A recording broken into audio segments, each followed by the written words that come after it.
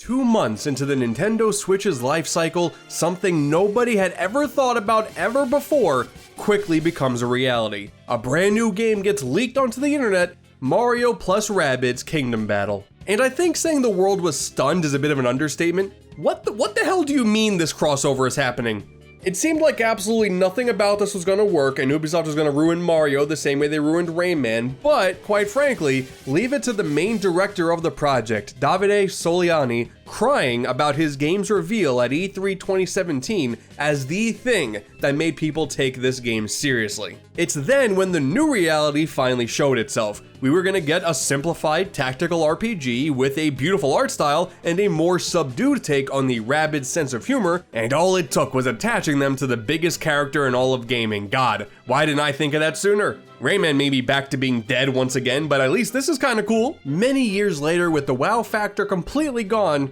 I don't care, man. Kingdom Battle is still a great game. The personality just oozes from this world. The cutscenes are so beautifully animated. The Grand Kirkhope composed soundtrack is fantastic. Some of the enemy designs, like the rabbidifying Mario characters, that's genius. The general gameplay loop is really satisfying, and even the Mario forms of Rabbid characters in your party are really endearing. Rabbid Peach being obsessed with selfies should be incredibly cringe, but it ends up being a really charming character trait. Same goes for Rabbid Yoshi being absolutely insane. This is definitely someone who avoids paying their taxes. It's not a perfect game, like the base level themes are pretty generic, Mario can never leave your 3-character party, and most of the difficulty is saved for the endgame and postgame content, but even still, I was saying this for years after it initially launched and it still holds true today. Mario plus Rabbids Kingdom Battle is one of the best surprises during the entire Switch's life. Now, Rabbid Peach dancing to Naughty Girl by Beyonce and shaking her hips to the word sexy?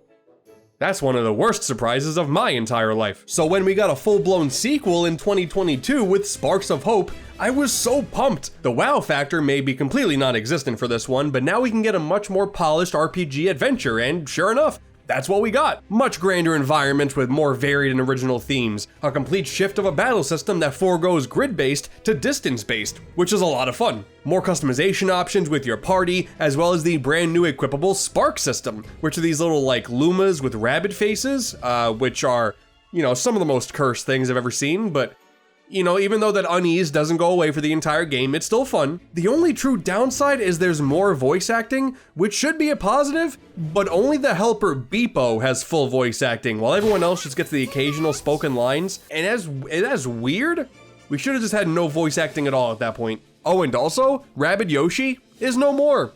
They got him. Shame. He was a nice guy too. But yeah, once again, great game. I think at the end of the day, I prefer the simplicity of Kingdom Battle to Sparks of Hope, and would have preferred a sequel to dive more into Mario references with the Rabbid twists like the first game got, but as it stands, this Mario plus Rabbids combo pack goes down as some of my favorite games during this entire console cycle. They also represent a very small sampling of downloadable content done right, which, from Ubisoft, that's insane. Both adventures have no shortage of content right out of the box, but Kingdom Battle gave us more difficult missions, plus an entire mini-campaign based on Donkey Kong, complete with Rabbid Cranky Kong, a completely unique land to explore, with brand new mechanics to play around with, and even some references to Donkey Kong 64? Unheard of. And then Sparks of Hope DLC brought us more missions with the Tower of Doom, a new story chapter with the last Spark Hunter, and even Rayman returning in the Phantom Show. It's so cool. Kinda like the base game though, there is a lack of references that would have made things more enjoyable, like there's not really much here that actually screams Rayman, but still, fun time, and I'm happy he's back. For now. He's probably gonna die after this anyway, but I'm gonna enjoy it while I can. It also felt like Ubisoft genuinely wanted to celebrate these games existing. Alongside each title's releases, they created a handful of Rabbids figurines that, you know, for an amiibo collector like me, they fit the collection just fine, even if this is totally just plastic with no actual functionality, but still, it's pretty cool. You can even get a big one if you want. Guys, I really think this is it this time. I can finally say that I like the Rabbids in confidence. I don't have to shy away from it anymore. Like, yeah, okay, the origin story with the minigame collections are whatever, I'm sure some of you got nostalgia for it, and I'm sorry if I ruined your childhood games, but let's be honest with ourselves here. This is where it's at. I can go back and hype up how good Rabbids Go Home was in total confidence, and I have no problem saying that the Mario games are excellent as well. It may have taken a long time to get to this point, and it's crazy to say out loud, but I love the Rabbids. Rabbids Party of Legends released in 2022, and it's just another minigame collection, but this time it's China themed. Luigi's Mansion is a pretty fascinating franchise. Every time a new one gets revealed, it comes out of nowhere. The original was hyped up to be the latest in the Mario series before showing off something entirely new. Dark Moon was revealed amidst a handful of already existing 3DS games at E3. The remake of the first game was thrown into a Nintendo Direct like it was no big deal. And then during the hype cycle for said remake, just when we were expecting new details, we got a new game instead. Luigi's Mansion 3. No subtitle for this one, huh? Yeah, that's gonna be weird for Americans. To be fair, we should have saw it coming. Luigi shooting a plunger in the Simon Belmont Smash trailer. What? Why? That doesn't make any sense. Oh, okay. Ah, this looks very peaceful. What could possibly go wrong? The story begins with a toad attempting to drive a large bus. I'm on board with this game already. Mario, Peach, and a few other toads are going on vacation, and this time they didn't forget to invite Luigi. And he even brought his dog Polterpup, so cute, easily the best thing to come out of Dark Moon. Everyone's been invited to a special hotel called the Last Resort. Oh, something's gonna go terribly wrong. Things, of course, don't seem to be quite right. Everyone has these weird faces, none of them have feet. That's a big red flag right there. And the name of the owner is Helen Gravely. That's practically an Ace Attorney name with how blatantly evil it is. But we do have this. Oh, doggy. Damn, this is gonna be a good game. And of course, things do go horribly wrong. It turns out that Helen is a big fan of King Boo, and she's freed him from his portrait prison. Seeking revenge once more, he manages to seal everybody in their own portraits.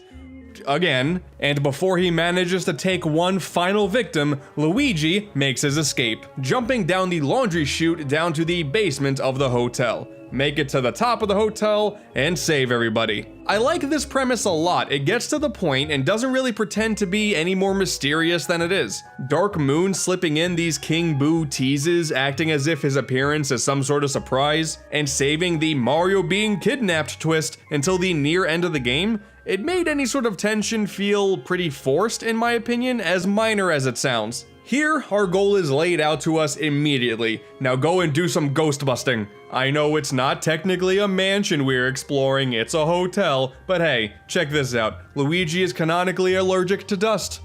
I'm pretty sure this is character development. Soon after, with our flashlight in hand, we find an upgraded Poltergust. We get to play with Polterpup for a little bit. I love this dog to death. Ha, you get it? Death because it's dead. Deal with a few bad ghosties, regain access to the Dark Light, and free Egad from his portrait prison. And do you remember how the professor was so annoying in the last game? He would just call you endlessly and it was one of the game's biggest problems? Well, to make up for that, they gave him a run cycle. This is the greatest thing I have ever seen. Oh no, Grandpa's stuck again. He also gives you a Virtual Boy. Never trust anybody that gives you a Virtual Boy. And it's as good a time as any to mention just how much animation we got here. It is arguably the best part of the entire package. In the past, Egad has always said this really charming gibberish, but now his mouth moves to said gibberish, and it's really weird. Oh man, that's so weird. Whether or not you like Dark Moon, it is a safe assumption to say that the cutscenes were the best part of that game, and the attention solely given to the animation in this sequel, it's incredible. Every cutscene is just so filled with life and energy, and when we get to Gooigi, who lacks both of those things, it makes for some of the game's strongest laughs. Hey, look at this. Here's Polterpup rubbing its butt across the floor. Have I mentioned how much I love it yet? You know, Mario plus Rabbids Kingdom Battle also had a ton of really in-depth animation with its cutscenes, and just like here in Luigi's Mansion, that was some of the best parts about that game. I am so excited to see this much charm and more in future Mario games. But how about the actual act of exploring the hotel? Well, I'm happy to report, by God, they damn near fixed everything. There's only one building to explore once again, and there's no longer any instances of regularly being pulled back to EGAD's lab to stop the adventure. That's all gone.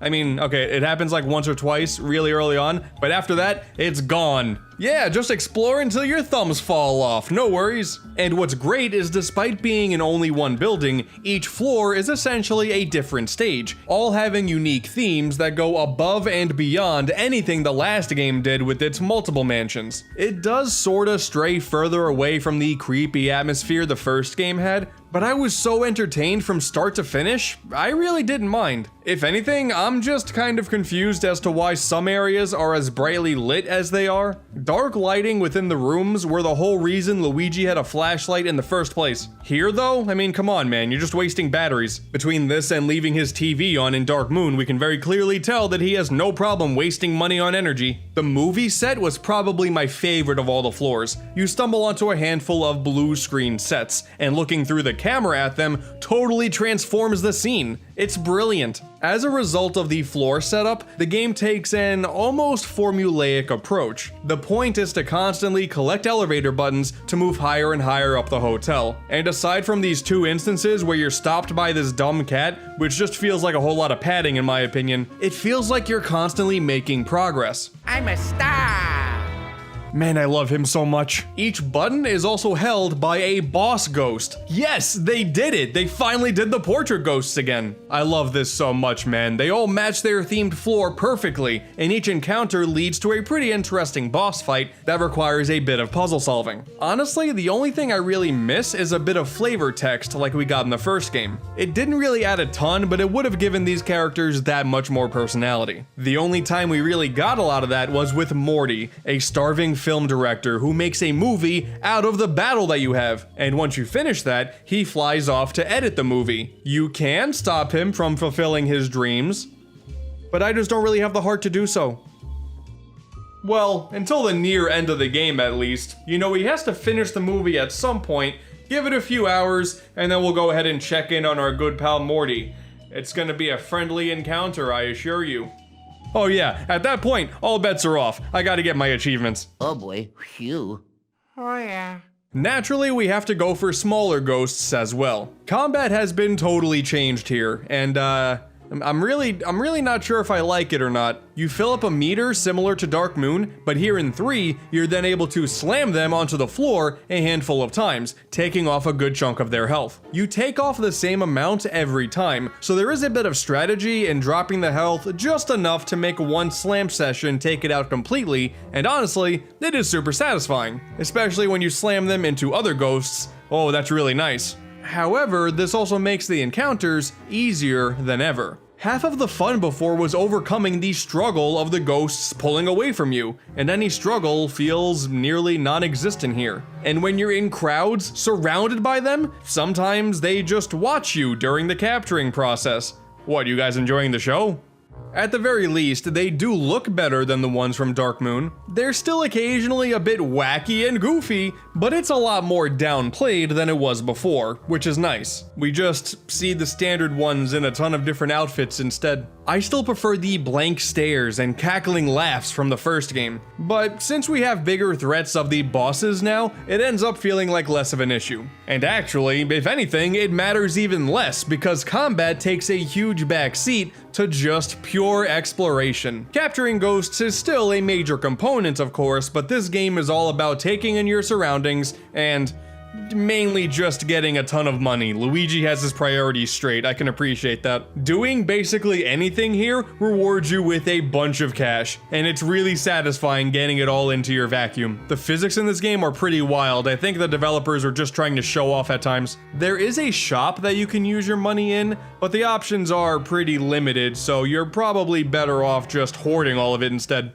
Using a rope attached to plungers that you can shoot justifies the entire pulling and slamming mechanic. There's a brand new jumping mechanic to help you get past some obstacles that are in your way or clear out a bunch of stuff around you. The dark light is no longer time limited, which is awesome. You can also once again yell for Mario's name whenever you want. Mario, Mario. It's not as intense as it was in the first game, but it's still nice to see. And yes, apparently this was in Dark Moon as well, but only after you see Mario for the first time. Thank you for the dozens of people who taught me that. Mario!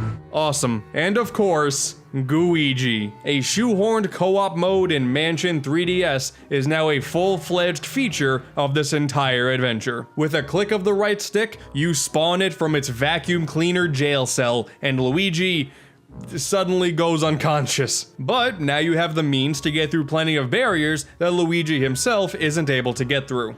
Since it's so easy to get Luigi in and out of action, it never ends up feeling like a bother. It's actually pretty entertaining getting Luigi to slip through grates, help Luigi get to places that he can't reach otherwise, or sacrifice him for the greater good. It's okay, Luigi is immortal, we're now stuck with it for the rest of our lives. There are even a few times where Luigi is held captive and is slowly killed, with Luigi being the only means to rescue him. That is the true hero here. And it tastes of coffee apparently, so that's something. And Luigi is usually the key to finding the floor's handful of shiny gems, 6 on each one. Dark Moon had gems as well, but they were spread across all of the missions for a single mansion, and you wouldn't really know which mission you could or couldn't get one in. It was pretty annoying. Here though, it is much more enjoyable to go for, since there's usually unique environments or puzzles tied to them. They ended up actually being a major joy to collect. You don't really get anything great for doing it, but at least getting them is a good time. Similarly, the boos return as well, acting sort of how they did in Dark Moon,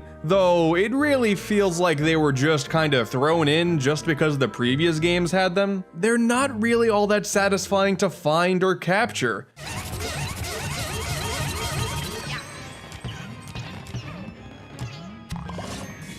Okay, maybe capturing them is kind of fun. Getting both boos and gems are really the only reason to backtrack to floors that you've already completed, but since the gems are the only thing that feel well spaced out throughout an entire floor, no matter how crammed said floor is, the boos just feel unnecessary, honestly. And going on this conversation of comparing things to Dark Moon, the Toads return as well, once again acting like an escort mission, the few times that you do get to play with them. It's me.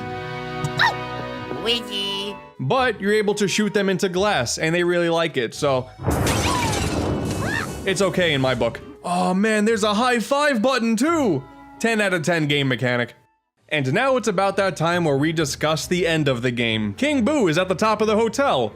Surprise! There's a pretty simplistic battle on the roof with an easy to figure out attack pattern, and then it's kinda done in no time. It's honestly pretty underwhelming. I guess the whole idea of shooting bombs into his mouth is like a weird throwback to that King Boo fight in Mario Sunshine, but that's probably a major stretch. This is fine at best. I just hope that if we get another game, King Boo trapping people in portraits, it doesn't happen again. We get it, the king has a weird thing for framed pictures, but it's time to move on. As a result of the battle, the hotel crumbles to the ground. Luigi accepts his fate since, again, he's immortal, and just like last time, thanks to the dark light, everybody is saved. But all of the ghosts are upset to have lost their home, so Egad takes it upon himself to set up a task force to build a brand new one. And this is where all of that money that you've been collecting comes in. Yeah, just like the first game, the new building that you get is dependent on how much money you have. Pretty cool. It's also another reason why you shouldn't really buy anything in the shop. It ruins your rank. That's no good. The game doesn't really warn you ahead of time that they're gonna do the whole ranking thing again, so just take my advice. It's a pretty cute ending, not as charming as Dark Moon's, but like that game, the last thing we see is Polterpup sleeping in Luigi's lap. I have no complaints. And that wraps up Luigi's Mansion 3. There are also some multiplayer modes on top of the main adventure. Making its return is the Scare Scraper, where now up to 8 people rummage through randomly designed floors to complete a specific task, and then you keep moving up and up and up the tower until you make it to the roof for a boss fight against the returning Boolossus. Pretty cool. And this is so much better than it was in the last game, partially due to the better controls, but also because each floor has a random objective rather than a set number of pre-established. established ones. And there's also plenty more opportunities for legitimate cooperation. This is a whole lot of fun. You know, I didn't really expect too much after Dark Moon's mode, but this is a really good time. And then there's the brand new Scream Park, a handful of proper minigames using some mechanics that are found in the main adventure. It's pretty entertaining, you know, it's neat to have an extra reason to pop this game in every now and then, even though minigames like this are probably the last thing I thought Luigi's Mansion needed, but fun is fun, so I'm cool with it. So yeah, Luigi's Mansion 3, damn fine game, way better than I thought it was gonna be. As for whether or not it's better than the first game, that's really hard to say. Simply speaking purely on atmosphere, Mansion 1 has still yet to be topped in my opinion. And since it's so short, I will still return to this game constantly for years to come. But man, I still loved nearly everything here in Luigi's Mansion 3. Based on variety, charm, how much fun it is to simply explore, how amazing it is to just see Luigi do anything, this game is a fantastic achievement, and I'm really excited to see what comes next from Next Level Games. Dark Moon was a fun game, don't get me wrong, but that first adventure, that was something special. And then we have Luigi's Mansion 3, which is really special as well, just in a different way. Now, if we continue down the Resident Evil timeline here, over the shoulder Luigi's Mansion next. Best game Nintendo's ever made. But nothing gets as absurd with this series as the story behind, like I said before, Cooking Mama Cookstar. Alright, almost nothing. So yeah, unfortunately, the whole Bitcoin mining stuff actually turned out to be a big ol' false flag, but even still, technically this game shouldn't exist. You see, it turns out that 2 weeks after the game's release, it was revealed that there were legal disputes between the publisher, Planet Entertainment, and the IP holder, Office Create. Planet went ahead and released the game against Office Create's requests to keep polishing it or even canceling it if it needed to. And in the middle of all of those arguments that both companies had, Planet just released the game on the eShop and got cartridges produced anyway, even though they were told not to? What? Office Create got the game delisted and cart production halted immediately, and also the announced PS4 version didn't happen at all. It was in the trailers, but it didn't show up. Until over a year later, where it just started showing up out of nowhere. What? The whole story about this game is super fascinating, man, I gotta tell you. It is easily the most interesting thing this franchise has ever done. Well, I decided to open up my copy and destroy an inevitable collector's piece. Cooking Mama Cookstar. Here we go. It's the same. Oh man, it's the same exact game.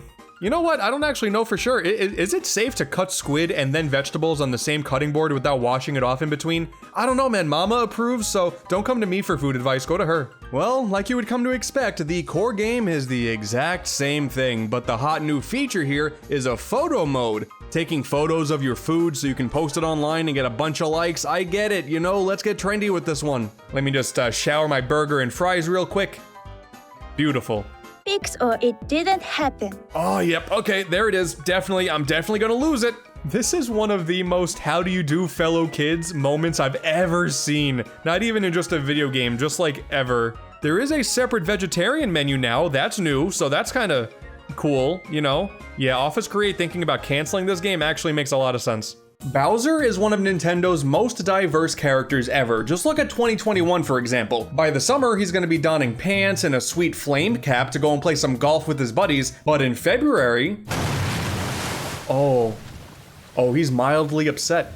Bowser's Fury plus Super Mario 3D World, which is realistically what it should be called if you really ask yourself, is the latest and arguably most interesting Wii U to Switch port Nintendo has done yet. Say what you will about the whole idea of re-releasing older games for full price, but make no mistake about it, it is absolutely no surprise that Mario, of all franchises, was gonna get the star treatment when it comes to this situation. Let's not forget last time they did this, where they introduced the world to Peachette, and the internet's never been the same since. Just the mere concept of a Wii U port is enough to get some people all riled up nowadays, or should I say, furious. And you know what? That's fair. Charging more for the Switch version of Tropical Freeze than what it was initially on the Wii U when they just added Funky Kong and that's it, was certainly not much of a funky move. Some games like Captain Toad and Hyrule Warriors did receive additions that were a bit more substantial, but it really wasn't until Pikmin 3 Deluxe's new side stories or even Xenoblade Chronicles' entire post-game story where it seemed like Nintendo was actually putting in a decent amount of effort finally.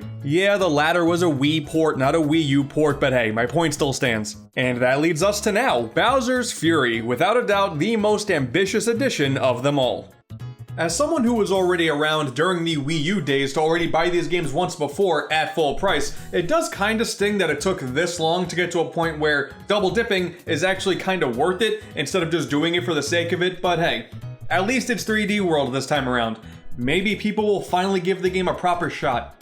This was actually the announcement I was the most excited for during that big Mario 35th Anniversary Direct. Now don't get me wrong here, having a portable Mario Galaxy is really cool and I am super excited for Mario's public execution on March 31st, aren't we all? But going on that adventure through the Sprixie Kingdom again in 3D World and this whole entirely new mysterious Bowser's Fury mode? Oh yeah man, sign me up, I am in. I just love this game so much, man. I know opinions on it have shifted plenty over the years since its initial release, but the amount of complaining about this not being a, quote, real 3D Mario game was always so absurd to me. Sure, on the topic of ambition, it certainly seemed less ambitious for Mario's first big HD adventure to be a sorta sequel to a 3DS game, but I always looked at 3D World for what it was and not for what it wasn't. And boy, with that mindset, I had a fantastic time with this game, and all these years later, I have such fond memories of it. The amount of new ideas tossed at you every few minutes with characters that feel great to control, it does the same exact thing Galaxy was doing, just with a more traditional level design format and a fixed camera.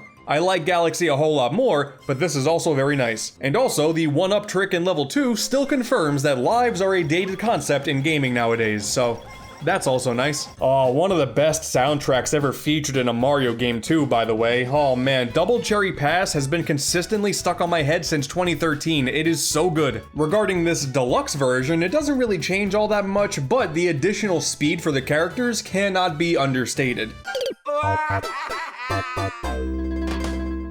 I didn't even think the original game was that slow, but then I played as Toad in the Switch version and I'm stunned. Oh my god, he's fast. Princess Peach, the slowest of the characters, is now faster than Toad was in the Wii U version. That's incredible. Some UI elements were changed around as well. I know that's pretty boring in the grand scheme of things, but I do find little modifications like this kind of interesting. Look, they removed the X next to the player life count. Clearly this was important. Also, you can now move around a cursor with gyro aiming to replace the gamepad touchscreen functionality, and that is something I am definitely a fan of. I always hated that I could play the Wii U version with the Pro Controller, but once you get to one of those levels that needs the microphone or the touchscreen, the game literally forbids you from playing them until you turn that controller on. That's dumb, and I'm glad to see it's fixed. That's not entirely without sacrifice though, because you can no longer do the Wii U thing where you can blow into the microphone to blow away the little mini Goombas. So, trash. But the question still remains, is it worth full price? Now that Odyssey is out there fulfilling that real 3D Mario game desire, maybe 3D World can have the second shot in the mainstream that it deserves, that it should have deserved the first time around. I mean, my hot take is I like 3D World more than Odyssey, but hey, that's neither here nor there. We'll talk about it some other time. Put down your pitchforks. But with all that being said, Bowser's one angry lad this time around. Bowser's Fury is often considered to be theoretical DLC for Mario Odyssey, more so than 3D World, due to how different the playstyle is. And you know what? I can totally get behind that. I mean, it starts off the same way. Mario plummets from the sky and lands headfirst into the ground. He is developing a knack for this. Also, it's kinda taking cues from Sonic, so I can respect that. That inked M on the floor though in the opening, nice touch. Direct reference to Super Mario Sunshine. I like it. When you really think about it, this is probably the closest we'll ever get to Sunshine 2, which, you know, that kind of stings, but I'll take what I can get. So the premise of this adventure is pretty straightforward, I think. One day, Mario stumbles upon a portal that leads to a new land, Lake Lapcat. And thanks to a brief synopsis by Bowser Jr., it seems like he was painting his big old dad, but accidentally used too much black ink, which ended up corrupting him, making him huge and kinda pissed off every 5 minutes. It's actually a pretty similar plot to Paper Mario Color Splash, which is kinda strange, but okay. But ultimately, it is still a mindless plot, and while normally all you need is that minor push to get Mario to do some platforming, boy, that Fury Bowser stuff is super cool. But we'll get to that. And right off the bat, once you really get the game started, yeah, this is now once again a free roaming open world with full camera control and the ability to go wherever you want to tackle objectives in any order you desire. It is a stark contrast to 3D World, but having an open world with 3D World's control style, it's actually pretty cool. The comparisons to Odyssey are very obvious, but honestly, I think I enjoy this setup a lot more. Lake Lapcat is set up with a series of different themed islands, each one having a handful of missions attached to them, and 0 loading times to travel to any of them. You just go off in a single direction for long enough and then bam, new location, often with a new music track to accompany it. Getting major Jak and Daxter vibes from this, and that is pretty cool. For all the flack the Switch gets for its lack of power, this is really impressive. Even being able to just go really high and then look over at the vast landscape and see that those places, you can go there, that's really cool. Something that I feel like the Switch you wouldn't normally expect. But the real kicker to me is that for each mission, the island seamlessly changes when you're not looking, rearranging obstacles and platforms to offer a brand new challenge. I streamed my playthrough of this over on my Twitch page, and it was consistently surprising me that, like, legit, you can get one of the cat shines, walk away a little bit and turn the camera around, turn the camera back to the island, and boom, new stuff. That's incredible. On your journey, you're off to collect, like I said before, cat shines. Interesting return to the shine formula, but okay. There are 100 of them in total, and they are all based on actual challenges. One of my biggest issues with Odyssey was a lot of the filler stuff that I think made a completion run feel pretty bloated. But here you got precise platforming, bringing a key to a locked cage, time limit obstacle courses, climbing tall towers. It is the bite-sized gameplay style that we're all familiar with, just with the added element of truly feeling like you can do anything you want and go anywhere you want at any given time, with little to no filler. It's still there, but not that much. Aw yeah, and Plessy shows up too. You just jump on whenever you want to and you start moving. I love Plessy so much. There are so many little nooks and crannies spread throughout Lake Lapcat as well. There is such a sense of wonder from exploring that I haven't really experienced in a long time. Odyssey.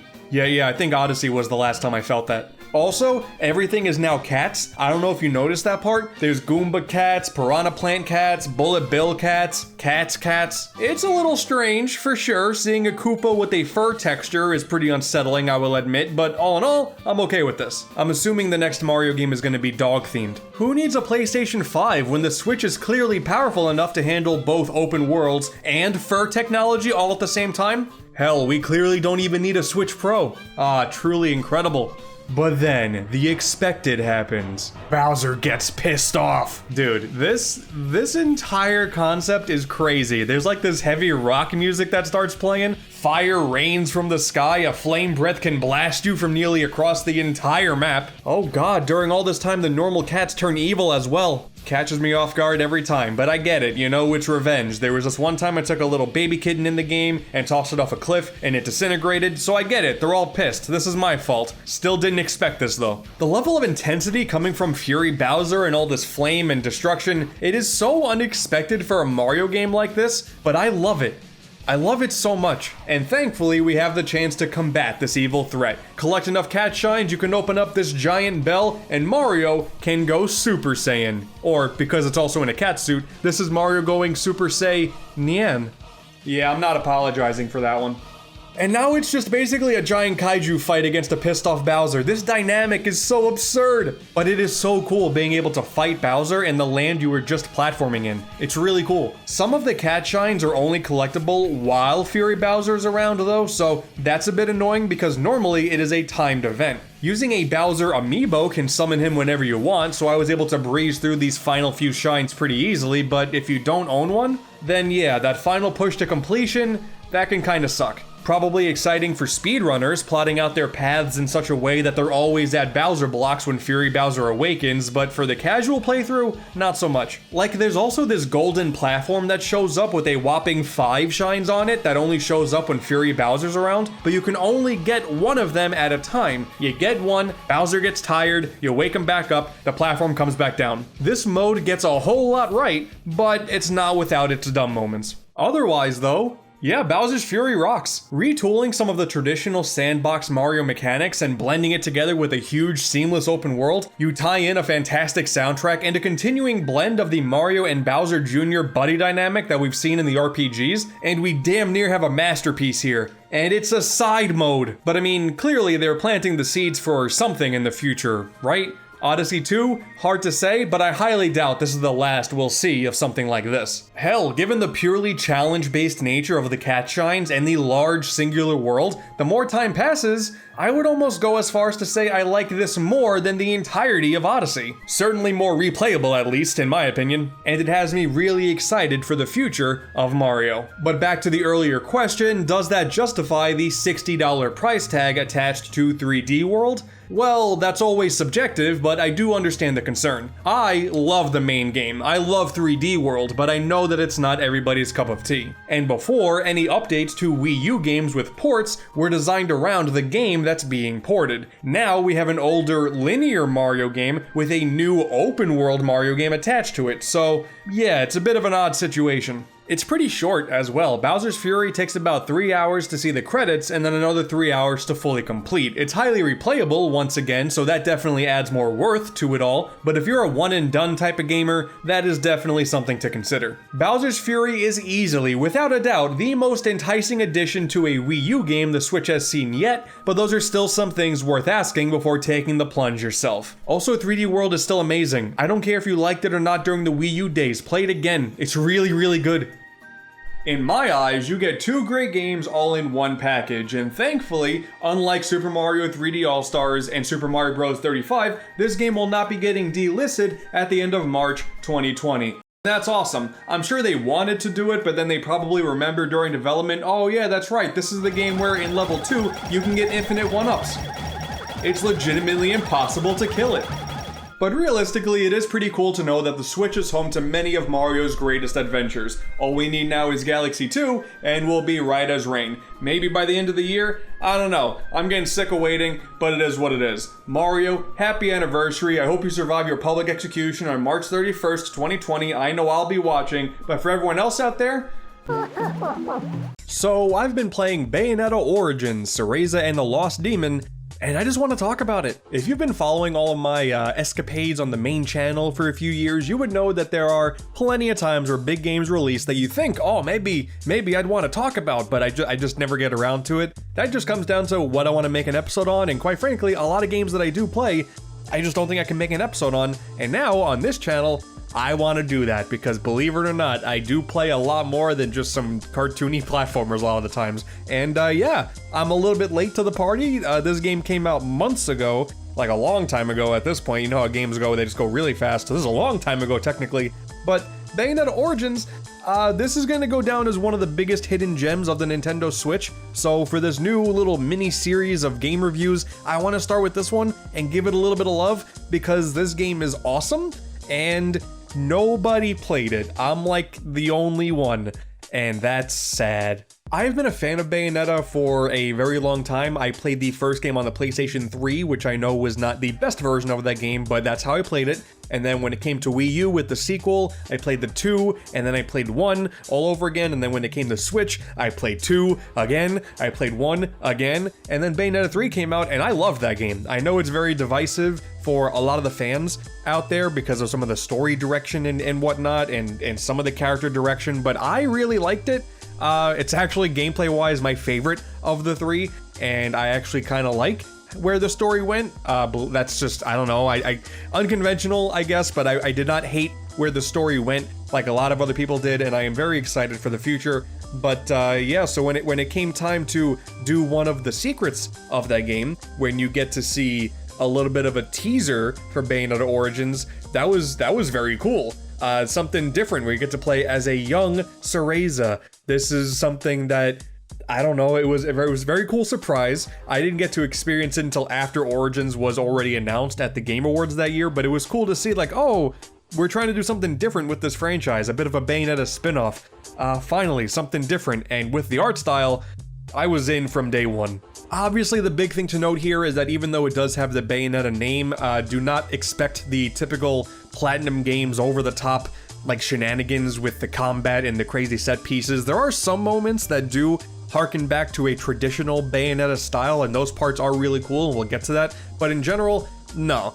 You are just dealing with a child who wants to become a witch, and it just so happens to be the person who would become Bayonetta. And the franchise has always alluded to Cereza in the past. You talk about Cereza all the time, and you allude, especially in Bayonetta 1, what your childhood could have been like. Now, the big thing to expect right from the get-go is this is not at all like a typical Bayonetta game, even though it shares the Bayonetta title. This is a Platinum game, and there are some moments that are very action-y with these crazy over-the-top set pieces, but even though it's by the same developers, this is a lot more of a subdued experience. While those games are all about trying to save the day by doing all these wacky, insane things with the guns that are attached to your feet and these crazy, very sensual, hair-based moves, this is more of a coming-of-age story, where young Cereza and this demon that you summon, Cheshire, that doesn't even want to be there, have to work together to just figure out how you can send Cheshire back and figure out who this mysterious masked boy is who's trying to just guide you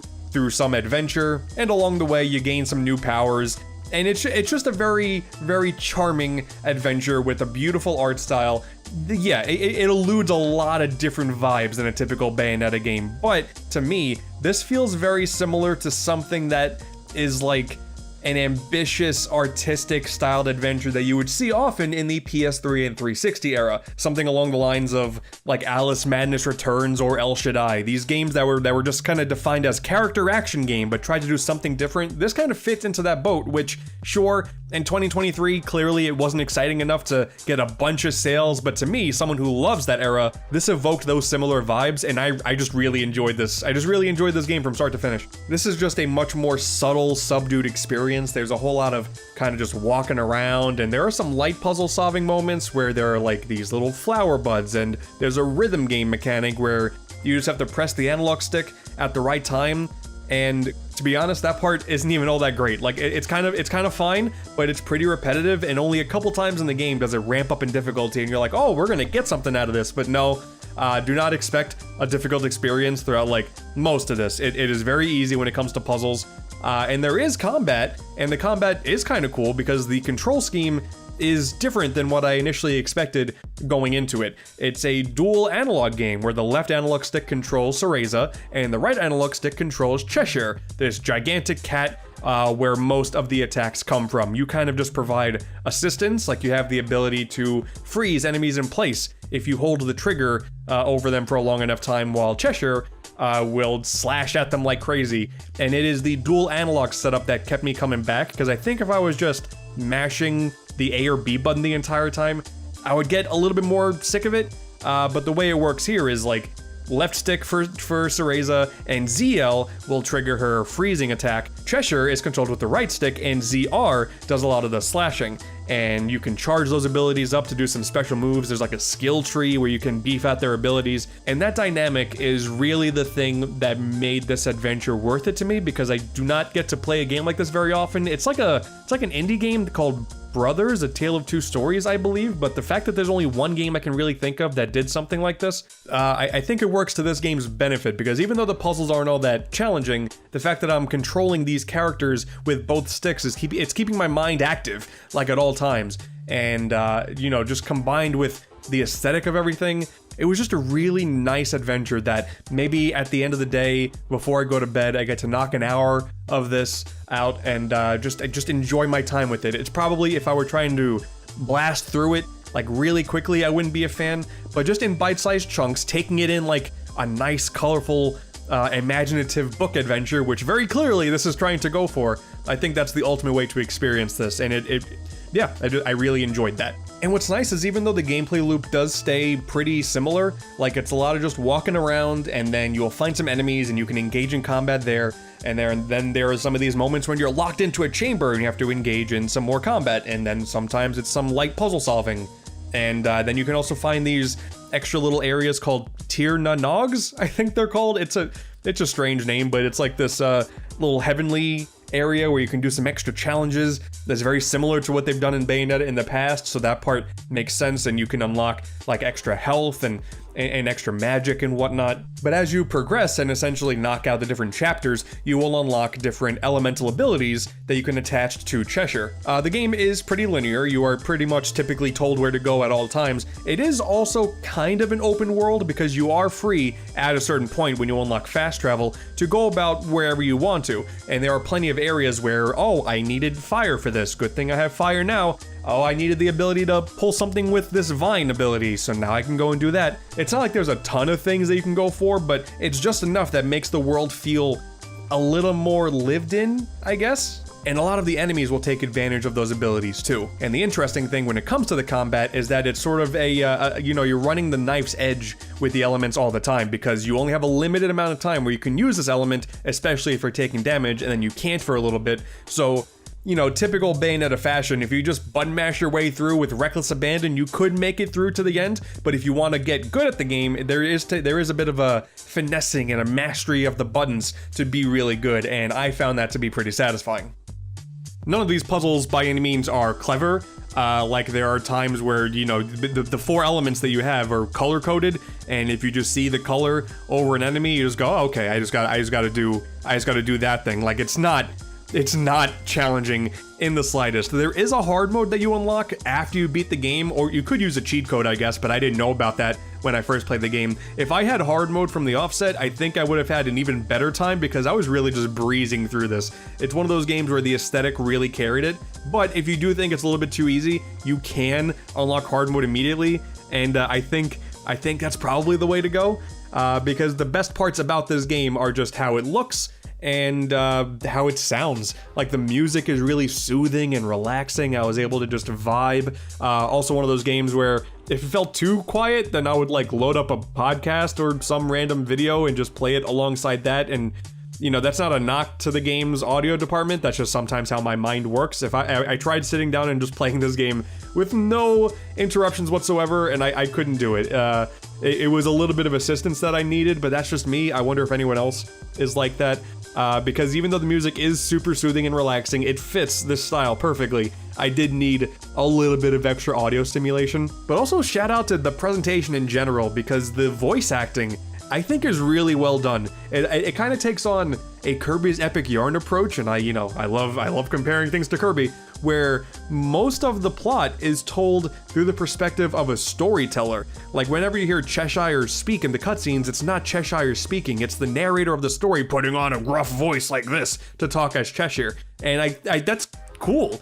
Like that's just a little attention to detail that is, throughout the entire game. There are plenty of cutscenes, and I really got to enjoy that aspect of it, just having that, that's how Kirby's Epic Yarn did it, and that game had a very similar, the book style, and it is a story direction that I'm a big fan of, and I would like to see more games do this. And then, I think realistically, also knowing that, around the next corner, there was going to be some gorgeous vista that I was going to get to take part in, that was really what was a driving force as well. Like at any moment in this game, you just take a second and then pause, and it looks like a painting. Like it looks gorgeous. And not to say that this is a game where the style is way better than the substance. Like the substance is still there, but the style is clearly what this game is trying to sell itself as. And while that stuff is good, I'm just trying to reassure you as well that it's fun. If you think it might be too easy, there is a demo that you can go and play that, if you really want to know if you'd like the game or not, just know there is a hard mode, you just gotta unlock it, and that's kind of unfortunate. But if you really want something that is a little bit more Bayonetta-esque, like you kind of wish there were more Bayonetta-esque elements into this, I will say that there are boss battles that do harken back to the bombastic nature of Bayonetta pretty often. It's unfortunate that it's like only the bosses when those things happen, but because you play for hours at a time and then you get to the boss, when that moment happens, you're like, oh dude, let's go, and it feels cool. You get to feel like young Cereza here, not full-grown Bayonetta, be kind of a badass, and I like that a lot, and I do wish there were just more bits like that, because, talking about Bayonetta 3, while people are complaining about the story and whatnot all the time, I do kind of play the main Bayonetta games for just the crazy, over-the-top nature of some of these moments. And even though this is a spin-off, I think it could have used more of that, because, those moments really stick out to me throughout the entire playthrough. And otherwise, while I did enjoy the rest of the adventure, there's no specific moment that I can pull out as like, oh, that was really cool. It mostly just was really charming adventure, something nice and simple, and again harkens back to that PS3 360 era, but it was the bosses. If you want Bayonetta, the bosses are where it's at. Because even then, like,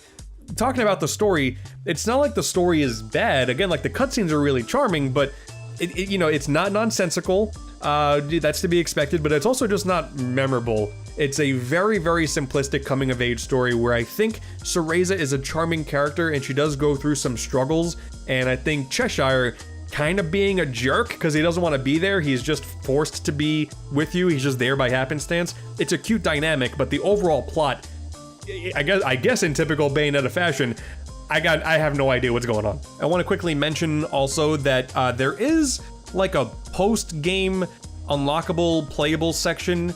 I won't specify too much because we're still in like the realm of talking about spoilers, but it's incredibly short, and I wish they did a little bit more with the thing that you do, because the Bayonetta developers have an unfortunate history with treating the character a little poorly, and I kind of just wish they did a little bit more in this technical prequel game. I know that Bayonetta 3 does kind of mess with time a little bit, but I don't know where this fits in the timeline.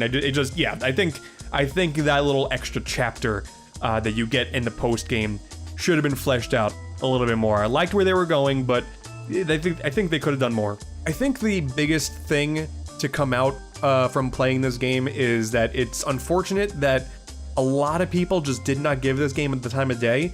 And I get it, there was a lot of really big Switch games that were coming out in 2023 and still are. So I get how this game was just simply not gonna penetrate people's, want list if Zelda is right around the corner. Like, I totally get it. It is just unfortunate that is the case, because this is a very charming game. It was very surprising that this released so soon after Bayonetta 3.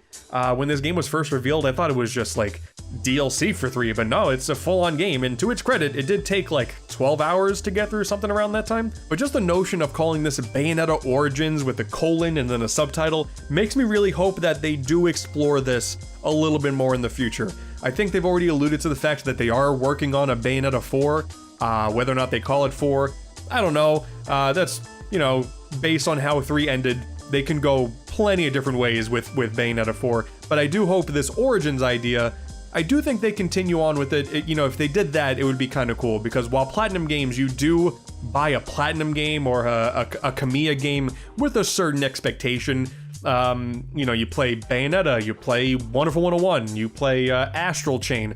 This game being from the same team, it does stick out as not what you want this team to do, but it would be nice if there was a subset of this team that did make at least one more Bayonetta Origins game, maybe after 4, because they can introduce new story beats in 4 that would justify an Origins 2.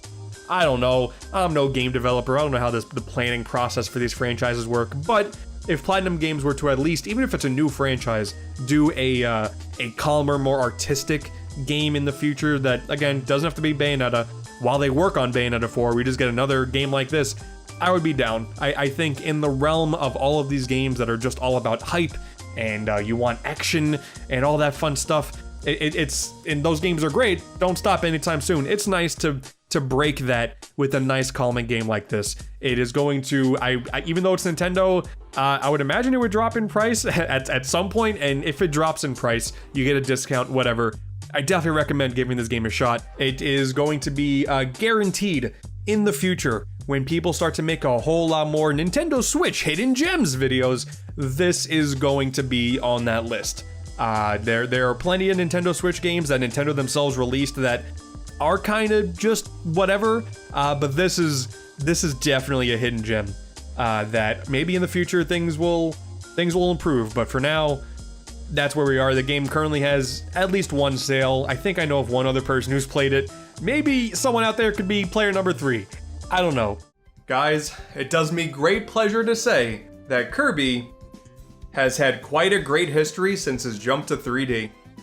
As time goes on, more and more games start to show up that feel like they justify the years and generations of fan bases begging for their existence. Dream games, essentially. Crash and Spyro got full-blown remakes, Pokemon Snap got a sequel, Sonic Mania exists. Fire Emblem is not only relevant, but it's a big deal for the company. These are all things that are just kind of accepted now, but that is after what felt like an eternity for the people that were asking for them. So, Kirby and the Forgotten Land. This is it. We're finally here, a fully 3D Kirby game. It's something that I and damn near everybody has been asking for since, I don't know, the original 3D quote-unquote debut with 64 The Crystal Shards 22 years ago? Regardless of the game's quality, this is a big deal. To say that I was excited for Kirby and the Forgotten Land, that would be a bit of an understatement.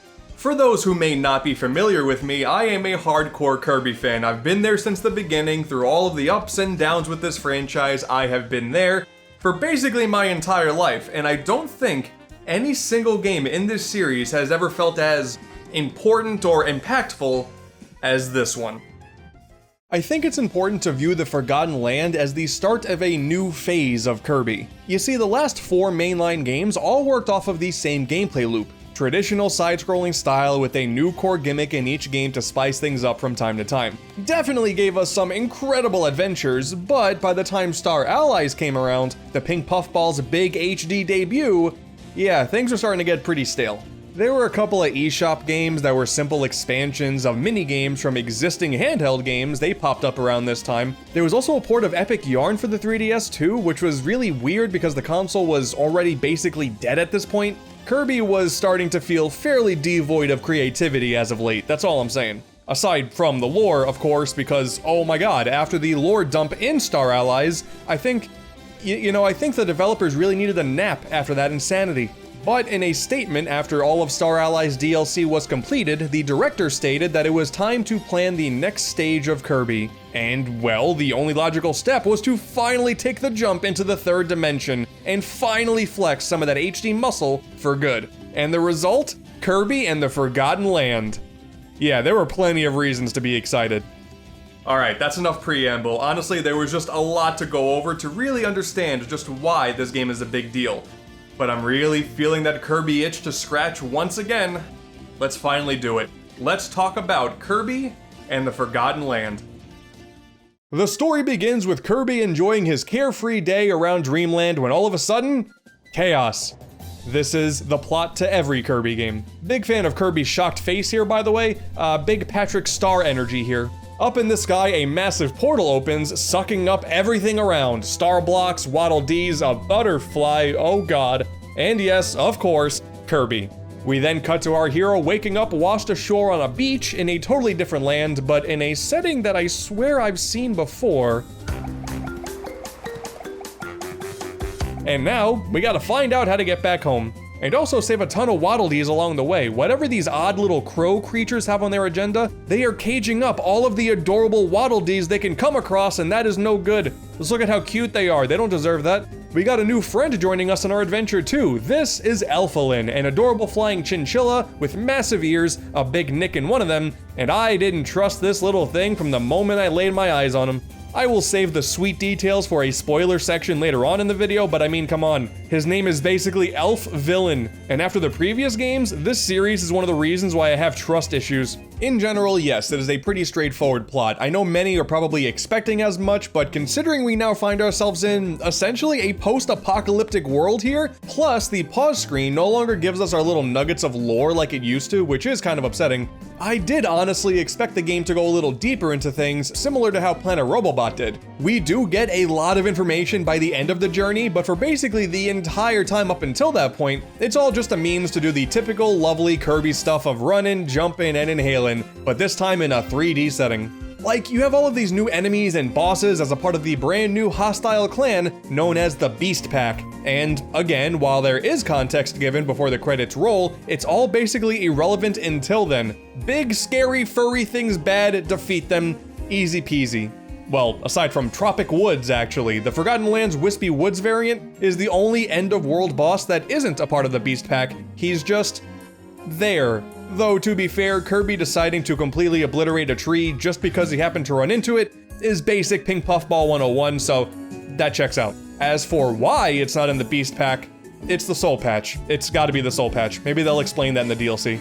But yes, we are finally in 3D. This is so damn cool. There was always so much speculation at just how exactly this jump was gonna happen. Would it be like that canceled GameCube game, or go for a more puzzle focus like Blowout Blast? Maybe we'll try an open world playground, something like Mario Odyssey. Well, essentially what we got is something that leans a little bit closer towards 3D World here. Linear stages with a ton of wiggle room for exploration and secret finding. And it all looks absolutely gorgeous too. Kirby games typically do have a great art style, but there is something so magical about a platformer with massive landscapes that all feel like they're real natural environments rather than places feeling a bit too video gamey, you know? Like 3D World. From amusement parks and abandoned malls to more basic tropes like winter wonderlands and desert wastelands, this is definitely the best Kirby has ever looked. Not the most creative, Planet Robobot still takes that honor, but this is still really, really good. Check this out. You can walk with this Awoofi enemy through the entire mall,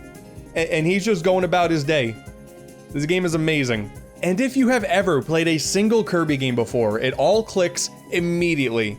From the second you take your first steps on the beach, it is clear that Kirby controls like a dream in 3D. For one, he auto-runs now, that's really nice, as well as auto-swallows enemies as a default option, really like that as well. All of the included abilities feel great to control, hitboxes for the enemies are the perfect size, so much so that the engine was actually designed to register a hit no matter what, as long as it looks like such from the camera perspective, which is just such clever design. Projectiles have a little bit of auto-aim that ensure that you never have to be 100% precise to hit your target, but it doesn't guarantee a hit no matter what. It is just such good control, it feels so good. And then dude, Kirby has a dodge roll. First Pokemon introduced it with Arceus, and now Kirby. I am all for more games having dodge rolls, I'm just saying. And on top of that, if you time your dodge roll correctly, right as you're about to take damage, time will slow down and you can score some extra hits. This is perfect. Move over, Elden Ring, this is the game with superior combat. The levels also have challenges now. On top of collecting Waddle Dees that are hidden or simply a reward for completing the stage, there are also a lot of other little things to consider as you're playing. Finding secret rooms, removing a series of crudely drawn wanted posters, tackling some bosses either without taking damage or with a specific ability, bringing ducklings back to their mother. Oh my god, this is amazing. This is our primary replay value. The user interface is brilliant here too, by the way. If you happen to do one of the missions without realizing it, a little unobtrusive ticker will pop up to let you know, and then it just goes away. That's it. And if you finished a level while missing a few of the challenges, the game will show you one of them so you can now run through the level again looking for something new. I adore this idea. Older Kirby games have had a bad habit of hiding some unlockables behind really obscure methods. It certainly created replayability, but more so out of annoyance than intelligent design. Now that stages are more expansive than ever before, this was 100% the best way to keep the moment-to-moment gameplay interesting, and I definitely hope it comes back in the future. And this next part may be obvious, but the soundtrack is really damn good too. It's to be expected with Kirby, obviously, so yes, as we all anticipated, we have another full soundtrack of really great stuff, with catchy beats and immersive atmospheric jams all over the place. To be honest though, I don't think anything here really comes close to some of the series' best stuff, but it's still really rare to have a Kirby game with a mediocre soundtrack, and this is no different. Like, all of the level themes are either really good or just kinda good, and that is a totally perfect range to have. Although, you know what, the Invincibility theme is now a sick rock guitar remix, so maybe I'm lying to myself here. Oh, and big ups to the King Dedede theme, by the way, because oh man, it is so good in this game. It's like the best it's ever been. Oh, and the design too! Dude, the king looks more like his Crystal Shards design than ever before, and that was like his best one. God, it's so good. I love it so much. I can't wait for them to change it in the next game. The two brand new abilities are also great additions. First off, there's Drill, which lets you burrow into the ground and then pop out, impaling enemies in the process, and Ranger. They gave Kirby a gun. Kirby's packing heat now. Everybody should be terrified. He's not here to save the world from the apocalypse. He's the one who caused it.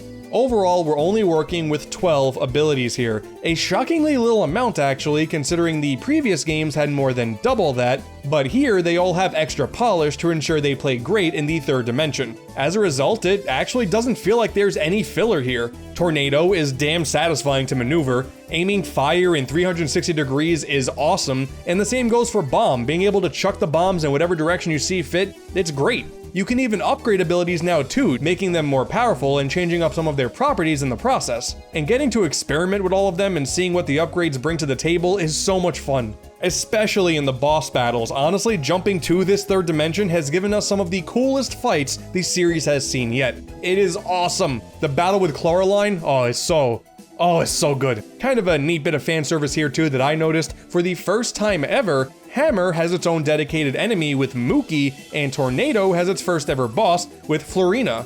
I don't know, considering these abilities have been here since the beginning, kinda cool there's now more ways to get them. Oh yeah, that's right, Upgraded Needle is another massive Kirby 64 reference too. I love it. The more references to 64, the better in my opinion. Now, Sleep is still as useless as ever, but hey, it heals you at the same time. And then when you upgrade it, you pull out an entire bed, so that's pretty good.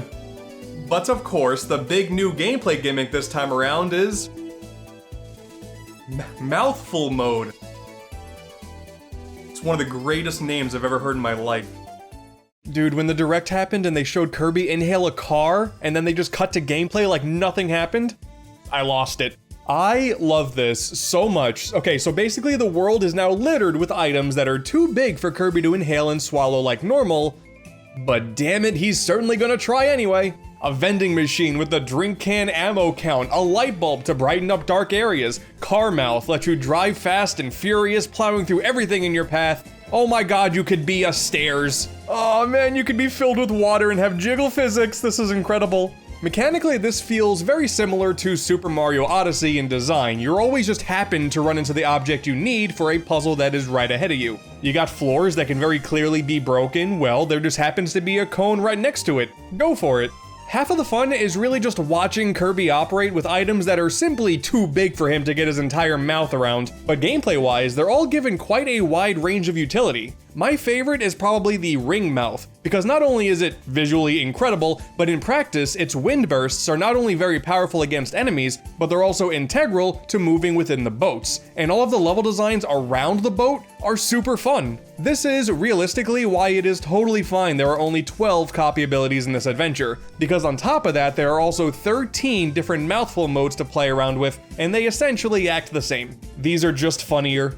And if you're ready to put your skills to the true test, well, each world also houses a bunch of Treasure Road challenges, where you put up against a series of specific obstacles for whatever ability or mouthful mode they throw at you, sorta harkening back to the ability challenges from Return to Dreamland. These are all timed too, and man, it's not required to pass the target times for them. I'm pretty sure those don't work towards 100% completion, but man, I had to go for them anyway, and some of them, man, you really can't screw up a single time. They get stressful. Here is me being 0.32 seconds off from passing one. This is what true pain feels like, I think. Forgotten Land easily has some of the best utilization of abilities and general transformations this franchise has ever seen. This is a game where Kirby can both handle a gun and become a storage container. This franchise operates on a different level. I will say though, to counter those who will inevitably say I am way too biased here, that I do think that Forgotten Land isn't as groundbreaking or inventive as it could have been in this first 3D adventure. You know, Mouthful Mode is incredible, but if you treat it as a sort of copy ability adjacent option, then yeah, this can more or less be boiled down to it's the Kirby you know and love, just now in the third dimension. It didn't need to be any more than that. This is not a complaint. I'm just saying. Whenever you feel like taking a break and not continuing on your adventure, you can always take a pit stop back to your main hub world, Waddle Dee Town, where all of the little waddles that you've collected along your journey return to rebuild and reinvigorate the economy. There is so much to do here. This is where the ability upgrades take place using the rare stones that you get from the treasure roads as a currency. There's Kirby's house, where Nintendo likes to remind you just how many Kirby games they made in the last generation, as well as the primary location where you can take a nap Oh my god, these games are so damn adorable. There's gacha machines now too. You see, figurines are one of the main collectibles now, similar to the keychains and the stickers of Triple Deluxe and Planet Robobot respectively. And rather than grinding out some easy levels for the ones that you're missing, here is where you can use your primary star currency to get them instead. You can also zoom in on specific figures and watch Kirby look at them. Every model viewer in every game ever should have a giant Kirby in the background now, let's be honest. We got the Coliseum here, basically giving us the arena mode that we're all used to. Plow through all of the bosses and mid-bosses that you can in one piece, and get rewarded at the end. This is also where we find Meta Knight. I love that this is where they put him as a boss instead of shoehorning him in as a bad guy in the story. It is one of the better fights in the game too. There's this cool bit where he like puts his sword down for a second and you can inhale it and take the sword ability, and when Meta Knight realizes he doesn't have his trusty sword to go with, he will fly out, come back, and use the sword from Kirby's Adventure. This game is so cool. And no spoilers here, we'll talk about this later, but yes, the true arena equivalent, Ultimate Cup Z, is just as challenging as you would expect it to be. Expect a lot of torment. This is the home of 3 minigames too. First up, we have Waddle Dee's Cafe, where Kirby works retail, and you have to provide customers with their items in a timely manner, else they storm off in a huff. And there's a lunch rush portion too, where you work at a more intense pace. This, as someone who used to work retail in the past, does not really trigger the most positive of memories, but as a minigame, it's fun. I promise. Next up, there's Fishing Pond. Quite frankly, any game quickly goes up a few points if it has a fishing minigame. That is the rule. It's a series of quick-time button presses, all in an effort to get the big boy. Big fan of this one. And then, oh my god, it's Tilt and Tumble 2? No, sorry, it's Tilt and Roll Kirby. Whatever, it's the same thing. I'm calling it Tilt and Tumble 2. Using the Switch's motion controls, you roll these little Kirby balls to their destinations across 3 levels, as well as hard versions of those levels. Oh my god, just give me Tilt and Tumble 2 already, Nintendo. Like, really, come on. You guys made the expanded eShop releases of the 3DS's sub-games. There's also that canceled Tilt and Tumble 2 for the GameCube prototype from back in the day. Give it to me. Give it to me. So yeah, overall, there is no shortage of things to do here. Between the score challenges of the minigames and the Coliseum, all of the treasure roads, gacha figures to collect, abilities to upgrade, on top of just a really fun adventure, that feeling of sort of being underwhelmed by star allies is not something to worry about here whatsoever. Forgotten Land nails it. I will say, I couldn't help but hope there was like a meta nightmare mode to unlock. That would have been amazing, given how minimal his role is in the campaign. But given how much is here, I really can't be all too upset. Much.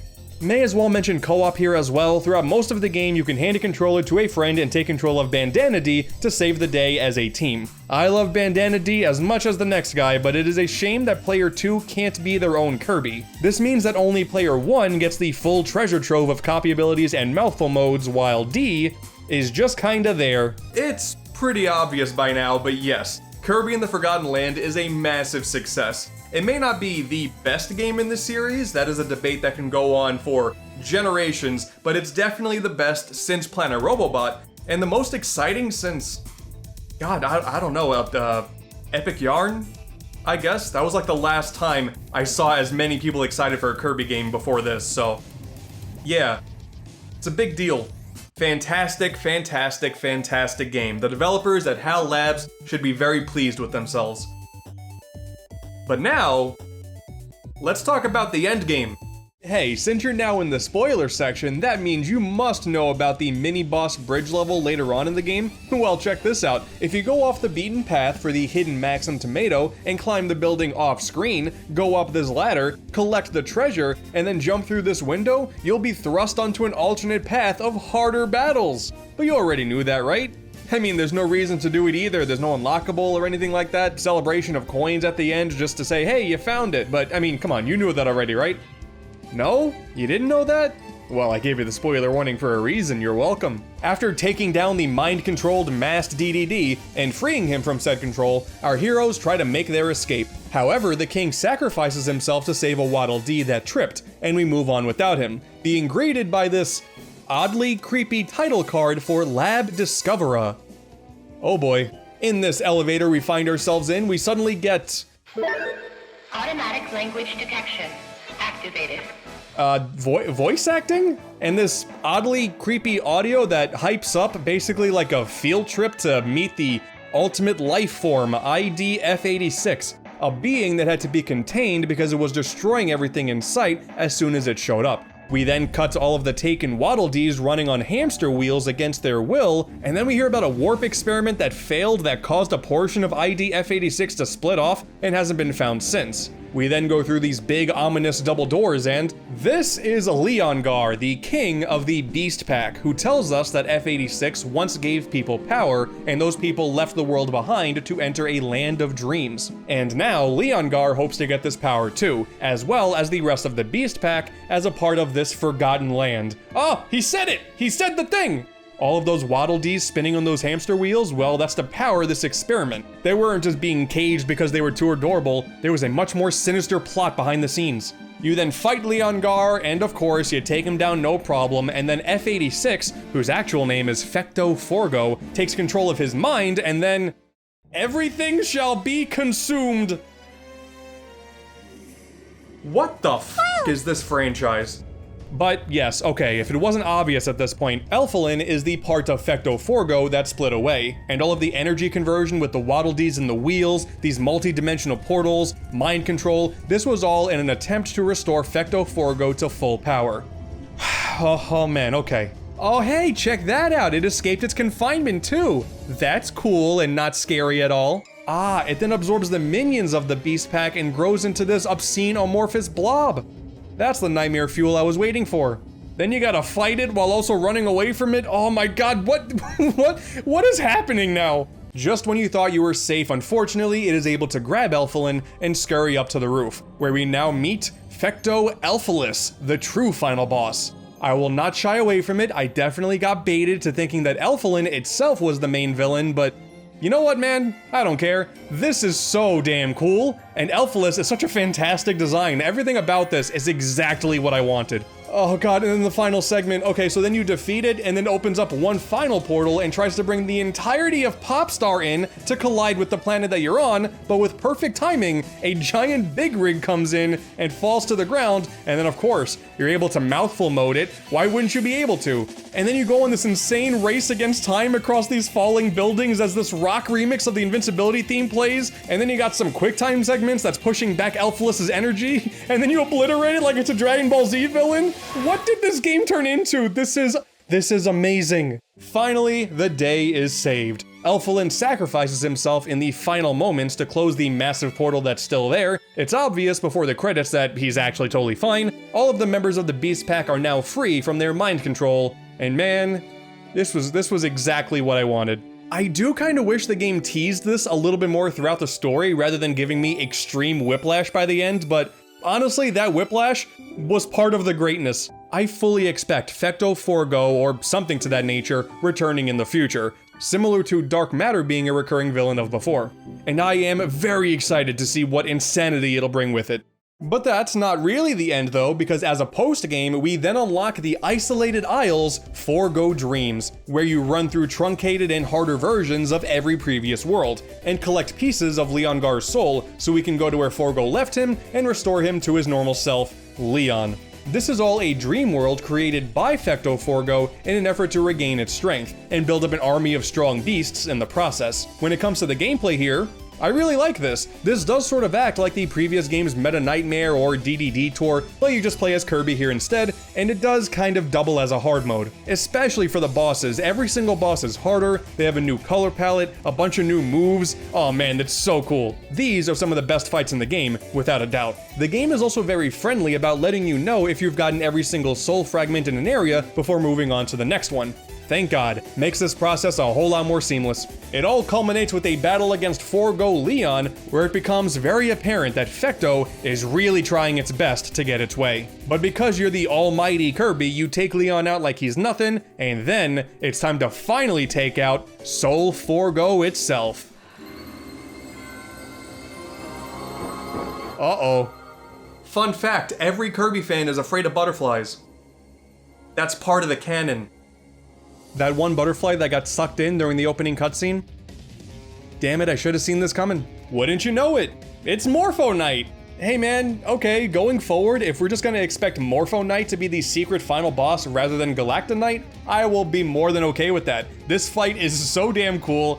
and I hate butterflies now. A lot of Fecto Forgo's powers can be seen in Morpho's moveset too. I'm pretty sure the idea is Morpho isn't just super powerful on his own, but he absorbs whatever he comes in contact with. The future of this dude is gonna be terrifying. But before long, you take him down as well, and we finally have the chance to restore Leon to his original pure form. And all is finally well with the world.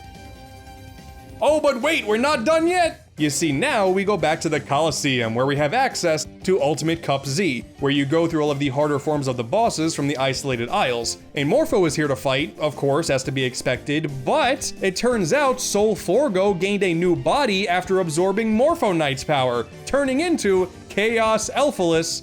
This never ends. Of course, it has a bunch of new scary moves to deal with, but okay, that's fine, you eventually take that down too, and then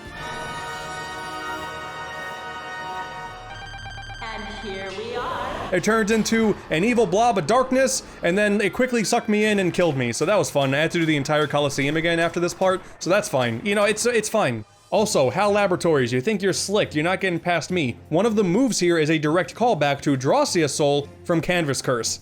Really, really cool. I am just so happy that no matter what this series does, what dimension we're in, what Kirby puts his mouth on, it's always a safe assumption that we're gonna attempt to dethrone God at the end. And damn it, Forgotten Land succeeds with that as well.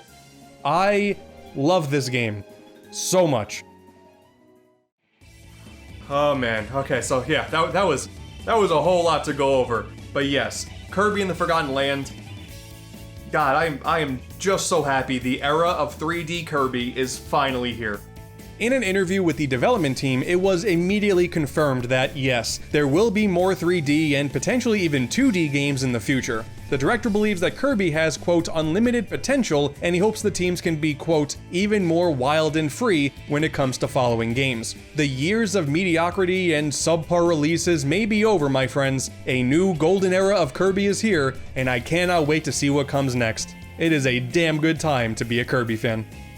In the grand scheme of things, this is not my favorite Kirby game. Planet Robobot still has my heart, and actually a few other Kirby games as well, but if you wanted to make an argument that this is the best that Kirby has ever been, it would be totally valid.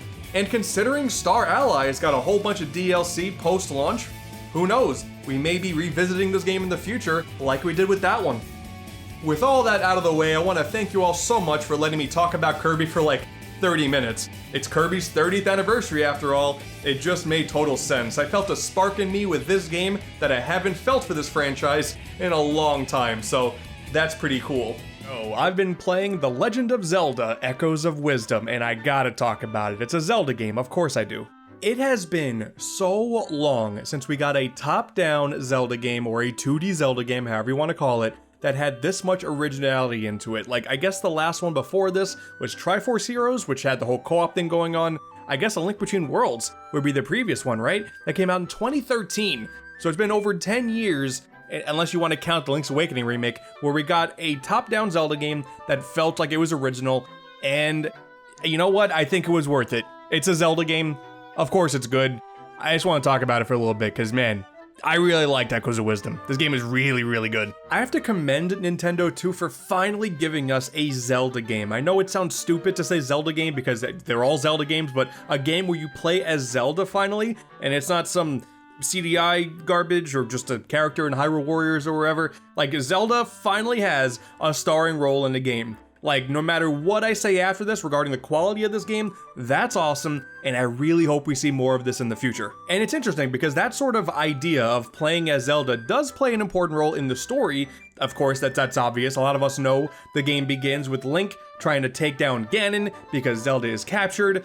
Easy peasy, and then a whole bunch of rifts open up and all the characters get taken. Zelda comes out, cool, but the story detail that they didn't tell you in the trailers is that Zelda didn't know who Link was. There was no pre-established relationship there, and actually, a lot of the other kingdoms don't really know about Zelda either. It's an interesting dynamic that has not really been explored before in Zelda. At least I don't think so.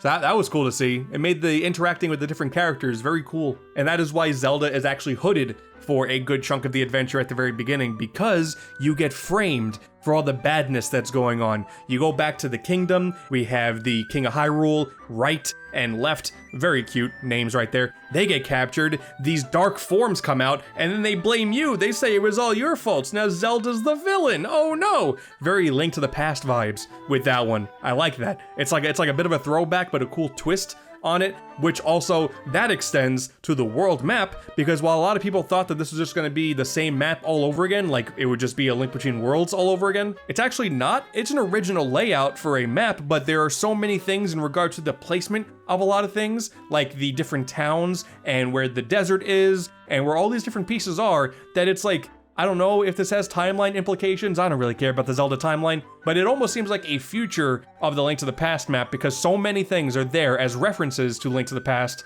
but nothing there is actually from a Link to the Past. It's all new stuff. And this gives longtime Zelda fans some really cool moments that have not been done in the franchise before. Like in the Jabul Waters, which is my favorite area in the game, it's so calm and serene, the music is really nice. Over in that area, you handle the Zoras, and it's the first game ever where both types of Zoras are in the same game. That is awesome. The River Zora and the Sea Zora in the same game interacting. I love that. That's so cool. I wish people made more of a deal out of that, because I don't know, I think that's awesome. Just these things that have just not been done in the series before. There you go.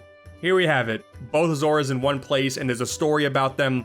I love it. There's also cats all over the place. Like, there are so many cats in this game, dude. I love it. I'm a big fan. But of course, the gameplay, this is the big point of contention for some people, because this is a top-down Zelda game, but it doesn't play like a typical Zelda game.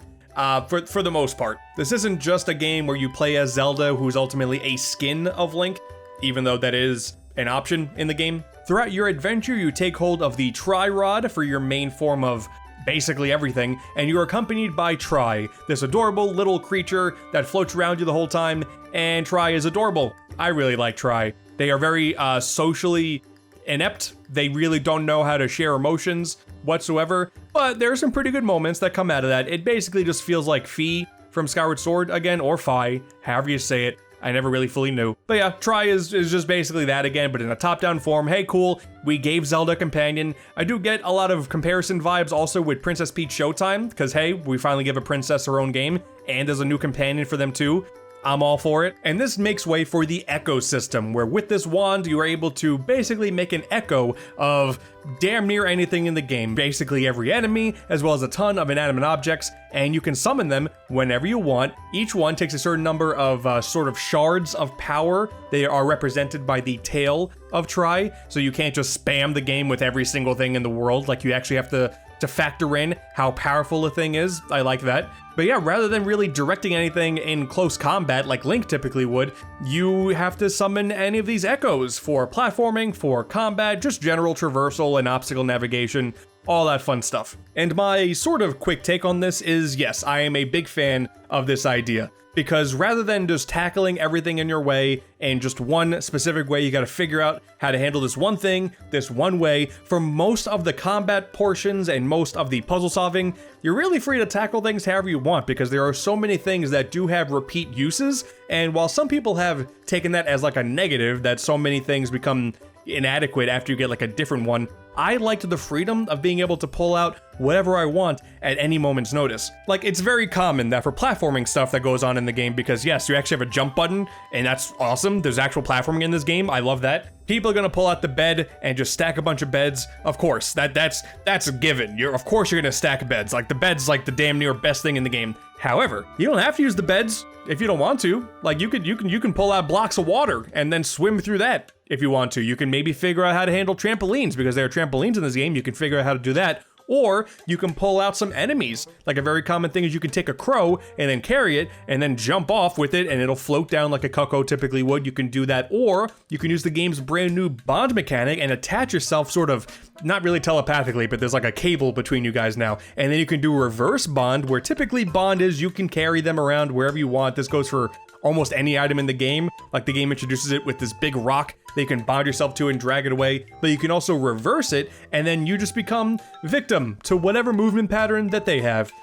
You know what? You can tackle it however you want. This has often led to a criticism as well, with the combat not being as fluid as typical Zelda games, you know, because you don't have a typical, like, press one button to swing a sword. And do you really want to just have a bunch of enemies and just hope to God that they hit? Because a lot of these enemies, man, some of them could be strong, but they're also very dumb. Once again, I love the freedom in tackling them however you want. You can bring out the Moblins, you can bring out Lizalfos, making their top-down Zelda debut. You can bring out the sea urchins and just do a bunch of chip damage if you want. Or, later on in the game, you could do what I do and just kind of skip past a lot of them. Like, unless it's a forced area, you don't really have to handle a whole bunch of combat. So in the combat portions I was doing, outside of some of the side-scrolling portions, I will say combat was a little more annoying when you lose that extra dimension. But as it stands, I love just the creativity with this game in general. It's very Scribblenauts-like, for those of you who played Scribblenauts, where the goal is right there. You know exactly what you have to do, but it all comes down to, hey, how do you want to do it? There's no real right way to do it. You know, you can watch someone else play the game and you can be like, wow, that is not how I was trying to tackle the game whatsoever. So unless you're trying to completely optimize and min-max your experience on your first time through, you can just have fun with it and maybe share your experiences with someone else. You may have a totally different experience, and I think that goes a long way, because that is very clearly Echoes of Wisdom's identity. And there are other really cool things about just the general way this game is structured as well. It is very clearly like Breath of the Wild and Tears of the Kingdom coded, right? Because you start the game, there's an opening bit, and then you go into Hyrule and the game says, go. You figure it out. You have the choice between two different dungeons right from the offset, then some middle portion happens in very typical classic Zelda fashion, and then hey, you have the choice between a few more areas, and there you go. It is structured very, very similarly, down to just how the quest system is handled in the quest screen, very much like Breath of the Wild and Tears of the Kingdom, and for a top-down Zelda game, that was kind of refreshing. And yeah, I mentioned the Lizalfos making their 2D debut. There's actually a lot of things that make their top-down Zelda game debut here, like you get Taluses in this game. I think they're called Tweeluses because they're small ones. They're the Wolfos show up. I'm not going to spoil everything, of course, but there's a lot of cool things that it took me a while to be like, where, has this thing been in a top-down Zelda game before? And then I'll check out and be like, oh no, it's actually not. So that was really cool. There's also a completely different villain this time around. I won't really spoil that, but you do see Ganon at the start, but it's revealed kind of early on that maybe not be the Ganon that you think it is. You never know. I do think that's a little bit of like Link's Awakening inspired, because that's how Link's Awakening was handled as well. I think it was done pretty cool here. It's probably not the most memorable final antagonist in the world, but I do always appreciate when a Zelda game tries to go for a different bad guy. So here's hoping that, you know, they continue this in the future. I will say also that the story overall, it's kind of uninspired. Like what you get from the whole basic idea of like, okay, the fake king has convinced everybody that Zelda is the villain, and then you clear your name, and then you just got to clear out all these different rifts. Like, the overarching story is really not that interesting. However, one thing I love about this game, and it is very Tears of the Kingdom inspired as well, is each of the game's dungeons. It's not really necessarily just the dungeon itself that is worth pointing out, because there's a story that goes along with that, where you start off in a village, you have to handle some village dispute, and then eventually it does lead you into a still world, which is a new thing for this game, and then the dungeon. Sometimes there are like these sub-dungeons that lead into it, and I think all that stuff is really cool. So some of the micro stories that are handled in this game with the different villages,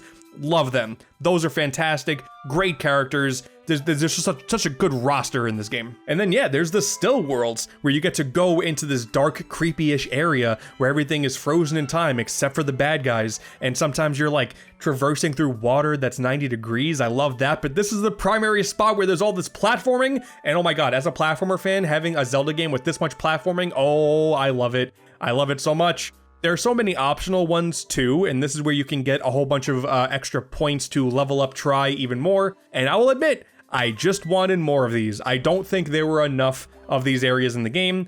I really, really wanted more, because the combination of just platforming with the cool aesthetics, I really, really wish there were more of the still worlds specifically, even if it was just for more Tri points. I really wanted more of those. I also want to talk about the mini games because, oh, I love these. I thought these mini games were really damn solid. You got these battle dojo areas that are timed. You got acorn gathering, which is really fun. There's just like a bunch of acorns scattered about. Figure out the best route to get them and in the fastest time possible. That was really fun. There's Mango Rush, which is kind of similar. A bunch of mango plants will pop up and you only have a limited time to get them.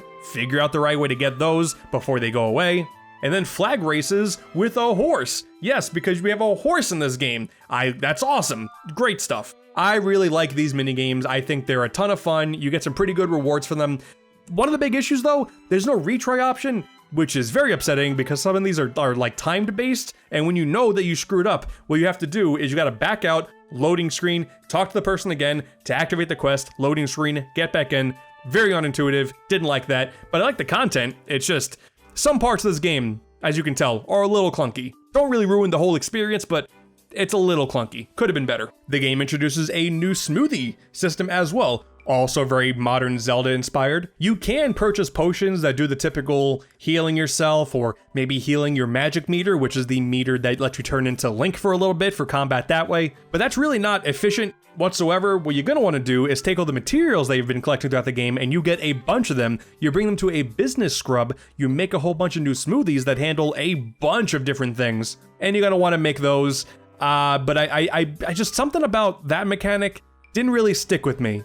Like, I just wanted to find out the one that was going to heal a whole lot of hearts or heal a whole lot of magic, and that's all. I just wanted to grind those out. It does try to do the modern Zelda thing as well of like, hey, this is good for healing you in fire or whatever, and it's neat that that's an option. That is a very modern thing to do, but I really felt like it didn't have a purpose here. You really don't need it. Like, there's maybe one or two parts of the game where like weather or something will take effect. Like there's one potion that helps your climbing speed.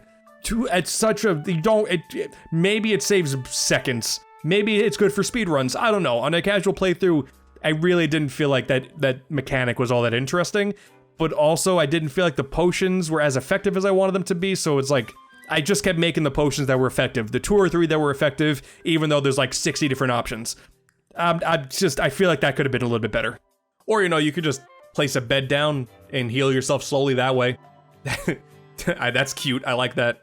You've definitely heard arguments about the select screen for the echoes being very cumbersome, and that is true. There's no way to really sort them to your heart's content. You either do recents, you do by cost, you do by the last time or the last one that you learned, and by the time you have over 100, very cumbersome. The best thing to do at that point is to go into the pause screen and select things that way, but that's also not really that intuitive. This is the same issue that Tears of the Kingdom had, and it's wild to me that they didn't just, I don't know, create a few more bars on the screen, you know, or go back to like the Mario Maker 2 thing where you had these wheels that you can activate instead of just this scrolling, I don't know. That obviously could have been handled better too. But I also have to point out that there's an entirely different screen here with a whole new set of things called automatons. And nobody really talks about this in this game. And after beating the game, I understand why. There's no point for them. Like, it's a neat idea. Basically, you create artificial echoes by just these mechanical creations, and rather than just being based off of the tri-power that you have to wind them up, and then they do superpowered attacks. Ooh. But you already have so many options for the echoes that automatons just feel pointless. I never use them. I never once used them, and I guess that comes down to the freedom. Maybe someone else will find a use for them, but because it introduces the whole new mechanic of winding them up, and then if they get damaged, you gotta bring them back and repair them, I just figured it's not worth it. I did all the quests, but I don't really care. And yes, there's the performance issues as well. That's something that a lot of people complain about. It was a thing in Link's Awakening, and sadly, it is a thing here, and it is unfortunate. Does not ruin my experience with the game whatsoever, but it's there. The frame rate will stutter quite often. If you care about that stuff, I'm sorry that like there's no two ways around it. It's kind of rough, but I don't really care. Any other criticisms I have for the game are pretty minor in the grand scheme of things, like the whole mode where you can turn into Link and you have a sword slash now, you also have bombs and a bow and arrow. It is a bit overpowered. It's a shame that they didn't give you better combat options as Zelda, that you don't need to rely on a Link playstyle to get by, but once again, it's an option like everything else in this game, so it's fine that it's there, because I know a lot of people would probably not like the game if you didn't have that option. There's also a costume mechanic, which is cute. I like costume mechanics in terms of the aesthetics. I do wish they did more, though. There's only a couple of them, and some of them change mechanics a little bit, but man, this was the time to do some cool fan service. You could have given us Twilight Princess Zelda and Skyward Sword Zelda, Tears of the Kingdom Zonai outfit Zelda. Hey, come on now, that would have been cool.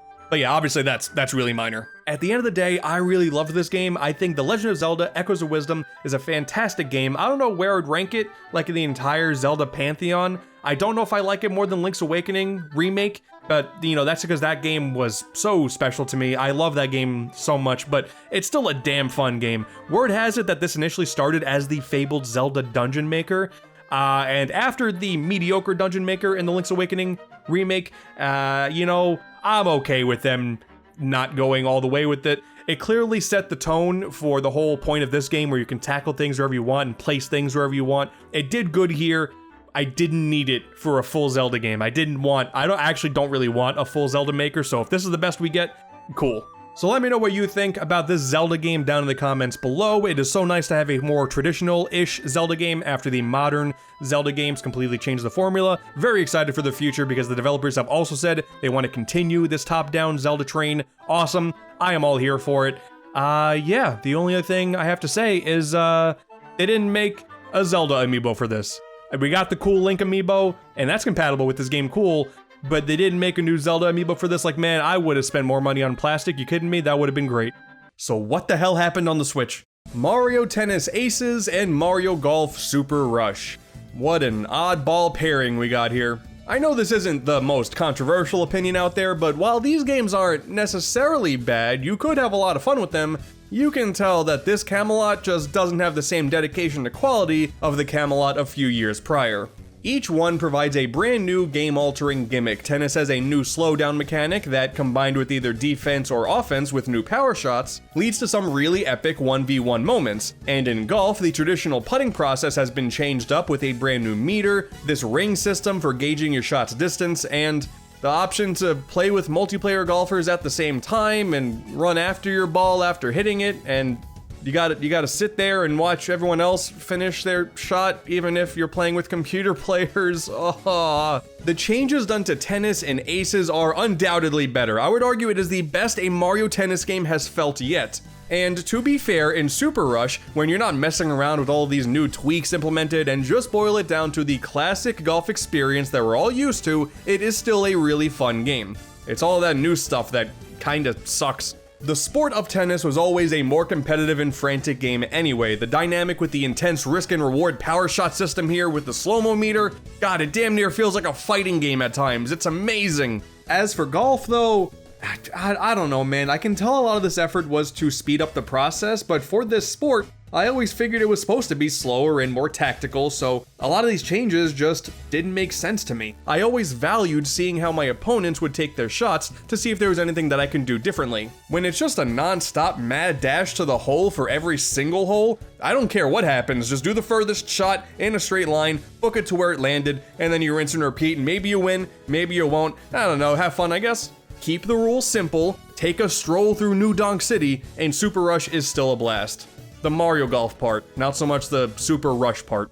The biggest problem that plagues these two games is that there's just not a whole lot to do in them. You can play offline and online. That's basically it. All of those quirky modes we got in the previous games, they're mostly gone. Super Rush has this brand new Battle Golf mode, which doesn't really have a whole lot of staying power in my opinion. There's only 2 maps, most of the games play out the same way in my experience, but clearly they thought it was going to be a big deal because the opening cutscene is like all based on that one mode. They put all of their bets on that one mode and then didn't do much with it. It's weird. It's just very weird. And then over time, after launch, Aces received a bunch of fun modes, like the returning ring mode. But even still, the previous games had a lot more to offer. At launch, it was a lot more dire than it is now. We do have story modes in both games though, harkening back to the old Game Boy games. Except not. The story mode in Super Rush is dreadful. You play as your Mii and you go up the ranks by doing the same thing over and over again. It is so boring and repetitive. At least in the Game Boy games, you had the charm of being in this academy with a bunch of other humans, but now you're just like this one guy amidst a bunch of Mario enemies. It's just, it's not good. It's not good. And then you got the cross-country section where there are a whole bunch of holes available in like an open world, and you have a limited set of shots to make them all, with terrible terrain changes and a bunch of wind BS. Oh my god, it is so bad. If I never do this again for the rest of my life, I will not be upset by it. The story mode in Tennis is still a bit rough, but it is way better. Essentially, it is more of a series of missions set up on a world map. I appreciate that gameplay loop a whole lot more. And the story is like, this evil tennis racket is mind controlling all of your friends because it's been awakened from its slumber in like this tomb by Wario and Waluigi, and now you have to travel all the different lands and find these special stones to conceal its power. It is dumb. It is so dumb, and that is exactly what I want. It is still repetitive, but it is way more in line with what I think a story mode should be in a game that doesn't really need one. Then we get to the whole conversation of Nintendo releasing a game with content blatantly held back just so they can give us updates months down the line. I mean, we're even seeing this with Switch Sports. Mario's not the only culprit here, releasing with a sport being hyped up to release later on. But I don't know, man, it's just the time we live in now. I'm not that big of a fan, but it is what it is. I still think the approach of overloading us with content and rewarding us with extras like in World Tour is the better approach, but I'm not a multi-billion-dollar company, so maybe I don't know what I'm talking about. And especially if you look back at the update history of Mario Tennis Aces, because like, they clearly had no idea what they were doing. Roughly a year after the game's launch is when they dropped an opening cutscene. It wasn't there at the start, but a year later, oh hey, cool, now I know what the story is instead of just a bunch of text boxes. And we had just the most high-quality voice editing to boot. Luigi! Feel like that's a voice line from like 10-15 years ago. Good job, good job. It's the laziest thing I've ever seen in my life. The best thing I can say that the Switch has provided these two sports is how fast Mario Golf Super Rush boots from the Switch's menu. There you go, that's it. That's it, the game is now loaded. Well, how is that possible? That's magic. But when all is said and done, while it is very easy to go on this hate train of saying that the modern games are the worst in the franchise, I would argue the opposite. The 3DS and the Switch are where you can find some of the best experiences the golf and tennis games have to offer. I know, very hot take, I guess. So, I've been playing Super Monkey Ball Banana Rumble for the Switch, and I just gotta talk about it. Okay, so what you're about to experience is just me rambling about a game probably way more positively than you would ever anticipate anyone say, because this game got a lot of like pretty good reviews. You know, a lot of 7s out there, which is pretty cool. Maybe some 8s if you're feeling lucky. I think this is my game of the year so far.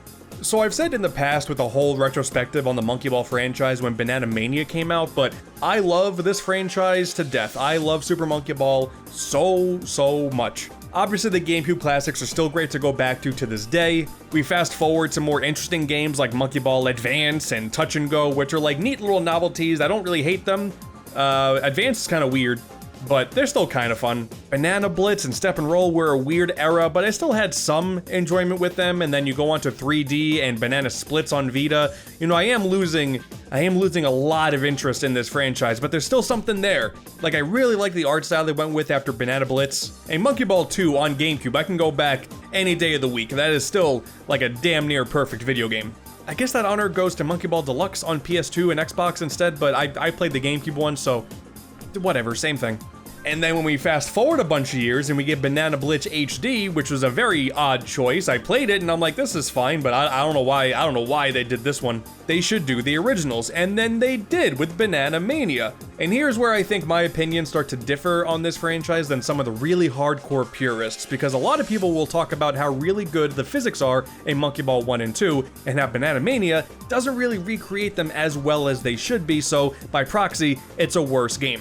That is not something that really occurred to me at all. That is a product of me not knowing anything until I talked about the game for myself. I thought the game was incredible, and for the longest time, that was my favorite Monkey Ball game because it's just all the content from 1 and 2 and even Deluxe. And even though the mini games are not as good as I want them to be, like just having those main levels plus all the side content with the missions and the extra playable modes, and then you can play as Sonic, that's kind of cool. Like, man, I loved Banana Mania a lot. Surely a new game was on the horizon, and sure enough, a Switch exclusive, at least for the time being, Banana Rumble. You know, there's a criticism right off the bat. Just sticking banana to the name of every Monkey Ball game going forward, you don't need to do that. It's not going to remind you that the characters are monkeys, like monkeys in the title. And Banana Rumble only really makes sense in the context of the battle mode. That really has no context in the story mode whatsoever, but it's, oh, okay. There is so much to go over here. First off, I want to talk about just how good this game looks. They changed the art style once again for all the playable characters and all the main colors that are used. I like this. I actually really like this. Once again, I like the art style that we already had after the first redesign, but something here, I just love how these characters look. You got Ai with the overalls, Gongon's wearing a vacation jacket. Something about their faces are just a whole lot more adorable. I like how this game looks a whole lot. I can get behind these guys as the stars of future games. I mean, Ai's got that little banana on his overalls, right? It's adorable. And we even got brand new character with Palette, who we were helping out along this adventure, and she's adorable too. Just a great cast of characters all around. I also want to mention that the soundtrack is incredible. It's not like every single world has an absolute banger of a song to accompany it, but so many of the songs in this game, man, are so damn good. If anything, it's a little bit annoying about the sound settings, making it kind of difficult to get the music at a level that I want so I can still hear the sound effects, like incredibly minor BS, but just go listen to Golden Temple. I think that's my favorite song in the game. It's so good. They were cooking so hard with the soundtrack. And then of course there's the core gameplay, which is the most important thing in a Monkey Ball game. You want these games to feel really good. You're tilting the world, not the character, but the characters in a ball. So you want to tilt things and have it feel so precise that you have full control at all times. And I don't know, man, once again, maybe some purists may have some differing opinions, but I love this game so much. Like, it's so good. It feels perfect. Like, every single time I tilted the stick, it felt exactly like I was doing what I wanted to do. No issues whatsoever. And then the level designs are great. One of the issues with games like Banana Blitz and Step and Roll is that they were too easy. Like, they started going really easy with the level design. It was a lot of just pushing your way through, going straight, and you're eventually going to get to the end. But here, once again, just like they were in the originals, some of the levels get really challenging. It starts off pretty easy for sure, but there's over 200 levels in this game, okay? Maybe around like World 5 or 6, it starts to ramp up in difficulty, and then it gets, you know, extra difficult as you get into the second set of 100 levels. Levels are split up into packs of 10 for different worlds in the story mode too. Like, there's a story in this game. All the monkeys are just relaxing, and Palette comes in looking for some treasure, and her dad, and you being the nice guy, you're like, okay, we'll go ahead and do it. Why not? It's just a means to get to the ball rolling gameplay, like, I get it, but these cutscenes are so adorable. They're exactly what they need to be. On top of the new art style, they got this new animation style where the characters just are so bouncy and cartoonish, and their faces are so expressive, and the dialogue is properly adorable. Like, obviously there's no voice acting. I don't think we need voice acting in our Monkey Ball games, but these were just pleasant to go through. The story's not like it's amazing. Like, there's brand new characters. There's Fess, T, and Val. Adorable naming structure. We have non-monkeys, like, that's really cool, and they play like some kind of antagonistic role, wanting to get the treasure before you, but this is not, it's not a plot for like a Zelda game. You know, there's a bit of a cutscene, you do 10 stages, there's another cutscene, and you just rinse and repeat until the credits roll. It gets the job done because, hey, Monkey Ball 2 had that also, alright? And you got to go into a frickin' whale in that one. I love unnecessary story modes trying to make things make sense. This is perfect in this game. And maybe it would be just enough if it was like, hey, a bunch of cool levels in a brand new Monkey Ball game. We haven't had brand new levels that were really competently made in this franchise in a really long time. Like, maybe there was a mobile game that showed up that may have been somewhat decent, but like the 3DS game Banana Splits, the level design was pretty weak. Here, they finally knew what they were doing. You got these moving platforms, there's holes all over the place, there's railings you gotta consider, and one of my favorite things that this franchise has done ever is introduce the spin dash. Like, obviously it's Sega, they can get away with calling anything a spin dash. I get it. But it changes how you approach these levels so much, because while there are still plenty of levels that don't need the spin dash whatsoever, it is a game changer in terms of speedruns as well as passing over some gaps in the later levels. And if you're someone who plays these games over and over again and want to really learn all the different shortcuts and cool little paths you can take, the spin dash opens up a whole new world of opportunity with these shortcuts. Like, oh my god, it does so much more for the base Monkey Ball formula in a positive way than the jump ever did. That ruined the Monkey Ball formula because you could just skip everything. Not here though. You have levels that do get progressively tougher, and you can either choose to or not to use the spin dash, and it changes so much. God, it's such a good mechanic. But the thing that really puts this game over the edge, in my opinion, is every single stage has 3 different missions to go for. You could just go ahead and beat all the levels, and then I don't know what your review score for the game would be if you just plowed through it not caring about completion in the slightest, but every level having 3 challenges, plus the levels are still pretty short at the end of the day. There's a 1-minute time limit on all of them. each challenge changes up how you view the stages, and I think that goes such a long way. There's one lone golden banana in each stage that can be very difficult to get, especially later on in the game, like, oh my god, this is very difficult to get. I made sure the way I played this game is I wouldn't progress until I did the current level's golden banana, and some stages took like 45 minutes for me to get the bounce just right. They're not in easy places whatsoever. It's not like they're hidden, you see where they are, but they make it so grating at times, in a good way. I found it to be really fun and challenging, but man, it gets challenging.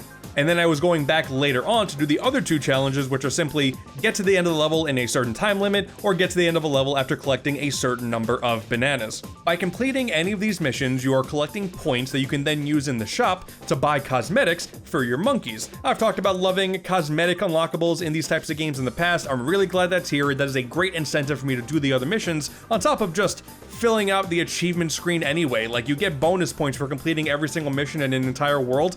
I'm gonna do that. It's gonna take some time. I haven't done it yet, but I'm gonna do that. The thing with previous Monkey Ball games is I was never really a speedrunner, so I would just like go from start to finish, and that was about it. Banana Mania gained a lot of points for me because it introduced a handful of different modes, like the Dark Banana mode and whatnot, as like a different way to approach some levels, and I really like that. So now the fact that there's like a different set of missions for every single level, that alone, honestly, like the bite-sized gameplay on top of those challenges, I don't think I've had as much fun with a single video game in the year so far. Like, that's all it boils down to for me, is it's just simple fun with challenging level design where every level throws something new at you, great aesthetics, great soundtrack. One thing that's also really cool is you can really feel the differences with all the playable characters this time around. There's a chart on the character select screen that lists out the differences between the character's weight and their spin dash and their ability to brake, like, cool. But after replaying this level so many times, there are so many advantages to different characters. So changing your formula with each character, also great. Like speedrunning as Baby makes sense, but there are sometimes levels later on that use the speed up panels, and because he's not all that weighted, it can be a little bit challenging for tiny little Baby to go up all the speed ramps. So you go down to someone like Ai, who's an all-rounder, and things are a lot easier. I love details like that. I feel like I'm just rambling on, like, randomly about this game, but I loved everything about this. I honestly have zero complaints with the story mode of Banana Rumble. It's incredible. It's the best Monkey Ball experience I've had to date. I know that's kind of tough for people to consider because, man, Monkey Ball 2 holds such a high regard in so many people's minds, and myself too. But God, I think they nailed this. And eventually, man, there's an unlockable challenge that is like doing a time trial for not just a single world, which that does exist, but for the entire game. I can't wait. I'm gonna try that, and I'm gonna love it. It's gonna stress me out, but it's gonna be fun. But real quick, I do gotta mention the whole Banana Rumble part of the name real quick, because that is mostly indicative of the brand new battle mode, which has online multiplayer. Very cool. You can do the adventure game and do the normal levels with other players too. I had zero luck getting people online with it, so this is something that's gonna be like strictly local play, I guess, but I mean, it's cool that it's an option. But the battle mode, you know what? Even though Banana Target isn't in this game, and I know that's something that Monkey Ball fans desperately need in their Monkey Ball game, I loved this battle mode too. The biggest criticisms that I have for the battle mode online, right off the bat, is the frame rate is cut in half. I think that might just be a Switch thing. Like, I do feel like this game will come to other consoles in like a year's time or whatever. Like, for God's sakes, there's a stage that's just PlayStation buttons. Like, come on. But also, I don't know if this is a Switch limitation or if there's really just not that many people playing online, but every time I went to play the mode, I would only get like 2 or 3 player characters, and then the rest would be filled with computers. And unless all these people are real and they have just this keyboard mashing name that they've been rocking for a few years, like maybe that's true, but I don't think that's true. But the way it works is you wait in this lobby for a little bit, you wait to connect with other people, and then you play one of 5 different minigames. There's Gold Rush, where you've been split into a team of 2 with the other players, and you keep going down this ramp to get as many points as you can by going through these point rings, and then sometimes there are these bonus rings that pop up, and it's just a score attack. It's pretty fun. Because there are so many gates, it's been like a little personal challenge just to see if I can get the most points possible myself, because some of them are like up in the sky and some of them are up at ramps, and one of them is at the very, very end. Like, that was pretty fun. I liked Gold Rush. There's Robot Smash, where similarly you get split up into a team of 2, and there are these big monkey robots that pop up around the field, and you just gotta bump into them like crazy. that's it. The finesse comes into using your spin dash, which I like, once again, a whole lot. There are these tiny robots around the field that you can just go right into with the spin dash, no problem, but there's also a lot of big monkey robots that you have to plan your moves precisely with these speed pads or these ramps to break the really big ones. And then yeah, it's another time-based thing, which team can get the most points, but it was pretty gratifying in my opinion to plan out which robots to kill. Maybe I can sneak in and break a robot that's already had like 90% of damage taken to it and I can screw over the other team. It was a fun mode. Then we got Ba-Boom, a bit of a hot potato mode where some characters have bombs, some characters don't, and the characters with the bombs only have a few seconds to throw their bomb onto someone else. And this is fun, staying away from the people with the bombs by, I don't know, maybe using a spin dash to do a jump where you wouldn't think a jump would be. That's really cool. I'm telling you, that spin dash changes the whole game. And the frantic nature of this really just comes down to the time limit. It's like, I don't know, 10 seconds per round? It goes by shockingly quick. But I don't know, that's not really a complaint for me because of just how frantic the whole idea of hot potato is in general with these ball rolling mechanics. I was totally cool with this coming and going, and you know, I still won some of them. There was like 1 or 2 times I cheated by finding this nice spot on a wall that I couldn't be touched with. Like that was cool. I was happy about that one. There's Banana Hunt, which is also very straightforward. There's just a bunch of bananas on the field. Sometimes there's a banana cloud that shoots out big bunches of bananas. And yeah, just this one's not team-based, so just go for your own win. I mean, I guess the bomb one didn't have a team mode either, but this one definitely feels a lot more everyone for themselves, because I mean, most of these modes also have items that you can use, like Mario Kart style, but it feels more personal here. Like, man, you're going in for the kill because there are bananas all over the place. Everybody's going for the bunches of bananas, so you gotta go for the kill. You need that potassium. It is my least favorite of the 5, I think, but it's still a good time. And last up, there's the race, which, yep, it's 16 Monkey Ball players just on a race, and you're just on a track, and then whoever can get there first, you can screw over your opponents. This all makes sense, and this one is a fun game. I do like it. However, this is really the only one where the limitations of the Switch, I guess, with the 30 FPS really starts to show. The other games, there is a level of precision you got to consider for sure, but it's not as precise as doing some of these tracks. Like, this is just like a really long Monkey Ball track, right? So doing that with 30 FPS, it does feel a little bit more clunky than I want it to be. So if that's the only real complaint I have, it's not a big deal for me at the very least at the end of the day, because I did enjoy it still, but this I feel like is almost confirmation that it's coming to other consoles, and if that's not the case, I'm stunned. And one of the most interesting things about the battle mode is that there's actually like seasons going on with different unlockables that you get for accumulating enough points in the set time limit of the season, which is very much like a typical free-to-play battle royale thing nowadays, right? But it's here in Monkey Ball. I didn't even catch that in like the pre-release trailers. Like, that was a big surprise for me. And as far as I can tell, I am still not the type of person to really dedicate myself a lot to playing through an entire season. Like, I feel like there's a dedication to that, to getting all the way through in a short amount of time. I don't have that kind of time. I appreciate what they're trying to do because it's cool, but if the only way I can get these items is through the seasons, that's kind of annoying. But you know what else I gotta say, because like, of course, this is my bias here, but because the multiplayer modes are kind of like how they are with the races and then also the random ones with like a focus on combat, and even though this game is probably gonna sell pretty well, the online is very clearly dead, so they fill up the entire lobby with CPUs. I'm getting big Kirby's Dream Buffet vibes, because that was also a game that was really fun and almost Fall Guys-like and had a bunch of races and combat-based stuff. Like, it's kind of like that. They also both seemingly have like completely dead online lobbies, so that's unfortunate, but that's where my mind went. You know, for me, at the end of the day, it just really comes down to fun, like just pure basic fun, and I really have not had as much fun with the game this year that's not Super Monkey Ball Banana Rumble. I love this game to death. This is now, even though I'm still going through it, so I guess my opinion can change, but quite frankly, this is my favorite Monkey Ball game now, bar none. It is currently my game of the year, which I did not see coming. I thought I would like this game, and that was about it, but no.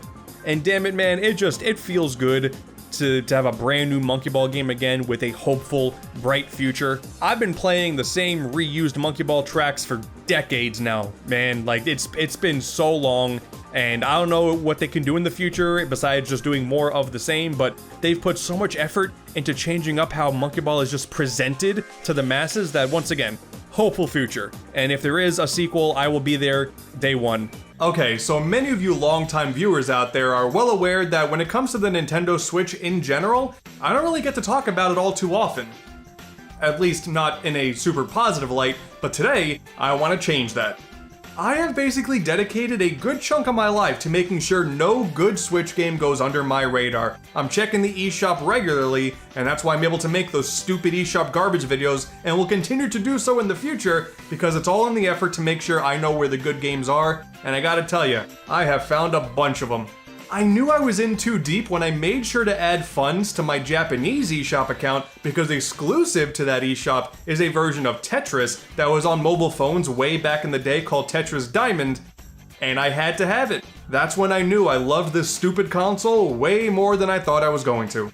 Since the Switch recently celebrated its 5-year anniversary, and the greatest game on the console, Kirby and the Forgotten Land, is finally here, I am probably playing it as you're watching this video. That is a safe assumption. I'm only slightly biased, I can also assure you that. I figured now is as good a time as any to talk about some of the great games that helped define my time with the console. These aren't all Switch exclusive, they're not even all digital exclusive. If you're a Switch collector, you have plenty of options there as well. I just think that when it comes to this specific set of games, not enough people talk about them, and that is a damn shame. I want to change that 100%.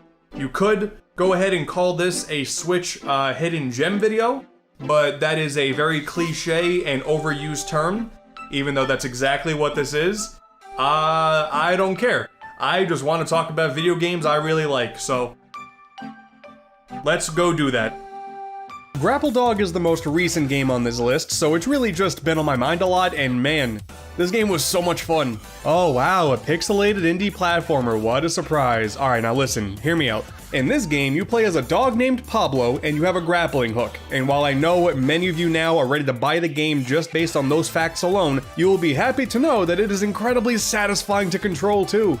Grapple Dog really evokes a sort of GBA style with its art direction, something I don't think we see enough of, honestly, and the soundtrack is really punchy and catchy too, especially the first world's level theme. Really good stuff, but man, it is all about that play control, and this game nails it. There is one central gimmick that is stretched across the entire adventure. You take your grappling hook, attach it to as many platforms as you possibly can, and swing about enjoying your day without a care in the world. And there are enough little tweaks and changes on a level-by-level basis to have you continuously growing your skills and getting better and better, making it a consistent reward from start to finish. Now, obviously, in the indie world, there are platformers left, right, and center, and many of them are good, don't get me wrong, but only few manage to come up with an idea and absolutely nail it with utmost confidence. This is one of those games.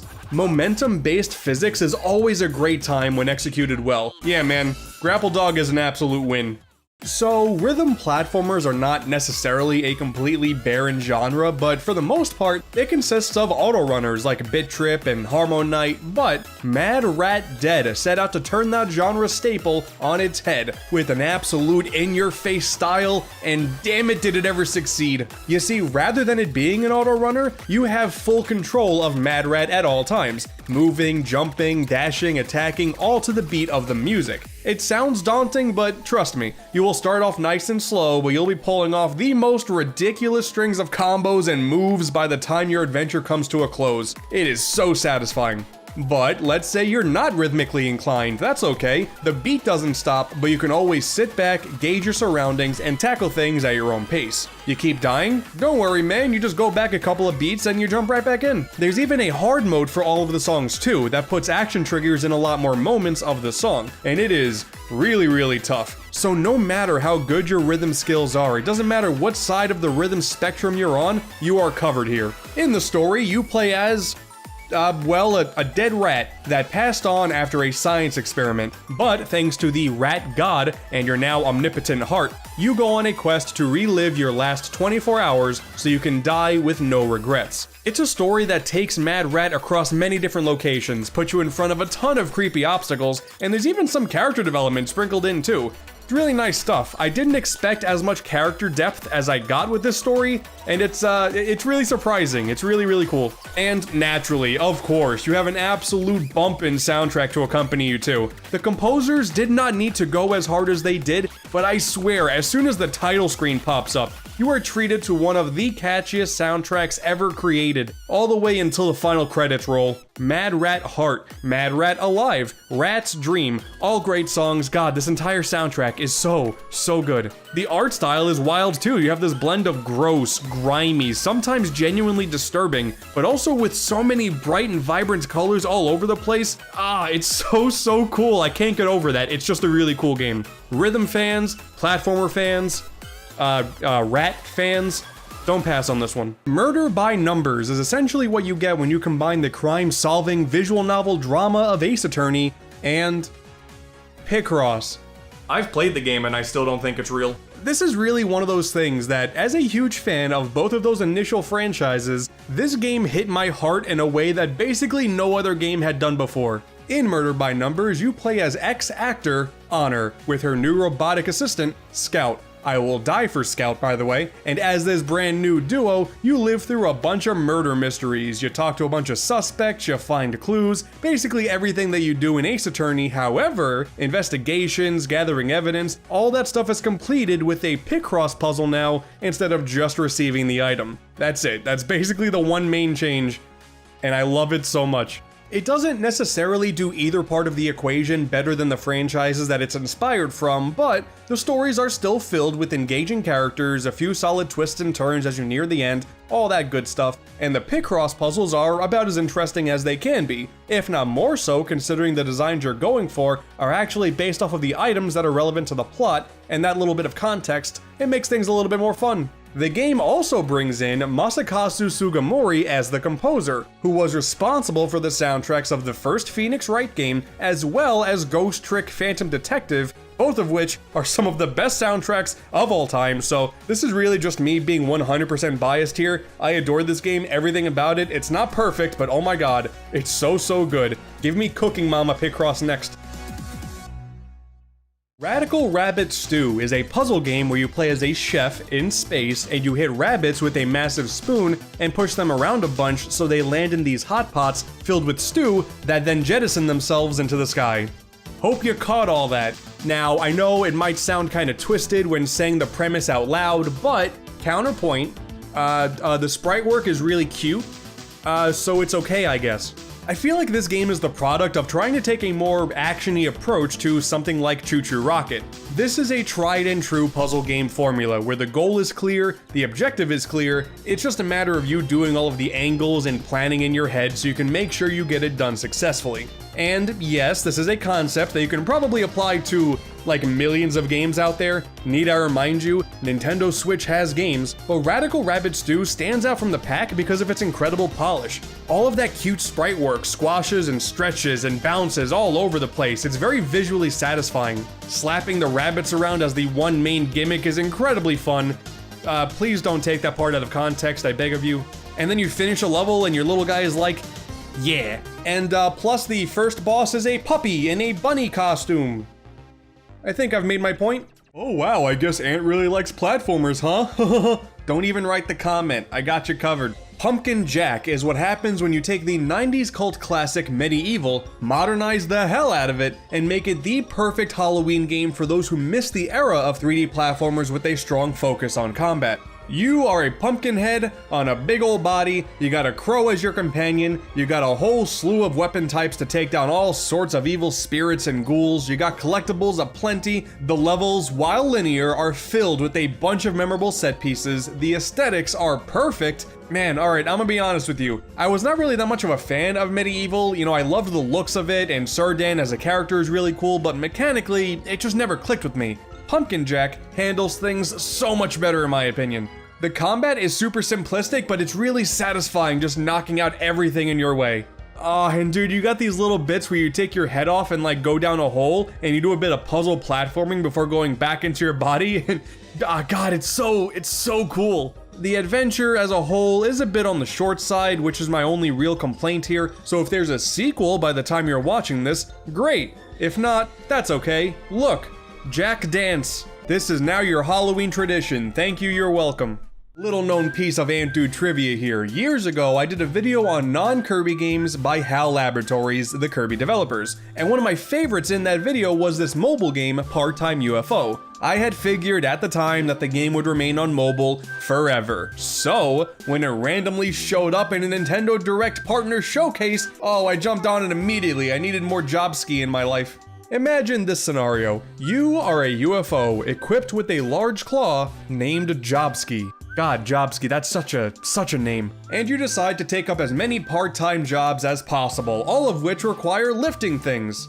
Well, you don't have to imagine it. That's what part-time UFO is. Helping a fisher gather a ton of fish, build up this stone structure in a specific way, stack cheerleaders in as tall of a formation as possible. All the typical part-time job affairs here, you know? It's just such a charming ride too. You get a bunch of unlockable costumes that change up your basic movement options. There are a ton of achievements on a stage-by-stage basis, as well as the game in its entirety. And with the Switch version, there's even co-op now. And dare I say, this is one of the most entertaining cooperative experiences you can find on the Switch. Now, this could just be a bias once again, but I was sold on this game immediately because one of HAL's games is no longer tied down to just phones, something I wish Nintendo did a bit more of, but with a Kirby bias comes a Jobski bias. I'm a fan. Now, if we can get all of the other HAL Labs developed games like New Ghostbusters 2 up on the NES Switch Online service, then you'll really never hear the end of it from me. AntDude truly only likes one thing. Tori 3D is what one would possibly call an anomaly in the grand spectrum of the Switch's eShop. What we have here is a game that only costs 99 cents, and the kicker is not only is it not garbage, it's actually really fun. First and foremost, you play as a little bird with sunglasses, shoes, and a backpack, and that alone makes it worth the cheap price of admission. But beyond that, we have a small set of a few levels that challenge you with going through them as fast as you can, while also collecting all of the melancholy star items that you can. And that's it. Actually, that's it. That's the whole game. It takes less than an hour to complete. You got no crazy movement mechanics to unlock. There's a couple of extra characters to play through the game with if you are so inclined, but it's fun. And that's all that counts. It goes some weird places too, man. I don't really want to show anything spoilery here, but there's a sinister side to all of this that kind of blew me away, given, once again, this game was 99 cents. All of this applies to the sequel, Tori 2, as well. More of the same, absolutely, but you run through these levels so quick, they don't even have a chance to overstay their welcome. Listen, alright, in my time, I have played a lot of really bad Switch eShop games. So just on the basis of this being a $1 platformer that I think deserves a spot in your digital library, quite frankly, that's a miracle. Just a word of advice, don't trust this thing. Thank me later. Okay, in my opinion, I easily saved the best for last here. I don't really play RPGs too often nowadays, but as soon as I put 10 minutes into this one, I could tell that Crosscode was something special. In terms of its world design and general premise, this is something that I haven't really seen before. You play as Leia, a character dealing with amnesia within Crossworlds, an MMORPG that is fully populated by other players. Everything here is in the world of an MMO, and the story acknowledges it at every turn. You and your teammates in your clan go on raids. People have to disconnect at certain times because they have to wake up for school the next day. You have a rival that makes fun of you for how low your level is. There are plenty of typical RPG tropes here, of course. You got shops, equipment, skill trees, stuff like that. But the consistent world building of Crossworlds, the game within the game, and Leia, a character who is constantly developing thanks to her real-world assistant keeping her in the loop, and even making sure her limited vocabulary improves so she can communicate with her new friends, and the eventual reasoning for just why Leia has amnesia in the first place, it is just incredible from start to finish. And even going beyond that in the post-game story DLC, that was really awesome as well. I always said to myself that gameplay-wise, a game like Xenoblade is what you would get if you had a single-player MMO. The combat just sort of felt that way, you know, but this is the truest form of a single-player MMO that I have ever seen. Oh, and yeah, the combat is so intense too, since you have access to both long range and short range abilities at any given time. Plus, you're dealing with environmental awareness for each character, since you can even chain encounters to up your rewards, even when you go on to the next screen. And there's a risk reward system of using special elements for your attacks, just enough so you don't go into overdrive. Oh, it's so good. The music is amazing. The entire cast of characters is so well thought out given the context of them being real life people playing as characters in an MMO. The story was blowing me away by the end of it. I understand that I'm not much of an RPG guy around these parts. I don't really talk about them like at all, but easily, this has jumped up to being one of my favorite games in this genre ever. For those of you who are worried about diving into games that are far too long, I will say that the story took me a little over 30 hours to complete, so if super long RPGs aren't your thing, keep that in mind, you're totally fine. When it comes to the Switch version, there are unfortunately a few frame rate issues from time to time, which is extra unfortunate considering I don't think a game of this style realistically has any excuse. But at the end of the day, I cannot give Crosscode anything but the highest recommendation. I know I only scratched the surface here, this is an RPG, there's a lot I could go into, but trust me, this is one of the good ones. Add these games to your Switch's wishlist, or better yet, go on DekuDeals.com and manage your wishlist on there instead. It is much easier to do so on that website than it is on Nintendo's own eShop. Shouldn't really surprise anybody at this point, and add some extra variety to your Switch's overall gameplay experience. Congratulations to 5 years on the market, here's to 5 more, and now with that all being said, I'm gonna go back to Kirby now, so... A brand new Princess Peach game by Goodfeel, honestly one of my favorite developers that Nintendo has under them, and yeah, it's an interesting game. I think it's important to go into this game with the context that many of us had before the game really came out, and we didn't really know what this was gonna be. When they initially showed it off, it was like, okay, it's a Peach game, it's a side-scroller. We don't know what's happening, and then eventually there's costumes. Okay, so there's variety in terms of what they're doing, but I didn't know what we were going to be doing, and then it was finally the game overview trailer where things started to click, and then I played the game. It's not that long. It took me just a couple hours really to get to the credits, and then I got through it, and I'm like, okay, I see what they were going for now, and it's fun. It's a fun, cute video game. That's basically exactly what I said when the credits rolled. The premise is pretty simple. Peach wants to go to this show, she has a bunch of toads with her, seems like it's gonna be a grand old time, she gets to the stage, and then hey, something bad's gonna happen, the lights go dark, and then out of nowhere, out of this mysterious, puffy purple smoke, comes Grape and the Sour Bunch, which by the way, the name Grape against Peach, brilliant. Love her design too, by the way. This like weird witch, there's not really much of a body to her, almost Rayman-esque. Like, I actually really love her design, and regardless of however you think this game is, I really hope that Grape returns in the future. The idea of these Mario characters having their own side games and then they come with their own unique villains that only show up in their games, like, I love that. I guess King Boo shows up in multiple games, but evil King Boo with the dark eyes only shows up in Mansion. We got Captain Syrup in the Wario games, we got Grape now in the Peach games. I hope this continues going forward. That's just getting it out of the way. This new cute little character, Stella, comes out to say, oh, things are going wrong across all of these different plays, and only you can save them, and you don't have a crown. That was also taken from you, so now you don't have royalty. Oh no, this is a real conundrum. And then the game starts off, and dare I say, this almost has like a Crash Bandicoot 2 and 3 like structure. There are multiple worlds here that all take place on different floors, and each floor has 4 different doors that you can go to that lead to different levels, and each level has a radically different playstyle. And the playstyles come in the form of 10 different outfits that Peach gets to don. You got the sword fighter, where you can do some close combat with your sword. You got the detective one, which is more slow paced and you gotta solve some mysteries. Patisserie Peach, or patissiere, I'm actually not sure how to say that word, but it's the one where you can design cakes and you make cookies and stuff. That's very cute. There's Kung Fu, which has more close combat, but now with like a China theme.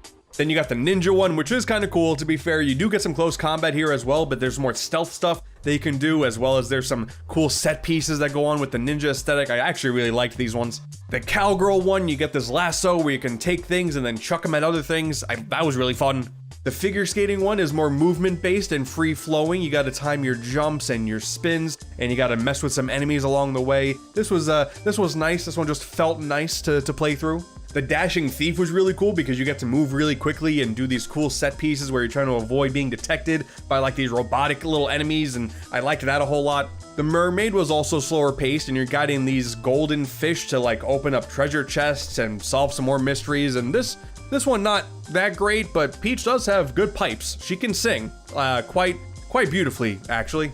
And lastly, Mighty, where you turn into this robot, basically. You can lift giant things and chuck those giant things with massive force. You can fly through the air in these shooter segments. It was pretty cool. And the way all of these playstyles fit in the typical progression of the game is that all the floors, you start off really quick with the first level of these outfits, where they introduce things. You play as Peach first off. You got this ability where you can like spin your ribbon around and take care of some enemies, and then you learn the basic idea of the plot of this playstyle. Like, oh no, things are going awry, and only you are good enough to don this outfit and save the day. So you play as Peach a little bit, and then you get the outfit, and you get the introduction of how that outfit works. Bing, bang, boom. Pretty simple. You may have a boss fight, you may not. There's like no consistency really at all, which is both a good and a bad thing because it doesn't really have much of an identity like the game in general. There's just no consistency with that. However, the variety is on point. So that was cool. I was compelled to go and see what the next level was going to bring because it's not like you're doing one level and then immediately doing the second level of that outfit. You never do the same playstyle 2 times in a row. So, you know, that part was cool. But when you eventually get to the second level of that playstyle, things ramp up a little bit. You start off as the playstyle in question. Like the time you actually get to play as Peach herself, as normal Peach, is pretty minimal. And it's not even so much that the second levels really amp up the difficulty at all. You kind of just do more of it for a bit longer of a time. And exploration sort of goes up a little bit because each level has a bunch of these little sparkly gems to collect. There's a hidden guy that gives you a ribbon that sometimes is more hidden than others, but exploration, you know, is a core focus of this game. So that part is fun, but you know, it doesn't really ramp up in difficulty. You just get to play as them again. And then eventually there is a third level with each of these characters where you get to find the sage, like the main character that your outfit is based on. And yeah, that's it. Each playstyle has 3 levels that you can go through that, you know, again, variety is really fun, but there's a lot of downsides that come with this playstyle. Like, I'll just be honest. To knock off, like, really quick some of the downsides that people have with this game that I feel like are unwarranted. First off, the performance. For some reason, people are really saying that, like, oh man, this game is really poorly optimized for the Switch. That I don't really agree with. Like, yeah, the resolution, I guess there are times where it does seem a little bit blurrier than it should be, and the frame rate, specifically during the loading times, is pretty bad. But, like, otherwise it's fine. I've seen some people say the performance is, like, really bad in this game, and I don't understand it. Like, it's fine. It runs fine. Obviously, it could be better, but I think Pokemon has just really traumatized people when it comes to Switch performance, but no, this is fine. And then another thing that I think should just be squashed right off the bat is a lot of people are comparing this to Balan Wonderworld, saying that this is Nintendo's Balan Wonderworld because of the stage aesthetic. No.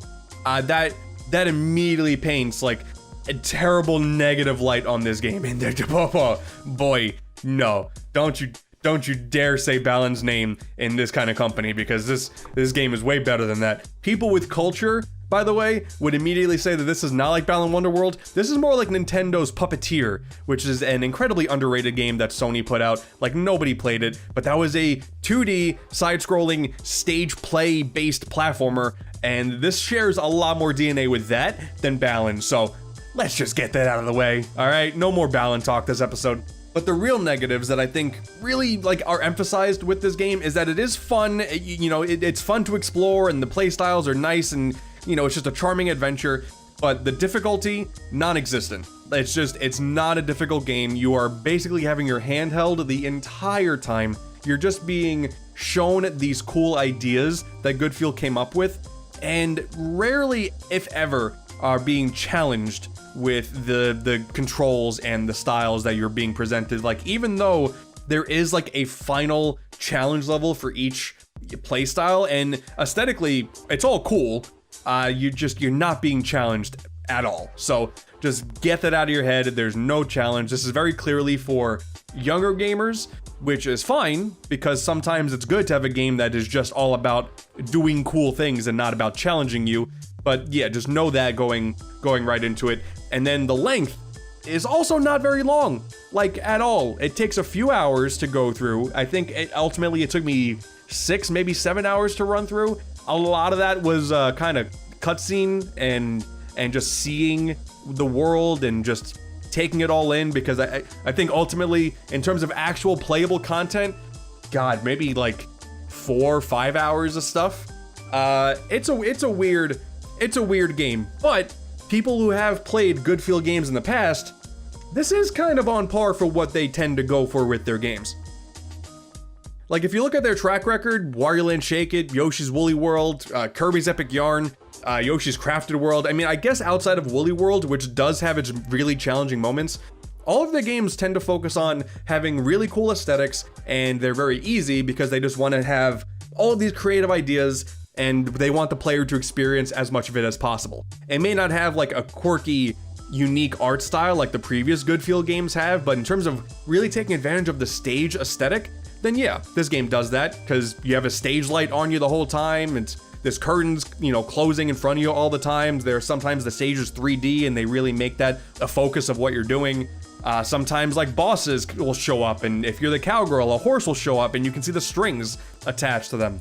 It's all just very cool looking. And I think the best part about this game, honestly, are the boss fights, because the bosses are way better than they have any right to be. They take a lot more thought than you would initially think. They're more puzzle focused in terms of timing when you need to hit them. But I actually really enjoyed these. Like they could have gone for this thing where they just gave a boss fight to most, if not all, of the different play styles, but instead you do play as just normal Peach during these. And getting to actually figure out the bosses, I did take some damage every so often. I liked these. These were really fun to figure out. But that does kind of lead to another downside with this, is chances are you are not gonna really perfect everything in this game your first time through. So when it comes to figuring out bosses without taking damage, likely not gonna happen, because you're gonna figure out some beginner's traps along the way.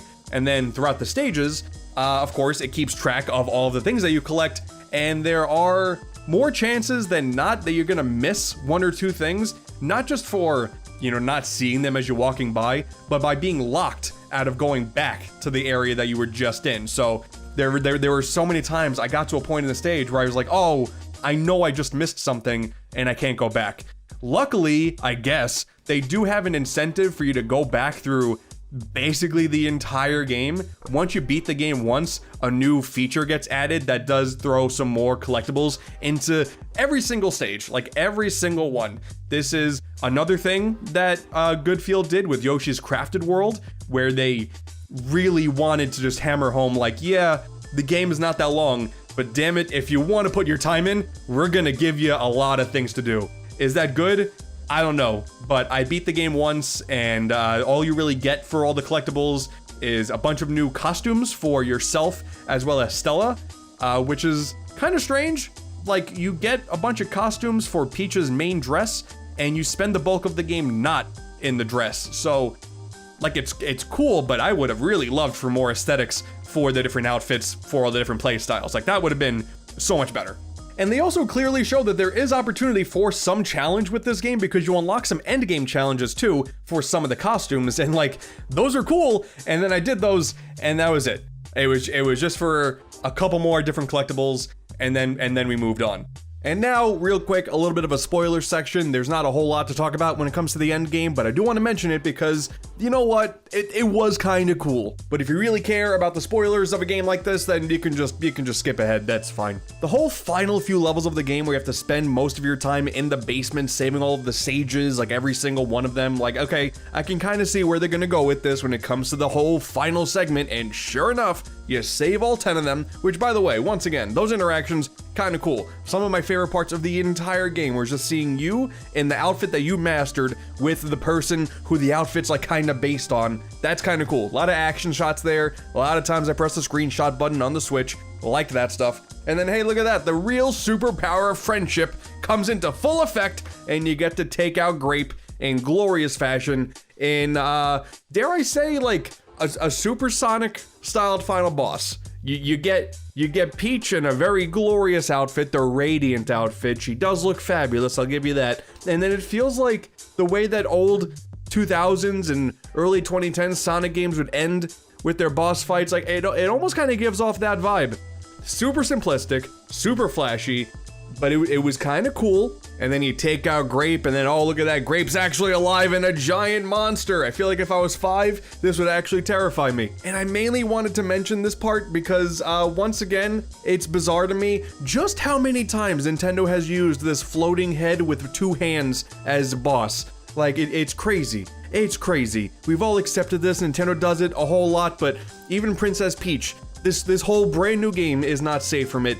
And just give it a little bit of time for like the spoiler window to close and people are talking about this more openly, but this is gonna join the ranks of all the other ones. Nintendo can't help themselves, but it's a tried and true method. It's cool.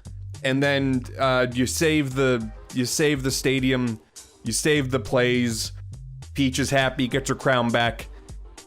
Yay. I feel like I'm talking all over the place about this game, and I feel like I'm sounding more negative than I really intend to, because at the end of the day, I do enjoy this game. This is a fine enough game that does establish Peach more as, like, this is like more of a platform that they could build off of if they want to do more Peach games in the future. It's certainly not like Super Princess Peach on the DS that felt like it was really just capturing a lot of Mario and Yoshi's Island DNA and then throwing in an emotion gimmick and then like that was it, calling it a day. Like, this does feel unique from any other Mario side series game that they've done before, and it is a good use of Goodfield's talents. But part of it does just come off as like a variety showcase first and foremost before being just like a really good and solid video game. Like, this is fun. This is a fun, like, 7 out of 10, maybe a 6 out of 10. And then we just kind of call it a day. Like, I wish I had more stuff to talk about. I was figuring to myself, like, how much can I really say about this? And there's really not much. Like, the variety is cool. I was very interested in seeing what the next level was gonna be throughout the entire game. But when I got all done with it, I was like, okay, that was a game. If there was a Princess Peach game, that was there. That was it. And I you know, the Theets are really cool. Love these little guys, because they kind of just look like Captain Olimar without the helmet. So I love that. I think the new villains, I don't even know what they're called. They didn't really ever say their name, but the Sour Bunch, I don't know if the little guys have their own unique names, but the Sour Bunch, they're cool looking. Grape is cool looking. The game looks fantastic. I think that, like, in terms of variety, and just the general aesthetics, I love how this game looks. And like Mario and Luigi, like, they don't show up in the game at all. This is just Peach, you know, completely from start to finish. There's no Bowser. This is her own thing. And I don't know, maybe part of this could be that I did play this game at a good time.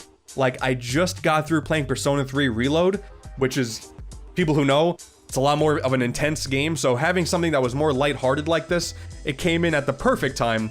But yeah, it's hard to really formulate my thoughts in something that is cohesive, because the game itself is not really cohesive. It's just a variety showcase for like 6 to 7 hours with Peach as the focus. And it's fun. It is incredibly charming. I think younger gamers are going to adore this. If you're someone like me who likes the lighthearted romp every so often, then you're also going to get some enjoyment out of this. If you're also someone like me who just loves Goodfeel, the developer, and their track record, and are interested in what, you know, they've been up to, because they also did that Goemon game that no one really got to play, and because it's Japan only, but like, I just played that as well.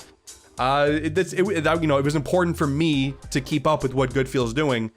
Yeah, that's it, man. It's a strange game. If this is the final game, like the final original game Nintendo puts out for the Switch, you know, it makes sense. It makes sense to me. It is something that is really no risk to them. It was just, they had a cool, unique idea that they just pumped out there, and now we move on. And I'm hopeful for another Peach game in the future that really expands on some of this stuff, because this really just feels like a template for the future. And I'm excited for what Goodfeel works on in the future as well, because they still don't have a dud, really. It's a weird game. I'm still not convinced Pikmin 4 actually exists, man. I've beaten this game, okay? I've seen the title screen, I pressed a bunch of buttons for hours, and then the credits rolled, and even still, I'm just gonna keep falling back to that 2015 article about the game nearing completion and joke about it never releasing. That's all I know. But negative. All jokes aside, it is 2023 and here it is! Pikmin 3, originally released on the Wii U in 2013. Man, a wait like that? It can only be rivaled by like Kingdom Hearts 3? But hell, at least before then, fans got these incredibly divisive handheld games to keep them busy. Oh, we're really gonna keep talking trash about Hey Pikmin when it brought us the crumb bug? Come on. The wait to get to this point has been excruciating. It didn't help that when the game was first revealed, Miyamoto gave us a tease out of Direct and then said, oh no, we're gonna talk about Bloom instead. That was mean and I still don't forgive him. At the very least, the past couple years, they have been pretty fruitful. Yes, that was an intentional pun. Dude, the Pikmin fans kept taking over Times Square in New York City. You guys are amazing. Back when I previously talked about the Pikmin series with my oh so cleverly titled themed months of Alamarch and Alfprol, still clever names by the way, it was all around the time rumors were starting to circulate about a Switch port of Pikmin 3.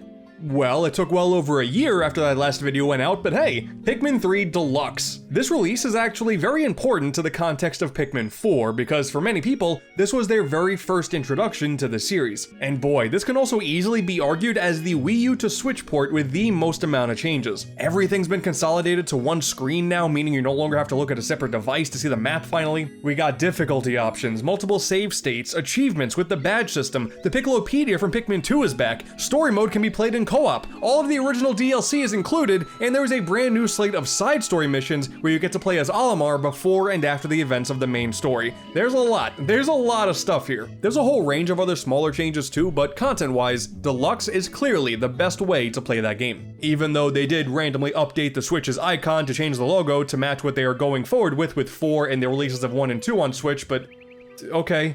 Finally, less flowers. Now Pikmin will sell more. However, the controls end up being a more interesting conversation. For the longest time, I used to champion the Wii Remote controls hardcore for these games. Clearly, they're the best way to play them, right? The precision and the ability to move your captain and the cursor independently simply could not be matched with just analog sticks. Thankfully, gyro aiming does provide a perfect middle ground where you can do big movements with the analog stick and be more precise with the motion controls. It's still a shame that gyro technology is not as precise as the pointer technology we had 15 years ago, but man, you know what? Considering all of the other quality of life improvements that Deluxe brought to the table, I will still take this over kinking my neck constantly to look at the gamepad any day. But this controller topic is definitely further exacerbated with the Switch ports of Pikmin 1 and 2, used to celebrate the upcoming release of Pikmin 4. And yeah, there's gyro in these versions because they're based off of the Wii versions, but it's only when you're throwing a Pikmin or using the whistle, so not as fluid. You're not able to point anywhere and everywhere like in the Wii versions, or in 3 Deluxe, because as it turns out, Pikmin 4 would take on that same exact control scheme. So yeah, it all makes sense now. So for 1 and 2, I'm still not a huge fan of the GameCube versions, I adore the Wii versions, and I do accept that the Switch versions are likely the definitive ones now. Still great controls, minor improvements to how the game handles, brand new videos for the enemy roll call at the end of Pikmin 1, newly rendered cutscenes for Pikmin 2. Dude, the Switch now has the entire main Pikmin quadrilogy available on it, and that just makes me so damn happy. Any complaints I have are just null and void because this is a great time for Pikmin fans. Hey, never mind, they got rid of the Duracell batteries in Pikmin 2. You know, okay, I take it back, the Switch versions are terrible. It's probably best for consistency if I cover all my bases first before we finally get to talk about this seminal title. There was Pikmin Bloom. I mean, that happened, you know, it seemed like it'd be a great success after Pokemon Go, but I can't be bothered. There's only so many times I can walk around and bloom Pikmin that it just gets tiring. Even though I did get the Ochi costume. The Ochi costume's nice. And also, doy, how stupid of me. When I made that video on Hey Pikmin, you know, the 3DS game, I forgot to mention the 3DS Pikmin killer app. Photos with Pikmin, where you can take photos of the Pikmin. Listen, if I didn't talk about everything before talking about Pikmin 4, I would be called a Pikmin fraud. And I'm never gonna allow that to happen, okay? Never again. Alright, no more fooling around. It's time for the main event. I can't believe I'm gonna be saying this, but let's talk about Pikmin 4. You guys see all those great review scores for the game except for GameSpot's 7 out of 10 stating that only the Dandori segments were the negative? Seems like a genuine Dandori issue, that's all I'm saying. Going into this brand new adventure, there was one major concern from the community. Are the events of Pikmin 4 retconning the events of the previous games? Are we really caring about the deep Pikmin continuity now? So things start off telling the story of Olimar crashing a ship and finding a Pikmin, but C, it mentions him discovering the Pikmin as if they're brand new things. And also there's a dog this time, Moss. I don't like how she's looking at me. Quite frankly, Olimar's probably hit his head so many times during these ship crashes, his memory could just be playing tricks on him. Soon enough, the real plot shows itself. As a member of the Rescue Corps, which also crashed on the planet, dear God, invest in some ship R&D. It is up to you, as your own created character, a series first, and I love this so much, to find and rescue not only Captain Olimar, but the rest of your crew, as well as dozens and dozens of other castaways. I guess this is kind of a retcon of Pikmin 1, perhaps this slips the game's story before the events of 2 and 3, but honestly, that was never a concern of mine. Your ship crashes, you can grow these little guys to collect a bunch of stuff, deal with a little bit of nightmare fuel. It's still a Pikmin game at the end of the day. Where it fits in the timeline, whatever. There are also these 3 castaways that you find that I guess are related to the captains from 3. They look the same, they have the same color scheme, but they're not the same characters. I don't know, maybe that means something. At the end of the day, if any story implications change the course of the franchise going forward, I don't really care, as long as we don't have to wait another 10 years for the next game. If anything, I'm more satisfied by the decision to add a full cast of characters to the Pikmin universe, finally. Before, the cast of characters never really developed beyond, oh hey, these guys are from a different planet than Hakatate. The company has a president now that goes, Olimar gets adorable little messages from his wife who almost looks exactly like him, and I don't know, that's kind of weird when you think about it. It looks exactly like him but with different hair. That's weird, but hey, you do you. But here, yeah, we got a whole crew. The new head captain, Shepard, the gear inventor, Russ, the badass dingo, Colin, and that doesn't include all of the other little humanoids that are just there. They're these random NPCs with a little bit of backstory that you can talk to back at your home base, because oh yeah, there's a home base now too. A safe space to grow a couple extra Pikmin, purchase some items and gear, start up brand new side quests from these new characters, explore the treasure guide and the returning Piccolopedia, oh thank God that's back. I do love the feeling of isolation the previous games had. It gave off a real Metroid vibe exploring this wild and dangerous planet all by yourself. Louis doesn't count, but interacting with the other members of your crew and seeing the base slowly expand with each new castaway found, it's really satisfying. It certainly handled the whole expanding the cast with likable characters thing a lot better than Metroid did, I can tell you that much. Listen, alright, I share the same name as the Remember Me guy from Metroid Other M. I have reason to be salty. In classic Pikmin fashion, hop into your ship, pick your level of choice, and take off. So back when Miyamoto first revealed the game after putting me through the 5 stages of grief in like 2 minutes, the only thing that was mentioned was that the camera angle was gonna be different. You know, oh man, Pikmin fans dealt with a lot that day. But yeah, sure enough, gone is the more traditional top-down perspective in favor of a more behind-the-back feel, likely due to needing a control scheme where motion-based pointing was secondary rather than primary. This was my main fear going into this game, but damn it, you know, it's no surprise here, it's Nintendo, it took them forever to make the game, but it works! There is a very generous lock-on now. The cursor will lock on to important things whether you like it or not. I thought it would be a bit much, and maybe the option to turn it off would be nice, but man, this just works too. I was always able to lock onto the thing I wanted, but if it didn't, then I can just cycle through the available choices, and that works too. Oh yeah, there's also a dog. Introducing Ochi! I will die for him. You see, unlike Pikmin 2 and 3, there's only one playable captain, so multitasking is certainly not as important as the last few games, but the inclusion of Ochi adds a shocking amount of depth to the core gameplay. He can dig, attack, and bring treasures back to the ship, just like a Pikmin. If you're separated, he does basically act like a second fully playable captain, which is cool, but you can also ride on top of him, and all of your Pikmin will latch on to dear life alongside you. You're able to charge him forward when he's next to you, but if you're on top, you can charge an enemy with all of your Pikmin, and they will immediately jump on and start munching away. He can even be powered up back at the base, allowing him to carry heavier items, he can attack stronger, he can swim, he can jump. Ochi is great. Easy contender for one of the best dogs ever made. With those slight changes in mind, once you get into the groove of things, yeah, it's more Pikmin. These levels are gigantic now and bring a level of verticality never before seen in this series. The mix of the new camera angle, Ochi's jump button, and even some climbable surfaces for the first time, you can get a view of this world in a brand new way. Easily the most gorgeous and expansive locations the franchise has seen yet, and one of the best looking games Nintendo has ever done. Dude, there's a house now! Finally, what the franchise has always been missing. Couches. Ice Pikmin. Dude, it's like if the rock Pikmin were light blue. It's awesome. I love these new guys. They can freeze water so you can walk over it in peace, and you can also freeze enemies in place, meaning they get completely obliterated instead of just killed. Oh my god. There are also some things that hardcore fans might initially see as drawbacks. For one, you have to earn your way to the usual 100 Pikmin limit now. You start off with only 20. Well, on the surface at least, but we'll get to that. And only through finding bulbs of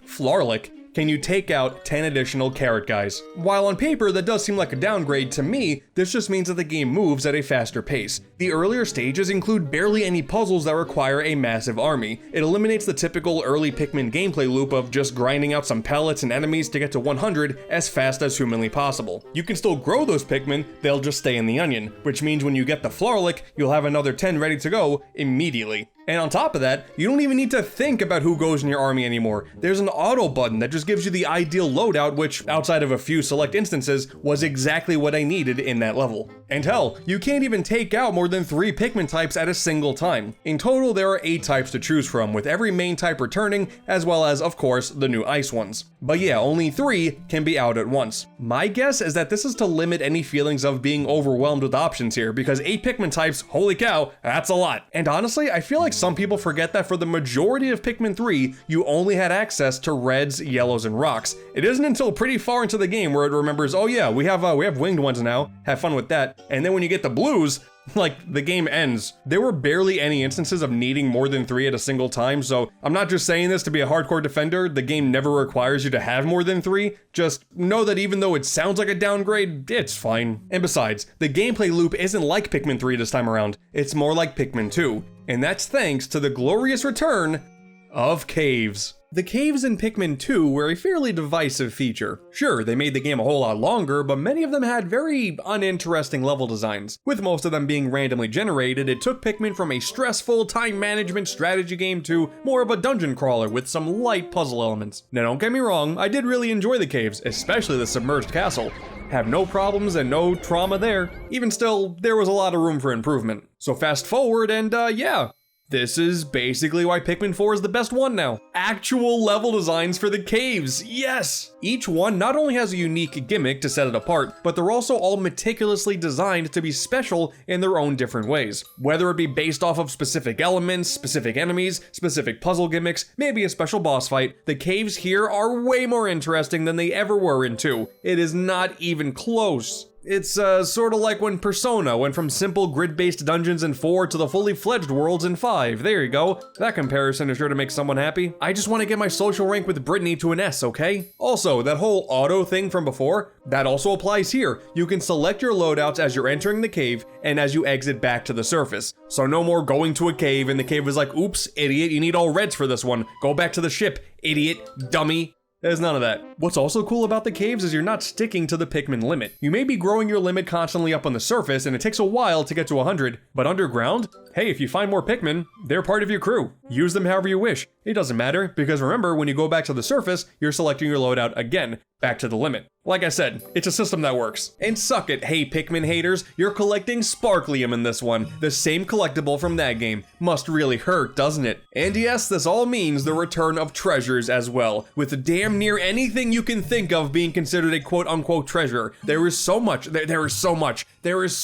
this game. Because the caves are also where you find all of the castaways, and combining those with all of the stuff you can also get on the surface, there is way more stuff to collect than in all of the previous Pikmin games combined. It's crazy. And hell, some of those castaways are random. Kinda. It's interesting how this works out, since some of the castaways are pretty important to plot progression. In order to not penalize you for enjoying the freedom of jumping around between different levels and caves as you wish, you will always get the same castaways in the same order, regardless of whatever cave you go into, which is pretty cool. Also, unlike in 2, time does still progress in the caves, just a whole lot slower, about 1/6 of the speed. It's not like it really matters, a day is not going to end while you're in the caves, you may just come back up during the 10-second countdown. It may not seem like that big of a deal, but with time still passing and there being way more stuff to do on the surface than there ever was in Pikmin 2, there is still a bit of a fun challenge to plan out your days for peak optimization, even if there is no overarching ominous time limit. And if the lack of a stressful time limit is that big of a bother to you, then let me counteract it. The bread bugs are back. Aw man, and the references, dude. There are references aplenty. I love these so much. The Game Boy Advance SP at the start of the game is just the tip of the iceberg, man. You can get the cartridges for Kuru Kuru Kururin, the Famicom mini cart of Shin Onigashima. Oh my god, Nintendo remembered Wave Race Blue Storm? Aw dude, and the music toys that play songs like the lullaby from Mario 64, that's great. There's this puzzle that you slowly build up by collecting a bunch of pieces throughout the entire game, and it's the picture of the Nintendo Dachshund. That dog's really gotten around. I mean, sure, obviously not every treasure is some big reference, and there's no real life items like the Duracell battery in 2, which once again, they got rid of in the Switch version anyway. Still kind of upset about that, but still, it's fine. It's not like I'm getting super excited about collecting the hot dog octopus anyway. Okay, that's a lie, they're totally adorable. But really now, if you do want some of that classic stressful Pikmin gameplay, there is learning the art of Dandori, which by the way, turns out totally a real Japanese word, so I'm glad to see Nintendo teaching gamers some culture. It roughly translates to the art of time management and planning, which, yeah, that definitely defines Pikmin. But since 4 overall is a lot more chill than the previous games, Dandori takes the form of these timed challenges where you either clear a level of all of its enemies and treasures, or in these timed battles, where you have to outperform your opponent by grabbing more items than them, with, of course, plenty of ways to screw them over with specific item attacks or even this big old bomb that will knock points away from the receiver's onion if you can bring it over to it. Unlike earlier Pikmin games, there is no traditional challenge mode that's separate from the main campaign, but this clearly is what replaces that. The same goes for the multiplayer. Dandori Battle is the multiplayer mode. I mean, it's no bingo battle from 3, I'll be honest, but it's still really good and plenty chaotic, which is really all I want. Except for also having a bingo board, because man, that is still peak right there. And having these challenge segments as part of the main story this time around is pretty genius. It adds a lot more variety and uncertainty to what a cave could contain. And you get ranked on these too, and getting a platinum is pretty damn tough in the later challenges. The computer AI for the battles actually ramps up quite significantly. It's awesome. And on top of all of that, if you want even more gameplay variety, don't worry, Pikmin 4's got you. You can explore at night for the first time ever. That is so sick. Legends always used to tell that in the world of Pikmin, the night was terrifying and you would always see these bulb orbs and whatever enemies come out and eat up any Pikmin that you so dare leave behind. Now I get to go into that? I get to go into that dangerous pit? Oh god. So the way night expeditions work, it's essentially a mission mode. Each of the main levels has a few of them, and the goal is totally different than the core gameplay. Instead, with your time limit, you have to protect these special mounds of dirt, known as luminols, in order to receive medicine to heal the leaflings, these sort of corrupted castaways that you will find from the Dandori caves. These segments also introduce another new Pikmin, the Glow Pikmin. Also very cute, love them. They make spectral little noises this time around, and they're like ghosts. It's really cool, I like them a whole lot. And these are the only ones that you can use during the night. You grow more by bringing back to the base these Mario Galaxy Star Bits and Skyward Sword Gratitude Crystals. Okay, it's just a star candy that they really like in Japan, and Nintendo puts them in multiple games, and now they're in Pikmin now, so that's kind of cool. They can teleport instantaneously to you, making it a lot more fun to multitask with them since you don't have to worry about rallying them back. And while they can't attack like normal, they can also group up into a giant ball and stun whoever you throw them on. These guys are awesome. That attack is very important because the enemies at night are ruthless. You know, for a few seconds everything is good, but then their eyes start to glow red with death as their only goal, and they will beeline it to your luminols by any means necessary. You can set up these little ones along their way to buy yourself some time, but they're gonna take those things out too. It almost turns Pikmin into a tower defense game, which is actually a great fit for the series' strategy roots.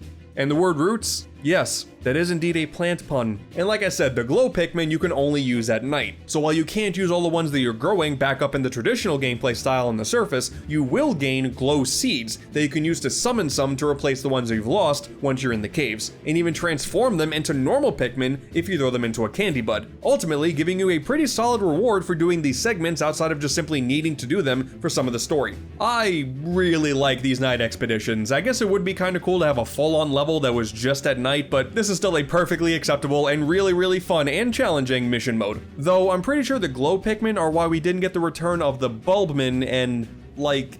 I'm just really gonna miss the kids that I adopted by force because I killed their only living guardian. The amount of quality of life improvements to the typical formula here is insane. It took 10 years to develop Pikmin 4, and damn it, they made sure every single one of those years counted. Items like the Bomb Rocks and the brand new Freeze Rocks are no longer required to be held by a Pikmin. You now grow an inventory of them and you can pull them out whenever you want, and you, as the captain, will throw them. If an item that you want to bring back to your ship has a minimum count of Pikmin that you need to carry it back, there will be a slight pause after chucking Pikmin at it to ensure that you exclusively throw that minimum first before adding more to it if you so choose. And if there are more than the minimum carrying an item back, you can do a short whistle on it to pull back the excess, and the rest will go on about their business. If there's a chunk of items that need to be carried back to base, once all of those items are gone, the Pikmin will remain at the base instead of just chilling where the chunk was originally found. Thank you. You can also move the base around between a few different points on the surface now, which is awesome since those levels are a whole lot bigger than ever before. The Pikmin will auto-carry the items that fly out of broken gates and defeated enemies. The super spicy spray is back and it will affect every Pikmin out on the field, even if they're not directly next to you, including Ochi, he gets the effects too. If you throw Pikmin at enemies, you'll prioritize the flower ones, which are the stronger ones, but if you throw them at nectar, you'll prioritize the leaves, the weaker ones, which is fantastic. Flower pellets will only show the colors of whichever Pikmin you have out at that time. Every single Pikmin, even the ones outside of your immediate group, will follow you to the next floor of a cave. Thank God. In general, the Pikmin are way smarter than ever when it comes to following paths. They finally managed to share more than one brain cell this time and they don't get stuck on walls and bridges and ramps. Oh my God, that's amazing. They're finally not idiots. Inactive Pikmin that are just standing there can be made active by just walking next to them instead of needing to whistle them or touch them skin to skin. There's a brand new rewind ability that can be used for as little as a minute back rather than needing to reset an entire day, which is great for newcomers who don't want to replay a large portion of gameplay due to a stupid decision that causes a bunch of Pikmin to die all out of nowhere. But if you want to stomach all those deaths because you're a maniac, you can easily just not use it if you want that challenge. Wow, this game took 10 years to develop? No way. Dude, like I went back to Pikmin 3 Deluxe right after beating Pikmin 4 and wow, they are so much dumber in 3. It's crazy. Whew, okay.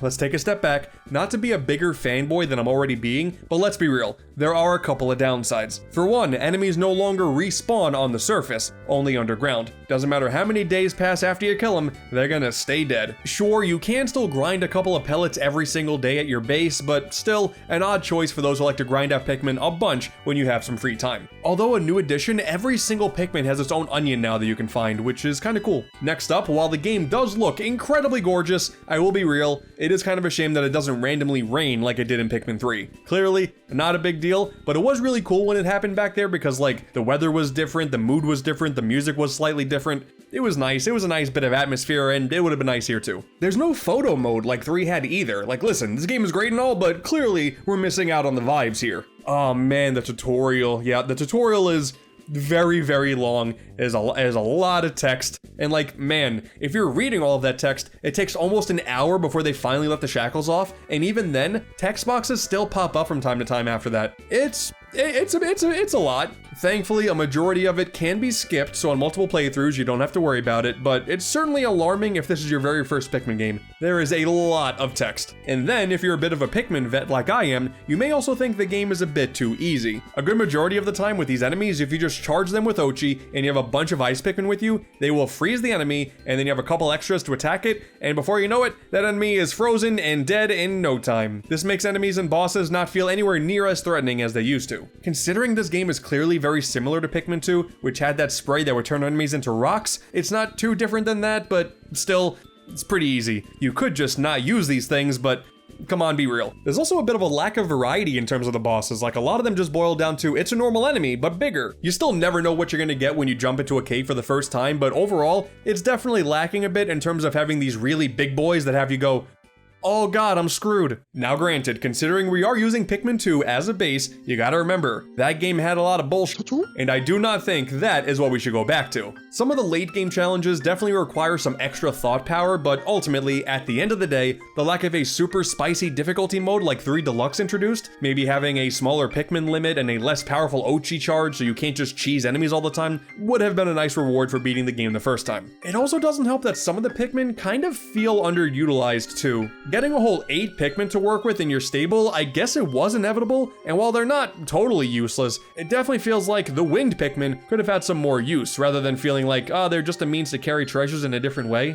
That's kind of what they boil down to for most of the game. Also, the music is kind of mid, and that's upsetting. Like, it's very atmospheric and clearly fitting, but we're missing a lot of the memorable melodies like those found in the previous games. 1, 2, and 3 also had a lot of atmospheric music, but there were some catchy melodies to support those. And here in 4, I mean, the title screen is sick, but I cannot for the life of me remember the tunes for any of the levels. And that's a shame. There's no amiibo support, which is just upsetting because the franchise has the best amiibo under its belt. There are no achievements like there were in 3 Deluxe, which I thought were a great addition. I mean, why not? They were there before. You made that a special thing that wasn't in 3, but was in 3 Deluxe, but not here. Okay. Now obviously, I'm not going to claim that any of this really hampers the overall game experience because it's still a fantastic game from start to finish, but these are some things that I hope a patch could fix in the future. Oh yeah, there's also co-op in this game, but no, it's not. Like the achievements, they made sure to add full co-op to Pikmin 3 Deluxe. And here, it's just like the Mario Galaxy Co-Star mode. No thanks. Hopefully this can be addressed too. Fingers crossed. Ah man, who cares? This is still one of the best games Nintendo's ever made. But now, I think enough time has passed. It's time for the spoiler section, which, real quick, can I just say how crazy it is that there's a spoiler section for a Pikmin game anyway? Like in the previous titles, the spoilers really boil down to what the ending looked like, and Louie's a piece of shit. Let's get to it. Louie is a piece of shit.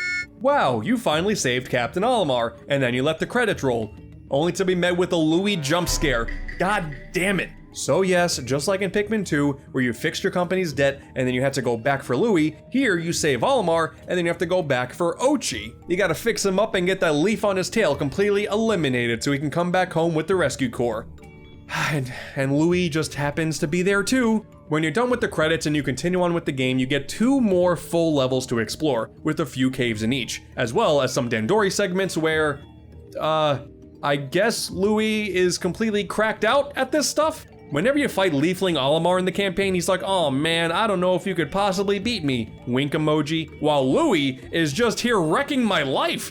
Good for him? I guess. I didn't know he was good at this stuff. Outside of the main campaign, freeing Olimar also unlocks his Shipwreck Tail, which is basically just Pikmin 1 again, but with the Pikmin 4 skin. Like, it's not like the Olimar missions in 3 Deluxe that just feel like, hey, this time you play as Olimar. No, the Shipwreck Tail really makes things feel different. You got 30 ship parts that you need to collect, you only have red, blue, and yellow Pikmin at your disposal, there's no dog for a while until you find Moss partway through, and you have not a 30, but a 15-day limit, so the pressure is on at all times. The levels may be the same, but the enemies, they're different. This is incredible. Perhaps this story is what does add a lot more fuel to the idea of this retconning the events of the actual first game, but again, I don't care. This mode is awesome. These sorts of limitations are something I think a theoretical hard mode for the main campaign so interesting, because I did the Shipwreck Tail and I just wanted more of that. Plus, one of the bosses is the Emperor Bulblax and you get the piggy bank out of him, which is amazing. And the ending of it is basically the same as the first game too. Oh, it's so good. The music is also better for these stages too. A lot of the songs sound like these remixes and combinations of songs from 1 and 2, which is incredibly fitting and really adds to this mode's different vibe. And then after that, once you finish the Shipwreck Tail, then you'll unlock the Trial of the Sage Leaf, a series of 10 incredibly challenging Dandori levels. And throughout them, you get rewarded with a white and a purple onion, the first time those 2 Pikmin types have ever had them, meaning you can grind those types up on the surface for the first time. That's so cool. Really fun and expansive extra levels, one of which includes a beady Longlegs jump scare. Oh god, they include these greatly challenging caves, you have Olimar's Shipwreck Tail, the Trial of the Sage Leaf. Obviously the game isn't done when the first set of credits roll, so whether you call this the post game or the end game, it doesn't matter. This all rounds out Pikmin 4 to be one of the most content-dense games Nintendo has ever produced. That's sure, DLC would be great to get even more to do, but at its base price, it is hard to do better than this. It took me 35 hours to beat this game. Oh my god, that's so much. And I want to do it all over again. Alright, let's talk about the Cavern for a King. This is the final dungeon, which of course is an insane gauntlet, and it's pretty challenging. And at the end, hey look at that, you find Louie, who had kicked Moss to the curb, because of course he did, he's a jerk. And he also somehow tamed this? thing. And the ancient sire hound. This is such a good final fight. I love that this dog theme is carried out throughout so many elements of the game. Hey, that main ship that you're bringing all the treasure back to, that's the SS Beagle. It makes sense now why that puzzle that you're collecting is the Nintendog. Your captain, her name is Shepard. Of course, there's Ochi and Moss, they're definitely dog-coded. So yeah, to end off with this incredibly huge furball in the longest and most complex fight in the series, it's the perfect finale for this adventure. Once all of this is said and done, Louis is taken back by force. He should never be allowed outside again. The Sire Hound goes about its business. Ochi is fixed up, able to return with the crew, and Moss sort of becomes the new leader of the Pikmin, which is a pretty cool character arc for a dog thing? You know, they are dog-coded, but I don't really know what these things are. At least they're pretty cute. And then some extra little bonus once you're done with that, you get some side quests from Louis, where you gather a bunch of enemies in the caves because he wants to make a soup or something. I don't know, man. Louis sucks. I'm so happy the Piccolopedia is back, man, because Louis' entries for everything are just the most unhinged things. You go to the Glow Pikmin and he's like, doesn't smell alive. God, I hate Louis so much. And strangely enough, finishing this Louis quest unlocks the ability for you to carry back stuff to the base yourself, like with your own bare hands. This isn't really helpful at this point of the game, which I guess is a fitting reward coming from Louis. Thanks, you son of a... But yeah, that's Pikmin 4. Easily one of the best games Nintendo's ever made. You know, no big deal, I guess. Call it a bias, call it me being a Nintendo fanboy, call it whatever you want. Pikmin is one of the best franchises this company has ever developed. The 4 mainline games are all incredible for their own reasons. You can make an argument as to why each and every one of them is the best one, and you would all be correct. Having them all on Switch as well is amazing for accessibility, because I know there are plenty of people who are playing Pikmin 1 and 2 for the first time and experiencing that nah, these games aren't cozy. They're actually incredibly difficult, and they hate you. They just hate you and want you to die. And I don't care, man, I'm still a fan of Hey Pikmin. That game's cute. We got those short movies, there are more people exposed to Pikmin than ever. There's a ton of new merchandise available, which is awesome, because they're all great. Look at this Ice Pikmin ice tray. It's amazing. It's all just so good, man. It took a long time to get here, like a long time, but damn it, Pikmin 4 delivered in not only every possible way, but better. And I could not be happier. When's Pikmin 5? I'm tired of waiting. So, I've been playing another code, Recollection, for the Switch, and I just want to talk about it. You know, this game came out in January, and I think we already have the contender for the most underappreciated Nintendo Switch exclusive of the year. We don't know the entire year's lineup yet, but I'm feeling pretty confident in that. Not a single other person I've seen has talked about this game whatsoever, and it probably sold like garbage, which is a shame, because like Bayonetta Origins last year, this game is really good, and no one cares. So I want to talk about it, because please, man, I hope someone out there cares. So in my opinion, this goes down as one of the most surprising remakes in the entirety of Nintendo's life. Like, I can't believe that we got a remake of another code, Trace Memory for the DS, as well as the Wii game that didn't even come out in North America, all in one combo pack. It is completely rebuilt from the ground up. There's like full voice act, like it's crazy that they put this much work into these games that are otherwise pretty damn niche. They've completely changed, like, almost everything but the story. It's crazy. I think, like many others out there, I have no real history with this franchise. I know that there are some people out there who do really enjoy these games. They played them back in the day, but I never did. Trace Memory went by me, and obviously I didn't have the chance to play another Code R. I just knew who this girl Ashley was, and it was some sort of visual novel. But I mean, during this gen, we also got remakes of the Famicom Detective Club games, so I was like a lot more open to something like this happening. And you know, after experiencing a bit of the excitement for this remake, I decided to go back and take a look at what the original games were like. And I'll be honest, I'm sure a lot of people are nostalgic for both of these games, but even with the full knowledge of what these games are all about now, I still don't think I'm a fan of the original versions. Obviously, the story notwithstanding, the styles of both the original games just don't seem all that great to me. Like, the first game was presented in this like interesting top-down style where you move around this environment, and then whenever there's a place of interest, then on the top screen you would see like a first-person shot of what that area is. Otherwise, it looked like a fairly typical, like, you know, visual novel, but you get to run around the environments. Like, it looked neat, but something about just the way you were playing the game didn't seem all that fun.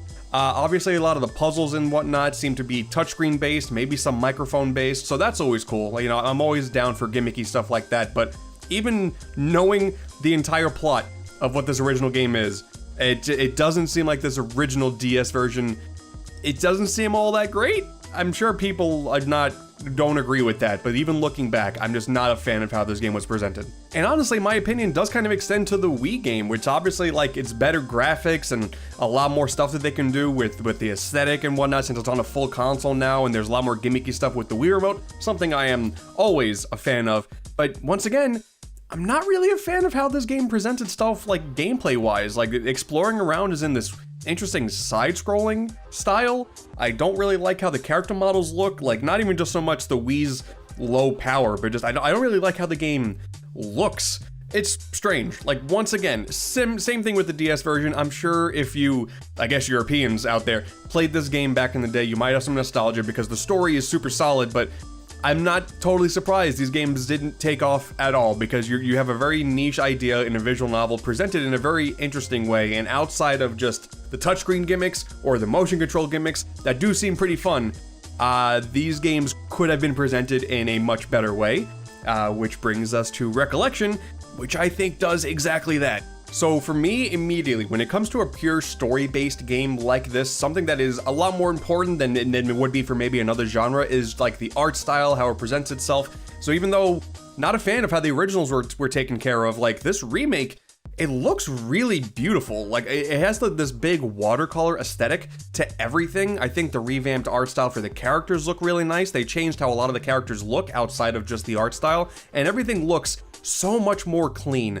I really like how the characters, whenever they're talking to each other, they take up half of the screen. I like that the border pops up every so often. Like, everything about just how this game looks really stuck out to me, and it just tells the story in a much better way. Plus, there's like full voice acting. Like, not every single word is voice acted, but there is a shocking amount of voice acting in this game. Something that, when I compare to Famicom Detective Club, once again, this is the only game that's a Switch exclusive I can really compare this to, there was like no voice acting in that at all. Okay, well, no American voice acting, no English, there was only Japanese. So, to see them take the full effort, once again, for such a niche game and get a full cast of people to voice every single character, that's incredible. And all the voice, well, okay, not all the voice acting is great. Like, I think the voice for the main character, Ashley, is really good. Whoever they got to do the voice for her, fantastic. She did a fantastic job the entire way. The other characters, admittedly, they kind of sound like PS2 era-ish, like in terms of just their quality of acting. It didn't completely take me out of the experience, but there are some characters in this game that just don't sound as into their characters as Ashley was. You know, is what it is. Oh god, yeah, and there are some times where these full animated cutscenes play out too, and they're really well animated, like on top of everything else. Like, it's just, they put in a lot of work to make sure this game just had a ton of like love put into it. Just everything about it is very impressive. These developers for this remake at Arc System Works, which is also crazy that they're the ones responsible for this, clearly cared about this franchise. So kudos. Any complaints I had about the original's like style, completely non-existent here. This game is presented beautifully. Being able to be behind Ashley's shoulders, exploring all of the environments in full 3D the entire time, being able to investigate things that are right in front of you. There's no weird screen things you gotta do. It's just you are right there playing as her. It's fantastic. This is the way to handle a game like this. There is the occasional like the very bad texture. Like, oh my god, like you were talking about PS2 era, if you get a zoom in on some things, there are some textures and models that are incredibly low resolution in the environment. That's a shame. It's like almost as bad, if not worse, than how much Pokemon gets, like how much crap those games get. Like, it's bad. It's kind of bad at times, but you know what? That doesn't take away from the game. Yeah. But that's all just strictly comparing the remake to the originals. Now let's talk about the actual games themselves, because it's handled in a pretty cool way. Like, this is a collection of 2 games, but rather than having it be a typical collection where you get to choose which adventure you want to go on, you play through both games sequentially. You have no choice. You do, like, whatever the first game takes, like, 6 to 7 hours, I believe. Like, they're not long games, but you finish up the first game and then you immediately jump into the second game. And I'm pretty sure that some characters and some plot points are different in the second game. I think just to make things a little more cohesive with the first game. But otherwise, the general plot is the same, and the first game is exactly the same. But it's all about this girl, Ashley. She has been told that her father, who was thought to be dead, is actually alive. Your aunt told you that he was dead based on his wishes. You find out that wasn't true, and he's on this island. So go to the island and discover all of these crazy mysteries that are on this island, because oh my god, there's a ghost boy. That's crazy. And the first game, it feels like a very self-contained thing for the most part, because you're on this island, you get to explore the island a little bit, and then you spend the very heavy bulk of the game inside of this mansion. And it's not like you're traveling to other islands or whatnot at any other locations of the island, like outside of the end of the game. You walk up to the mansion, and then you spend the entire game in the mansion, solving puzzles and talking to the ghost boy a lot. And the whole idea of the game being called Recollection is because the core story theme about this game is like parental issues and having so many elements of your past you've forgotten about, and they come to you in waves, and you can only achieve peace if you finally fully understand what's going on. So with that context, this is definitely like a very relatable story. Like, I'm gushing about the style up and down, but in terms of the plot, like, it's a very down-to-earth, outside of the ghost, it's a very down-to-earth relatable plot with a bunch of relatable characters, and I was engaged like the whole way through. There's definitely some extra worldly stuff outside of the like you accept the ghost pretty early on. It's the ghost of a boy that died a while ago that, you know, can't rest in peace, so you're working with that. But there other than that, it's otherwise a pretty grounded plot outside of one big thing, because there's science involved and there's some brain things that are going on. It's still not, it's not so crazy that you can't wrap your head around it, but when you fully realize what's going on, there's a moment where I had this like big aha of like actually understanding what this game is trying to tell, and I was just engaged for the rest of the game. I could not stop playing. So once I got through with the first story and started with the second one, I was like, okay, the only thing I know about the second game is that you're older and you take place now in a much bigger island. And while the first game, you only really get to explore the mansion for the most part, now you have an entire vacation island to explore. There's multiple locations across the entire island. You're constantly running back and forth. There's a wider cast of characters.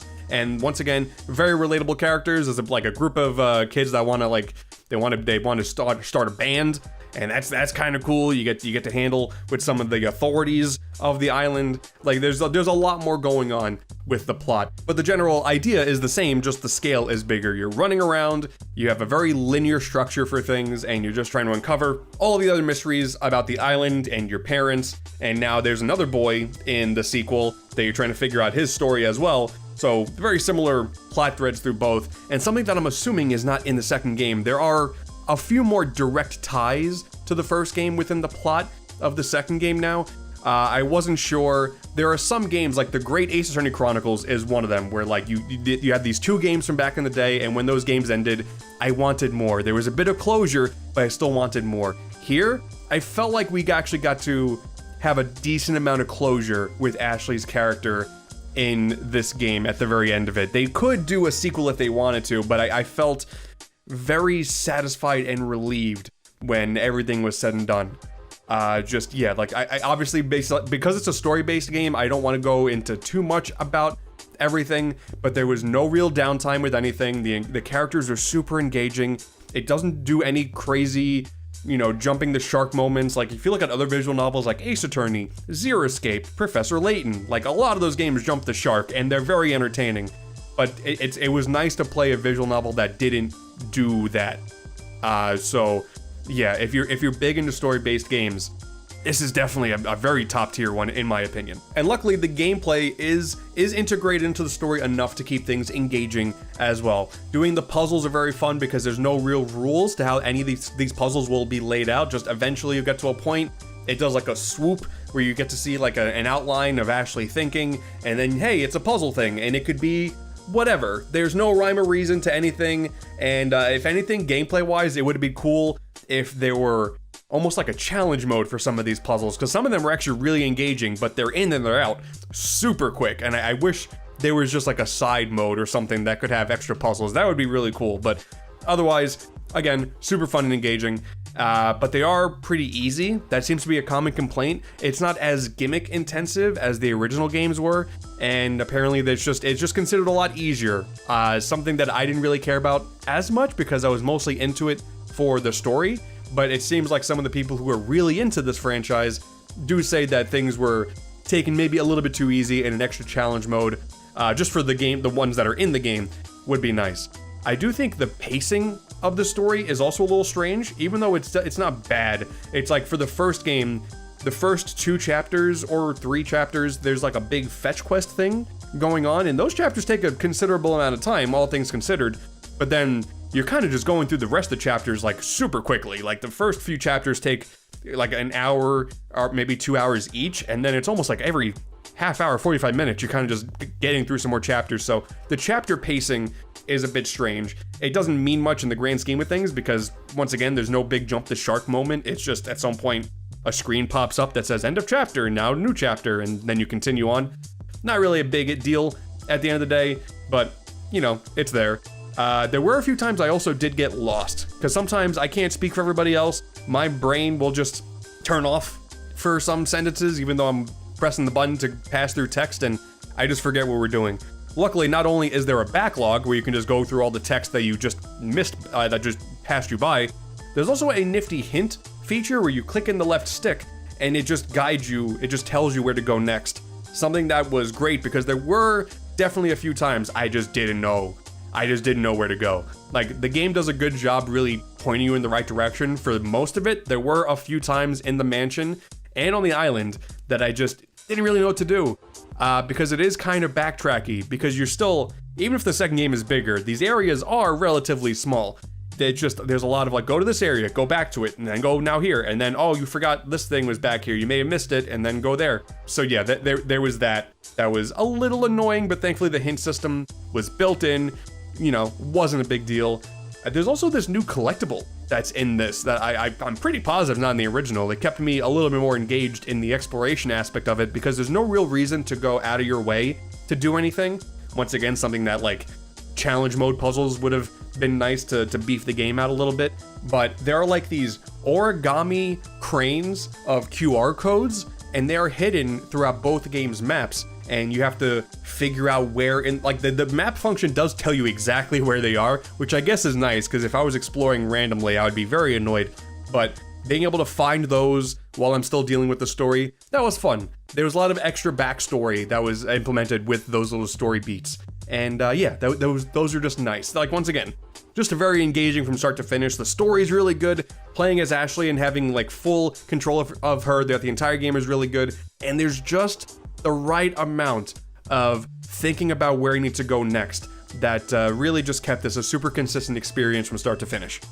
Being that this is a big story-focused game, there's not really much more I could say without going into spoilers, because what was nice about this game, and typically any game that's story-based, is going into it with almost no expectations whatsoever. I think it's best that if you're interested in any story-based games at all, this is definitely, and especially like a relatable story, if you're into games that have like a really great atmosphere, there's not like any crazy looming danger. You just get to explore and deal with just discovering your memories and figuring out what's been going on with some science stuff involved. There's no crazy difficulty spikes. There's no moment of the story that I'm thinking this is bad and going the wrong way. Like, if you're a fan of point and click story games that have a bit of a slow burn but do excel in atmosphere, then yeah, I think Another Code Recollection is a fantastic pick.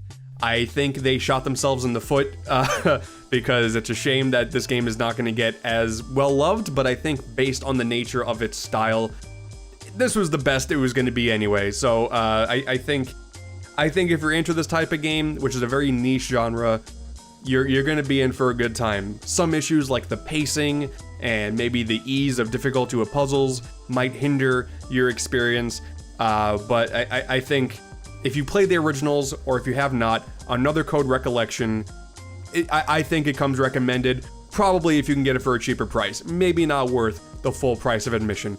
But at the very least, I just want to appreciate that this is honestly one of the craziest things Nintendo has ever done on the Switch's console. Like, obviously we can take a look at all the crazy things they've done with Mario. They brought Metroid back and they're doing all these crazy things.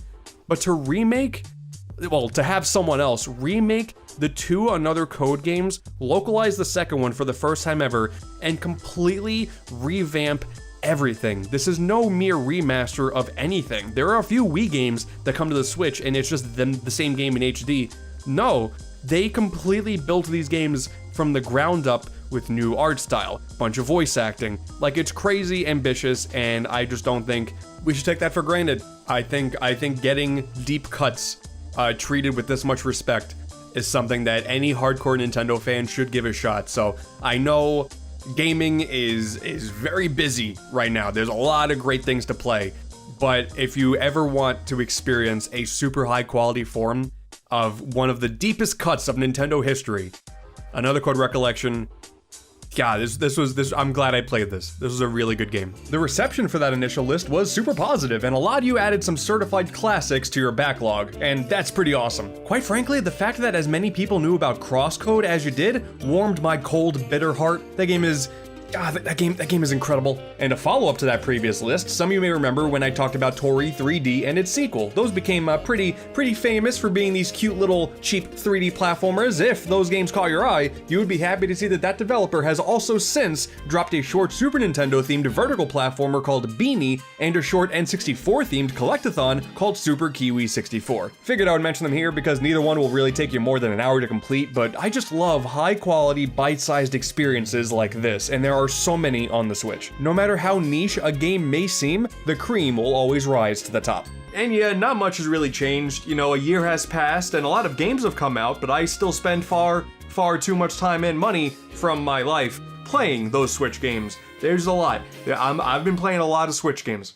Dude, this is like the greatest RPG ever, and quite frankly, I don't really care how well this game sold or didn't sell. The numbers don't matter to me because there will never be a time where enough people got around to playing this game. It is... oh my god, it's so good. Also, Ghost Trick Phantom Detective. I feel like this game is too well known to have a proper spot on this list, but it also didn't really sell well the first time around, and I don't want that to happen again because this is an 11 out of 10 game right here, and promise me, you won't let this game fail again. It's so good. You want to know one of the best parts about the Switch? It doesn't matter how many people swear on their lives online that we're nearing the end of this console's life. Doesn't matter, there's still a ton of games coming that all look great. But also that means a ton of indie games that are gonna go under people's radars, and I ain't having it. Here are even more games that have defined my time with the Nintendo Switch. If you watched the first episode and agreed that we need a lot more low-poly, fast-paced, bite-sized 3D platformers, well, first off, you got good taste. You're looking beautiful today, by the way. But second off, Lunistis is perfect for you. It's very rare that a game will show up and leave as strong of a first impression as this one did to me. The aesthetic is incredible with its pixelated look and landscapes just filled to the brim with every single color imaginable. The soundtrack is bright and bouncy, always like that for my platformers. And most importantly, it feels great to play. You run, you jump, you got a spin attack, which doubles as an extra jump, Mario Galaxy style, and you get thrown into these surprisingly vast levels with the goal of collecting every shiny trinket you can, and even speedrun it if you so choose. And definitely go for that too, because there is a neat little secret at the end of the game to reward you for your troubles. There is some pretty nifty lore to dive into with this one, and it's definitely a fascinating plot, but I'm gonna be honest, that's not why I'm here. Bro, there's a music-themed level where the platforms move to the beat. You win a Game of the Year nomination on that alone. This is one of those adventures that hits the ground running, never once fumbles, and will easily pull some "damn, that was a good ass stage" lines out of you during your time with it. It's only $5, it lasts about 2 hours, you can play as Tori. You see, this is what we call a comeback. Lunistis is an easy recommendation. And for the love of God, more low poly platformers please. I will buy all of them. I never had cozy spiritual successor to Nintendo's Kurudin franchise on my bingo card, but damn it, here we are. Now I'm sure this can't be the only game to mimic that style of the fairly forgotten Nintendo puzzle game, but Spin Frog, all aboard the Frogcopter, honestly is kinda better than the Big N's own attempts. The premise is simple. You're in a constantly spinning ship and the challenge is to get good at constantly threading the needle to get around corners, avoiding walls, collect some items, and use those collectibles for some customization. Some of the stuff that you would expect out of a game like this. You do get some fancy little gimmicks from time to time though, like needing to deliver ice cream to people. Adorable. It's a gameplay format that maintains a perfect challenge, but man, the game's style is remarkable too. The color choices and the often crayon-drawn look of the characters, the dialogue that Garu and Bauf, great, is always endearing, especially when you run into other characters like Tilly, the socially anxious cat. Bro, that's relatable, I get it. And man, like, all of the music sounds like it's from a classic Pixar animated short, which is great. I love this, because the gentle tunes trick you into thinking that this is a nice, relaxing game until you crash and die dozens of times. I love the Kududen games, but I really think this is my favorite form of that idea. The GBA titles are great, but being restricted to a D-pad can be a bit frustrating, which is remedied with the GameCube game Kududen Squash, but that game introduces a bunch of gimmicks that come up at a pretty quick pace that are fun, but Spin Frog remains a more simplistic take on that idea, and it results in a more consistent experience. Plus, anytime Nintendo refuses to make a sequel to one of their own IP and an indie dev comes through to fill that void, you got an easy fan with me. Well then, putting my money where my mouth is, here is one of those import physical copies that I'm such a big fan of. Hardcore Switch fans know that if you do enough digging through the console's library, you can find a lot of games that would be classified as, quote, anime trash. And while Metallic Child looks like it may give off that vibe at first glance, and like, the girl who streams the action for her audience and begs you to be a part of it sort of works towards that case, I can see that. In actuality, this is a high-action, roguelite adventure with a sort of Mega Man-styled progression system by having 8 levels to choose from the very beginning, with each boss giving you a unique weapon. You're constantly just running into a new room, you beat up a bunch of robots, you get graded by how well you did, and if you're lucky, you get some temporary upgrades to help you out for the immediate future, or, change up your weapon type entirely to discover what works best for you. It's a really straightforward idea, but it ends up being satisfying trying to constantly go for high ranks so you can always get those high rewards, as well as always running the knife's edge of using some more powerful moves that take up some battery versus simply learning how to mash buttons real quick and get out of the way when necessary. And then if you die, well, GG. Try the level again. Idiot, it's a roguelite. I was kind of worried that this was going to be one of those cases of too much style and not enough substance, but I really enjoyed my time with Metallic Child. And plus, look at some of the customization options. I'm always a fan of these. The main character, Rona, is pretty adorable, let's be honest. Wait a second. Sakuna of Rice and Ruin is kind of a farming sim. Whoa, wait, hold on. Okay, so I get it, like farming sims have become a bit of an easy thing to rag on, I understand. I am personally glad that fans of that genre have so many options now, though I won't lie and claim that I'm one of those fans because I really don't care. To Sakuna's benefit though, the farming is fairly simplistic, as it's a combination of learning how to grow the best rice possible and basic area maintenance around that garden. The important part though is the benefit to good rice is that it's gonna buff you up for the real meat of the game, and excellent side-scrolling platformer beat 'em up. The movement feels great, nailing your attacks feels great. You got this grappling hook with a bunch of utility. This is so good. And the music, oh my god, the music is fantastic too. It ends up building up this great dichotomy where you want to just be stronger to take down the ever-growing threats that block your progression and master your brand new moves that you keep learning at a consistent rate, and you get to use your peaceful time to take a breather, hang out with your friends, and plan out your next rice crafting strategy to get the maximum output for said upcoming battles. And it all takes place in the same day-night cycle too. You gotta pay attention to that, as well as the weather, to not be stuck with the stronger enemies at night or let the rain come in and drown your crops. It really works so well. It's such a cohesive system. And Sakuna herself, she's just a great character. This spoiled brat of a harvest goddess who was just banished to the Isle of Demons after accidentally causing chaos in her homeland. So throughout the story, you get to see her grow as a character, as a warrior, and as a harvest goddess. Dude, this is a culmination of ideas that should be weaker than it is, but Of Rice and Ruin is truly something special that everybody should give a shot. Even if you're tired of the farming sims, trust me, I get it. Even if you're not a fan, this is one of the good ones. Further proof that cheaper, simplistic platformers can be an absolute blast, Dadish is pretty awesome. Now, I am kind of cheating here. There are currently 4 titles in this illustrious franchise. We have a straight up trilogy with Dadish 1 through 3, as well as Daily Dadish, which, yeah, this one's a bit strange, but the main gameplay loop is exactly the same in all of them. You play as Dadish, the dad radish, and all of your kids run away and get lost. In each and every game, parenting, It's a tough thing. Thank God though that each individual one is just chilling out at the end of a simple platformer gauntlet. Phew. Yeah, there's really no frills to these. You got a jump button, and if you're feeling spicy, a double jump as well. And that's about it. It's solid enough platforming, but probably not super compelling yet, right? Okay, well, what if I told you that all of the kids are sassy and hilarious? Hi, Dad, are you about to tell me to come home? Yes, I've been very worried. Oh, me too. What do you mean? I'm constantly and deliberately putting myself in terrible danger. I pretend I'm doing it for the thrills, but really I just want attention. Neat. Oh, that was it. Bye then. You mean to tell me all I gotta do is be decent at a platformer and every level rewards me with a hearty little chuckle? Oh, sign me up. Each title in the trilogy is more or less the same. There are some different themes and stage hazards, you know, the usual stuff. Nothing dramatic to set each apart. Except for Daily Dadish, which has 365 levels in it, but you're only allowed to do one a day. That's very strange. I mean, there's a reason why Mario never attempted this idea, you know? But hey, you know what? After a great trilogy, the more Dadish, the better. Even if it's for only like 2 minutes a day, every single day, for an entire year. Okay, yes, I'm cheating once again, bringing up multiple games for one entry, but I can't miss an opportunity to give a massive shout out to DYOKnowGaming, a developer dedicated to making modern, retro-feeling games with some of the best detailed sprite work in the entire indie scene, in my opinion. Every one of their games exudes this incredible style featuring SNES or even PS1 era sprites with great shadows and lighting effects, and of their currently 5 released titles, no 2 play the same. We got a space shooter color matching combo with Super Starpath, an intense gallery shooter with Bot Vice, this nifty Breakout clone with some close combat and even co-op as an option with Strikey Sisters, an atmospheric psychological horror mystery Viviette, and finally a more action-y combat-focused horror adventure with Evil Tonight. Admittedly, of this group, Super Starpath is just kind of okay, but it is their first game to be fair. The remaining 4, on the other hand, all excellent. They're each only a few hours long, they ramp up challenge at a really solid pace, they encourage replayability for things like points in the case of Bot Vice,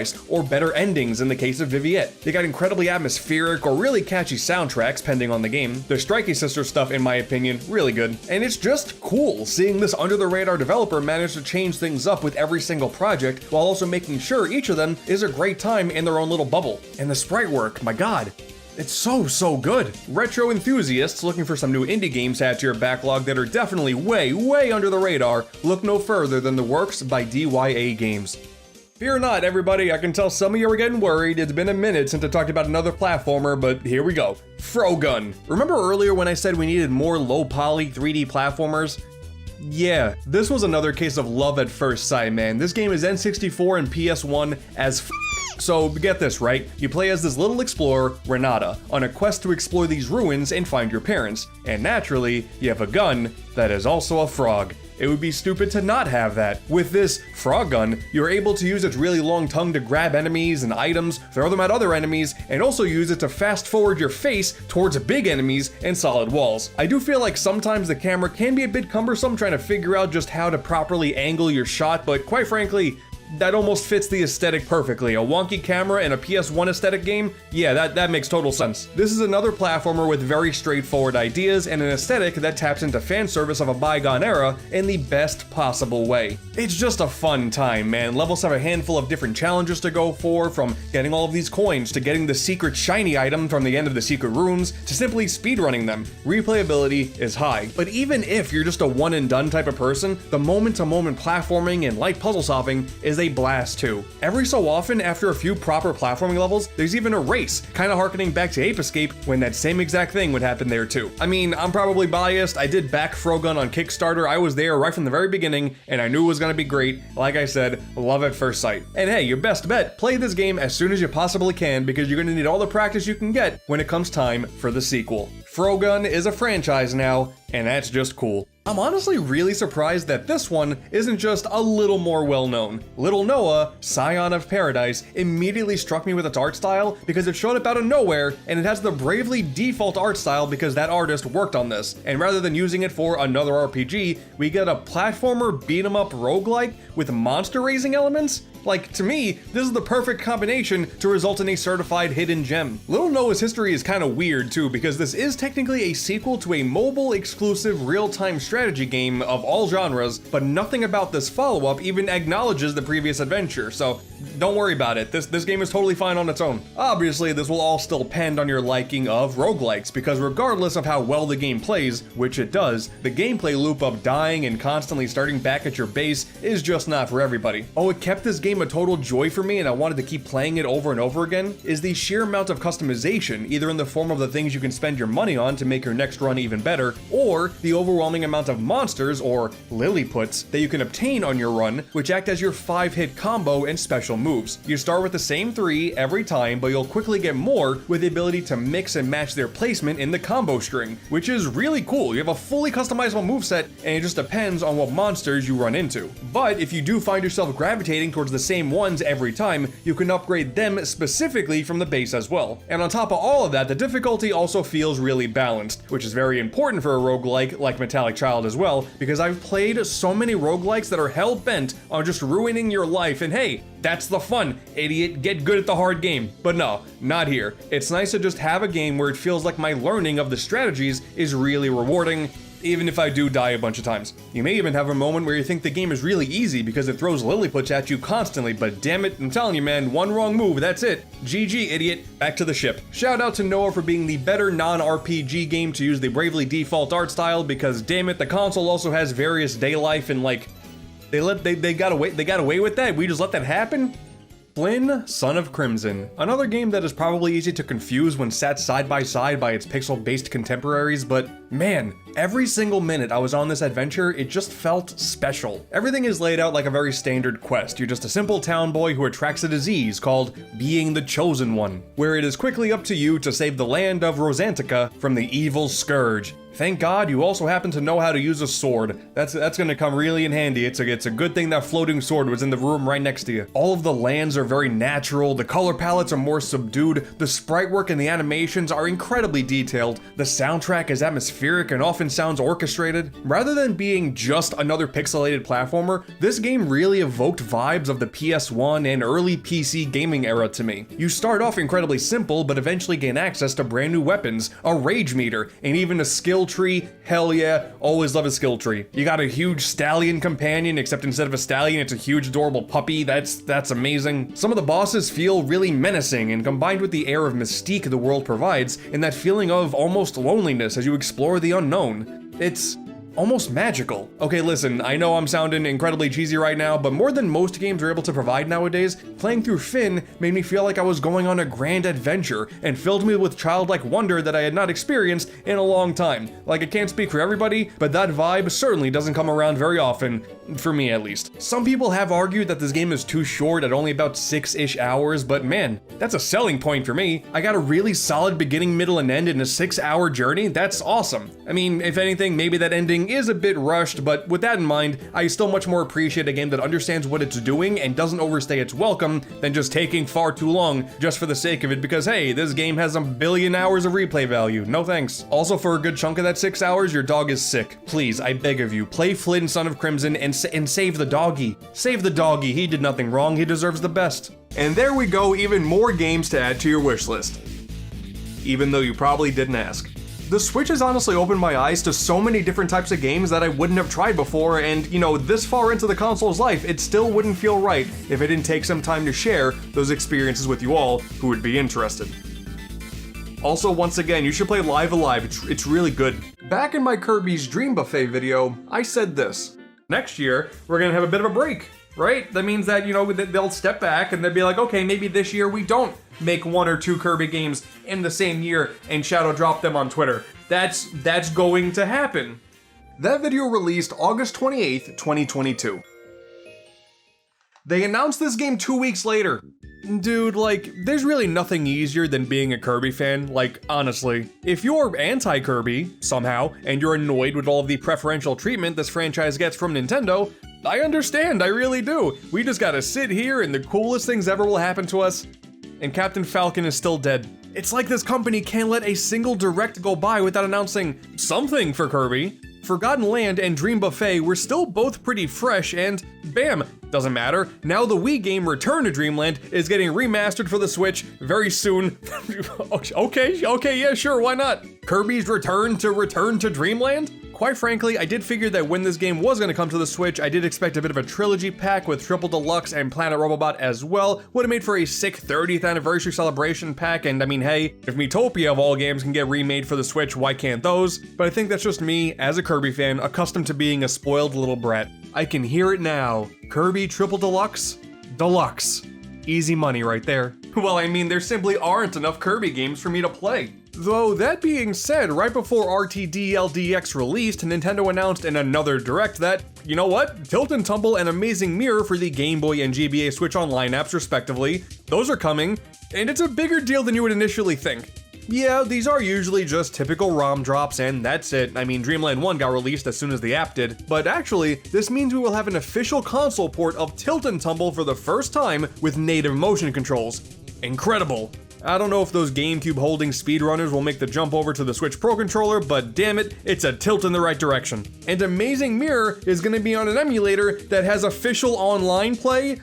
Oh my god? I know these emulators just inherently have online play, so it's to be expected, but dude, Amazing Mirror Online. That's incredible. And just those announcements on top of all the additions to this remaster, man, like I said, us Kirby fans really just have to sit here and relax, and the best things will happen. Sorry about the mad ramblings of a Kirby fan here going through a really good time in my life. This timeline is treating someone like me really good right about now.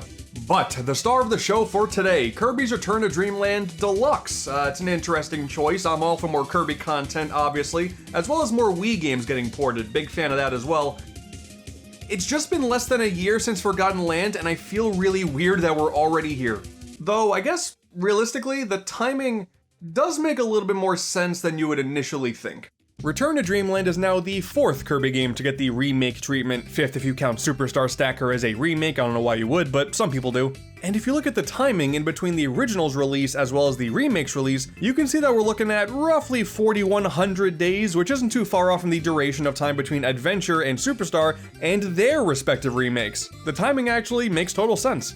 Extra Epic Yarn came out the soonest, and hey, maybe that's why it's the weakest one. You gotta shoot closer to that 4,000 day mark, that's the ticket. This is a moment that doubled as not only a fun piece of trivia, but also a reminder that we're all progressively getting older. Look at me reviewing the original Wii game all those years ago. This little idiot had no clue what the next few years had in store for him. Also, did you know that in Japan they kept Wii in the name, so it's Kirby Wii Deluxe? Did you also know that while the game was called Kirby's Adventure Wii in Europe originally, they went ahead and took the Return to Dreamland name, so now the name's different depending on what console, as opposed to America where it's Return to Dreamland the entire time. Does anyone else find this interesting, or am I way too far gone? Man, I still remember when this game was originally revealed as just Kirby Wii. It's easy to forget just how important this game was for this franchise. Kirby's return to Dreamland? When did he ever leave, right? Well, believe it or not, there did used to be a time where Kirby didn't get love every 20 minutes from Nintendo. After 64, the Crystal Shards in 2000, the franchise was mostly relegated to spin-offs and remakes, and the platformers that did release, Amazing Mirror and Squeak Squad, while both fun in their own regards, it was evident that they didn't have the amount of love and polish that the games deserved, probably in part due to being handed off to another developer, Flagship. Only in 2010 with Epic Yarn did we finally see Kirby getting the big spotlight again. It had been 10 years since Kirby felt like a big deal. There was that glimmer of hope with a GameCube game, but as we all know, that was in development purgatory and eventually scrapped with elements from that build showing up in later games. And speaking of, did you see that new footage of that GameCube game was actually discovered randomly in 2022? That's... wow. Footage once thought to be lost just happened to show up on YouTube 17 years later. That's... what? And if we go even further down this rabbit hole, remember when Nintendo dropped an Iwata Asks segment that revealed that not only was that GameCube game canceled, but there were 2 other games in development too that never saw the light of day? Well, obviously the 4-player co-op one was a big selling point for Return, as well as Star Allies in the future. There's this sort of isometric one that managed to finally show up in Blowout Blast, obviously expanded upon greatly with Forgotten Land. But this third one here, the side-scroller with a cel-shaded art style? Well, how about that? Obviously, art style preference is subjective, whether or not you dig the remaster's outline style. You could argue that Battle Royale had a similar art style, but nobody actually played that game. I could just be grasping at thin air here, that is totally possible, but I'm going to call Return to Dreamland Deluxe closure after so many years of rare information drops for canceled Kirby games, and that's actually really awesome. Yeah, I think I have an unhealthy obsession. I think that much is clear. Oh, this is a Kirby cup that they released at Kung Fu Tea locations. It had like a pink berry drink. It was to celebrate the release of Forgotten Land. It was pretty good from what I remember. You can't get it anymore. It was like a year ago at this point. But I kept the cup. And I still use it. That tastes just like Kirby. I saw some people say that because Sand Kirby is in this game, you thought I was gonna, like, for a gag, eat sand? What's wrong with you people? Important question right out of the gate. In this remaster, does King Dedede still do the thing on the title screen? The game's perfect. The story begins in the peaceful world of Dreamland. Aw, it's the butterfly. I am shattered beyond repair and there is no saving me. A mysterious ship crashes, Magolor needs your help to repair it. It's a pretty typical story. Something bad is happening and you're the good guy, so you gotta go save the day. That makes a lot of sense. There's not a whole lot more to elaborate on here. Magolor is one of the most trustworthy characters in this franchise, and I will do anything he says. But you know what? This whole new King Dedede thing really has me thinking far too hard about this newer redesign. Club Penguin looking ass. They've given this dude so many redesigns in his life, they can't stick to one. It's a miracle we got the same design for 2 games back to back. We got this adorable little ball of chub in 64, this odd, always mean looking design in Triple Deluxe. Wasn't bad, he just looked very angry. His anime look, he was always kind of too big, always put me off, not gonna lie. I think I'm also in the minority of not really digging the Star Allies design. Like, Buff Dedede was funny for a minute, but even when he's not buff, this guy right here, he's a little too long for my liking. And then Forgotten Land came out and gave us a king that was almost perfect. The adorable 64-styled big blue ball of simultaneous happiness and anger, but modernized, just with a pretty cool tribal look that worked well for that game given his insane boss battles. So in Deluxe, having that model with his classic outfit, dare I say we have reached peak Dedede. I definitely like this more than the original Wii model. But points also go to Smash Dedede. That's pretty damn close to the top 2. And why Stone Kirby in this game can summon Star Allies Dedede and not New Dedede, I don't know.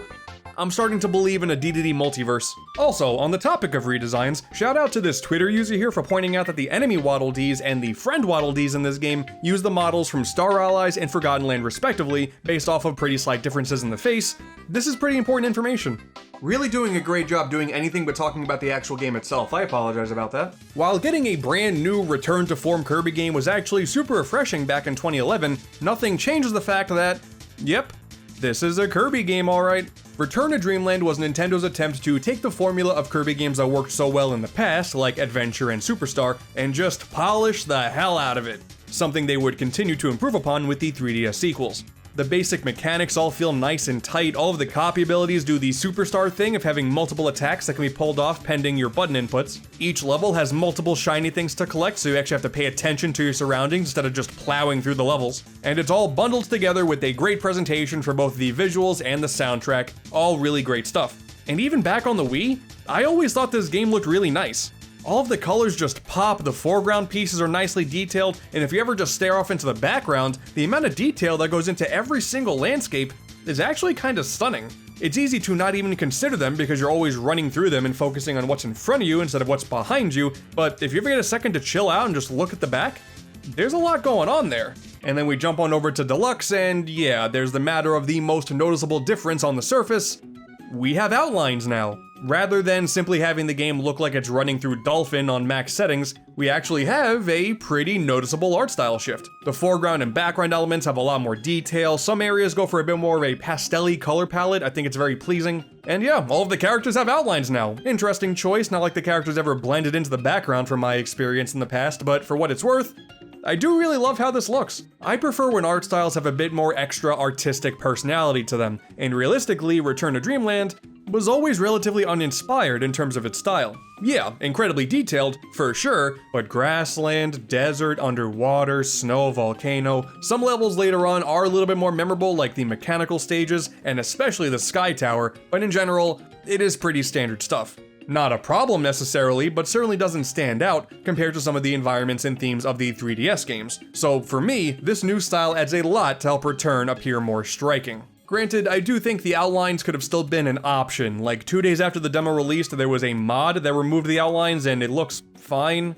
But whatever, I still like them. It's even more visually interesting when we compare this directly with the Kirby adventure built for the Switch, Star Allies. Even with the base Wii version, yeah, I think Return looks better. So clearly, Deluxe blows that right out of the water. Star Allies just didn't really have much of a style that let things pop as much as Deluxe does. And also, gotta say, it's really nice having a console Kirby game now that runs at 60 FPS. It's about damn time. I've said this once, I'll say it a million times, I am no frame rate snob, but when all of the other modern Kirby games run at 60 and Star Allies ran at 30, it looks kinda gross. It was fine with Forgotten Land since that game was an entirely different format, but for the 2D games, it was jarring to me in 2018, still jarring in 2023.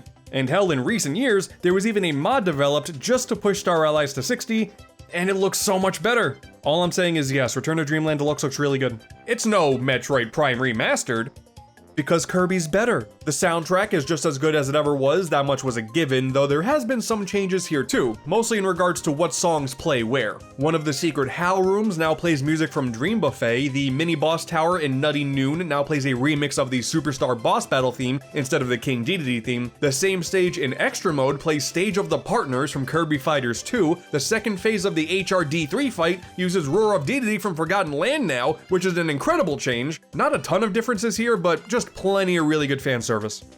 Wow, the new game in a series with consistently good games is good. I am shocked and appalled with this information.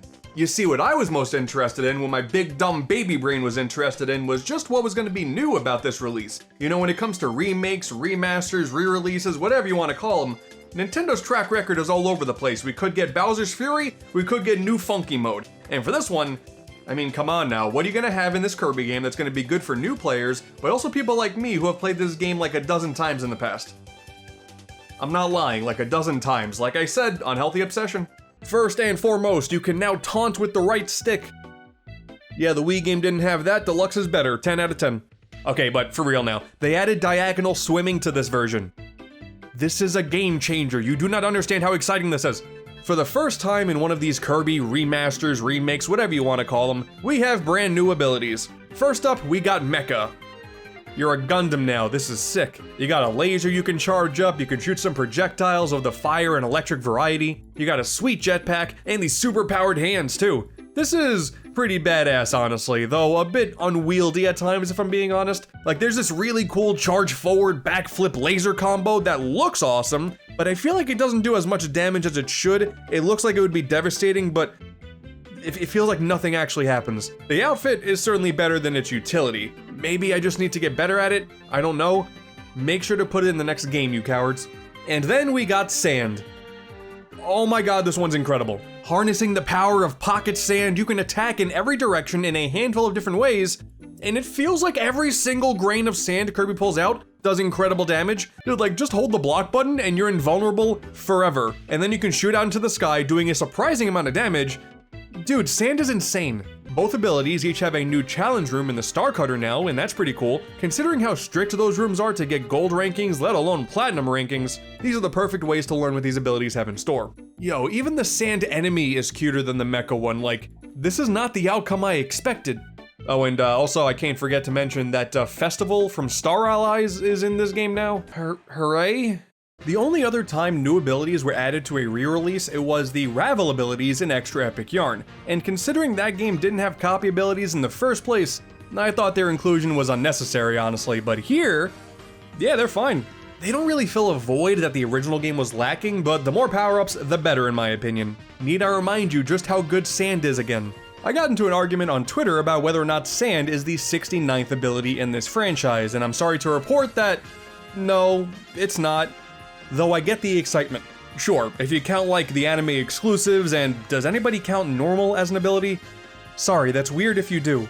Strictly speaking, from the games, from all of these main adventures on Nintendo consoles, Mecha and Sand are abilities 67 and 68 respectively. I would know, I did a whole ass list ranking all of them. How are some of these people trying to tell me that I'm wrong? That video had 67 entries and didn't even include Sand because they revealed it shortly after I made that video because Nintendo actually hates me and wanted that video irrelevant as soon as possible. In regards to where I would put these abilities on that ranking list, I mean, I think I was pretty dead on with Mecha's placement. I think mid-20s is the perfect spot for that one, but Sand? Like, dude, like, I don't know, maybe in my top 10? This definitely became my arena go-to ability. Stupid Galactonite here did not stand a chance. And this dude's like a god. But at the end of the day, what this does mean is it doesn't matter what the next Kirby game is, what the next ability is, no matter what, 69 is right around the corner. Interestingly enough, some of the returning abilities got modified as well. The Energy Sword move that debuted in Triple Deluxe is here now. Fire has a couple of new moves as well, one when you're at a standstill and one when you're rolling. And the Hammer Flip move that you're really used to now because it's super powerful and also destroys bosses. I totally forgot that that wasn't in the original Wii game. It's here now though. This is so much to take in. One of my favorite things with these Kirby games and the fan service is the stone transformations, and we have a couple new ones here. Magolor on the Star Cutter, Kirby from Forgotten Land, the Fat Boy from Dream Buffet, really like that one. And this one did show up in Star Allies, but hey, it's QB on Mount Fuji. Some techniques have also been modified for King Dedede, Meta Knight, and Bandana D in co-op to more match how they played in more recent games, and that's pretty cool too. Found this out because even though I'm not a huge fan of co-op in my platformers, you can still play as these characters in the arena mode.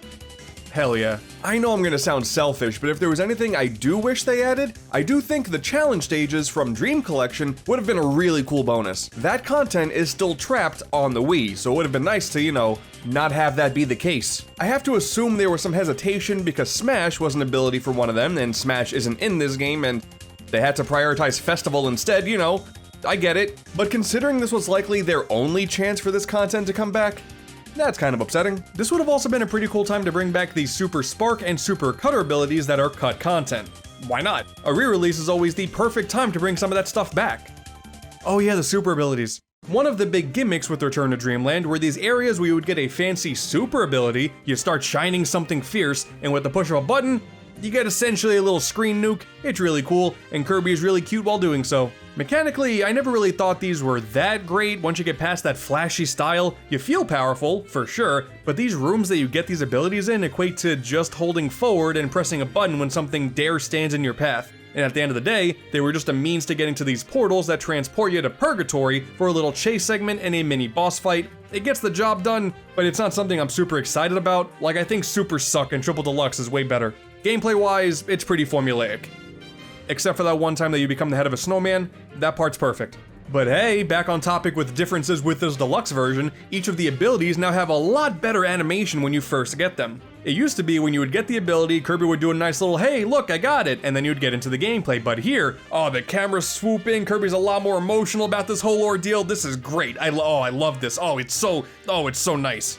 But just in case you don't like those and want to get right back to the action, well, now you can skip the cutscenes too. Couldn't do that in the original. They've added the Gigant Sword and the Morpho Sword to the Ultra Sword lineup. That's pretty sick. Enemies will now fly and hit the screen with intense force when you take them out with one of the attacks. That's just a cool touch. If we're going for style over substance with the whole super ability thing, doubling down on the style was certainly the right call. I like these changes a lot. Super Suck is still better though. They even brought back the old animations from the Wii game during one of the final boss fights. That's a pretty cool throwback. And outside of the abilities themselves, there's even more minor visual changes, like this part early on in the game with the Super Fire ability where you burn down this big tree in the original and the portal just shows up in the middle. Well, now there's a little cutscene where the tree will burn down and fall into the background. Cool, that was my major complaint with the original game. Ooh, the screen transitions are new here too. There is so much visual polish added to Deluxe. Oh man, what else? Okay, so there's a Helper Magolor mechanic now, where Magolor will give you health when it's low and pick you up when you fall down pits. That's nice of him. Certainly not something that someone with evil intentions would ever do. I like him a lot. He's got a bright future. You can also now store items, Super Mario World style. Sure? The game never really needed to be easier, but hey, anything for accessibility to newer players is fine by me. Conversely, the harder extra mode is still here, unlocked after beating the game with roughly 70% completion, and like in the original, it's the same adventure, just made a bit more difficult. Harder bosses with some cosmetic changes, more enemies, smaller health bar with less health pickups, and an extra mode exclusive boss near the end of the game, which yes, is a throwback to the cancelled GameCube game. In Deluxe's extra mode, there are even more enemies and obstacles compared to the original, but quite frankly, without direct comparison, I couldn't tell the difference. I still died a bunch because of the shorter health bar. I just can't tell if the enemy that killed me was in the original or not. So sue me, I'm a fake Kirby fan. There's a new past adventure screen on the main menu now, continuing the current trend of Nintendo reminding us just how often they make these damn games with no sign of stopping anytime soon. They added amiibo support so you can get item drops whenever you want. Okay. Of course, co-op is still present, but unfortunately, there is no online play for this. There never was any indicator that there was going to be online, but hey, once again, I was never a co-op platformer guy, wasn't going to affect me either way, but I can tell that there were a lot of people online who are upset at the omission. And if you are one of the upset ones, consider this. He's actually called Bandana Waddle Dee in this one. He was just Waddle Dee in the original but happened to wear a bandana. Instead, online play is restricted to the new minigame mode, Merry Magoland. Because standard minigame selection menus are for losers, and Kirby is not a loser, damn it. Oh, no, not the whole minigame mode, my apologies. Just one. Just one of them is online. Yay.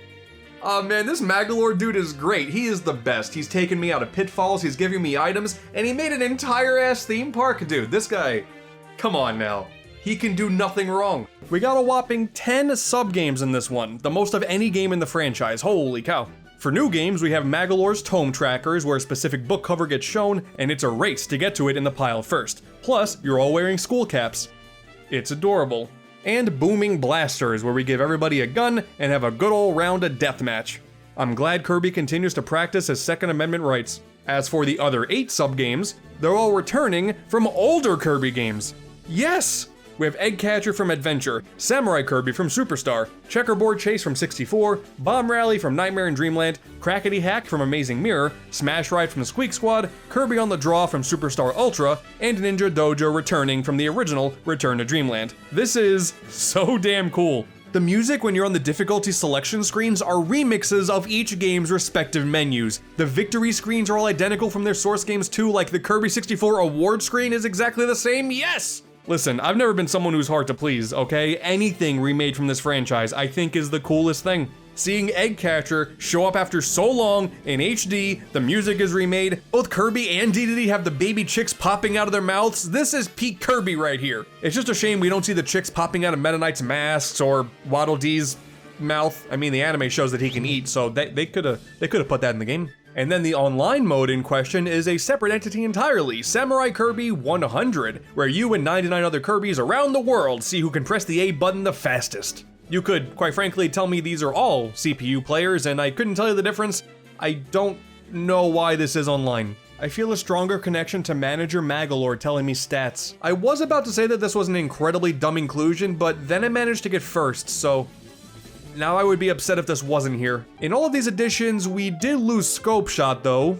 This is so sad. I did always like Ninja Dojo more, so I don't really feel the same pain, but kind of strange that they decided to get rid of one of them at all.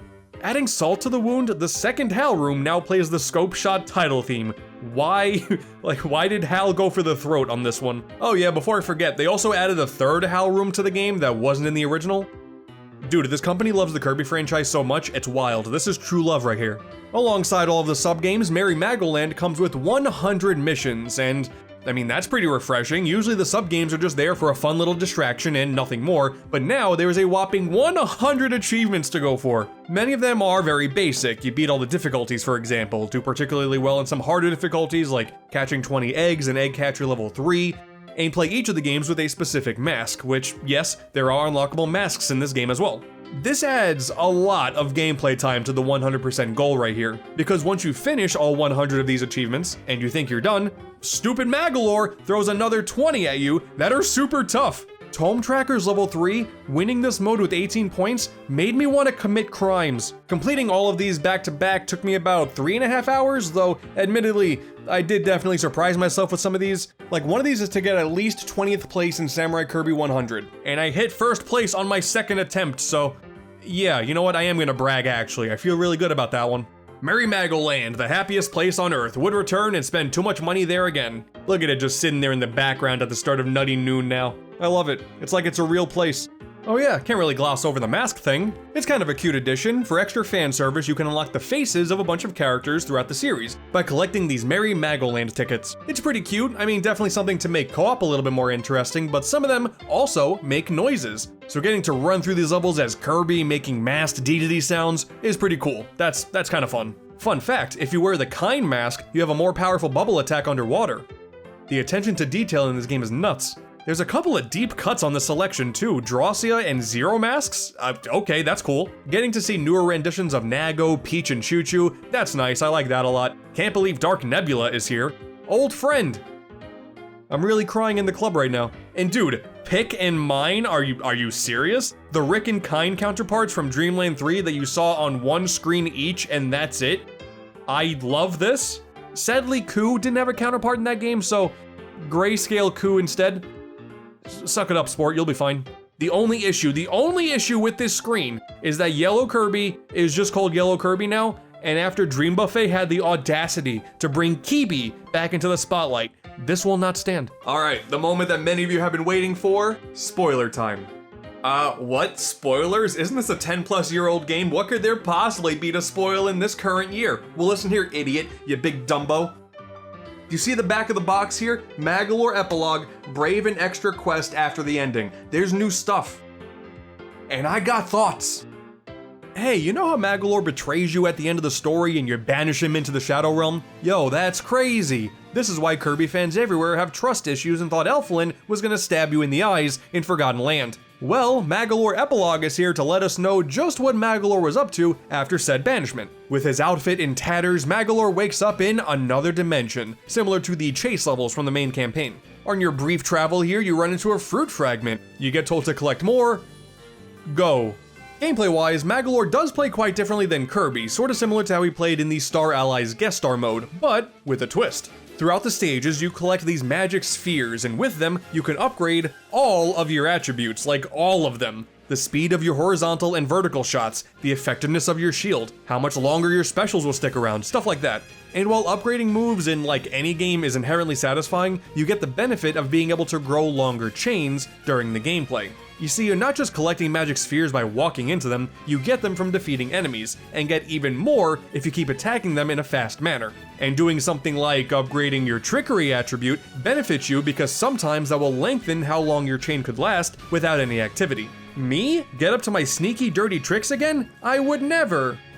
Unless no one is looking. Learning the level designs to chain the best combos and go for the highest points is really the name of the game here, and it is way more satisfying than I thought it was going to be. Typically, these extra modes like Meta Nightmare and DD Detour just play through the main game with a new character, and sure, it's not like visually we got anything crazy here with Magolor, but still, by having unique designs, sometimes pulled from the main game's chase segments, most times not, made for a consistently fun adventure for the roughly 2 hours it took to complete it. And even the bosses are more changed than I expected them to be. These aren't simply the main game bosses with the color swap, no.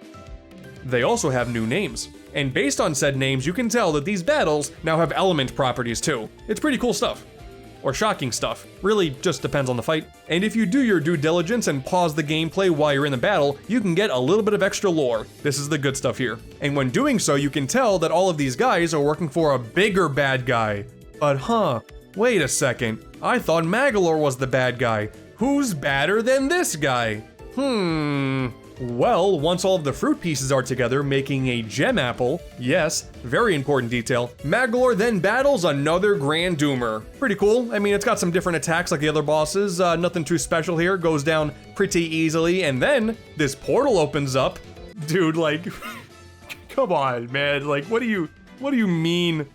We got a biblically accurate Wispy Woods here as the final boss? What is this? God, I love Kirby so much, dude. You see, why this is a thing is because the gem apple seed that you freed from beating the crowned Doomer immediately gets attached to the Master Crown, the thing that turned Magolor scary in the main campaign. So, simple math, you have a seed that will turn into a tree, combined with this source of evil, bam, monstrous tree god. And it's a pretty fun battle too, finally being able to use all of Magolor's skills against a unique boss fight that isn't simply a reskin of something that Kirby fought before. It's really satisfying.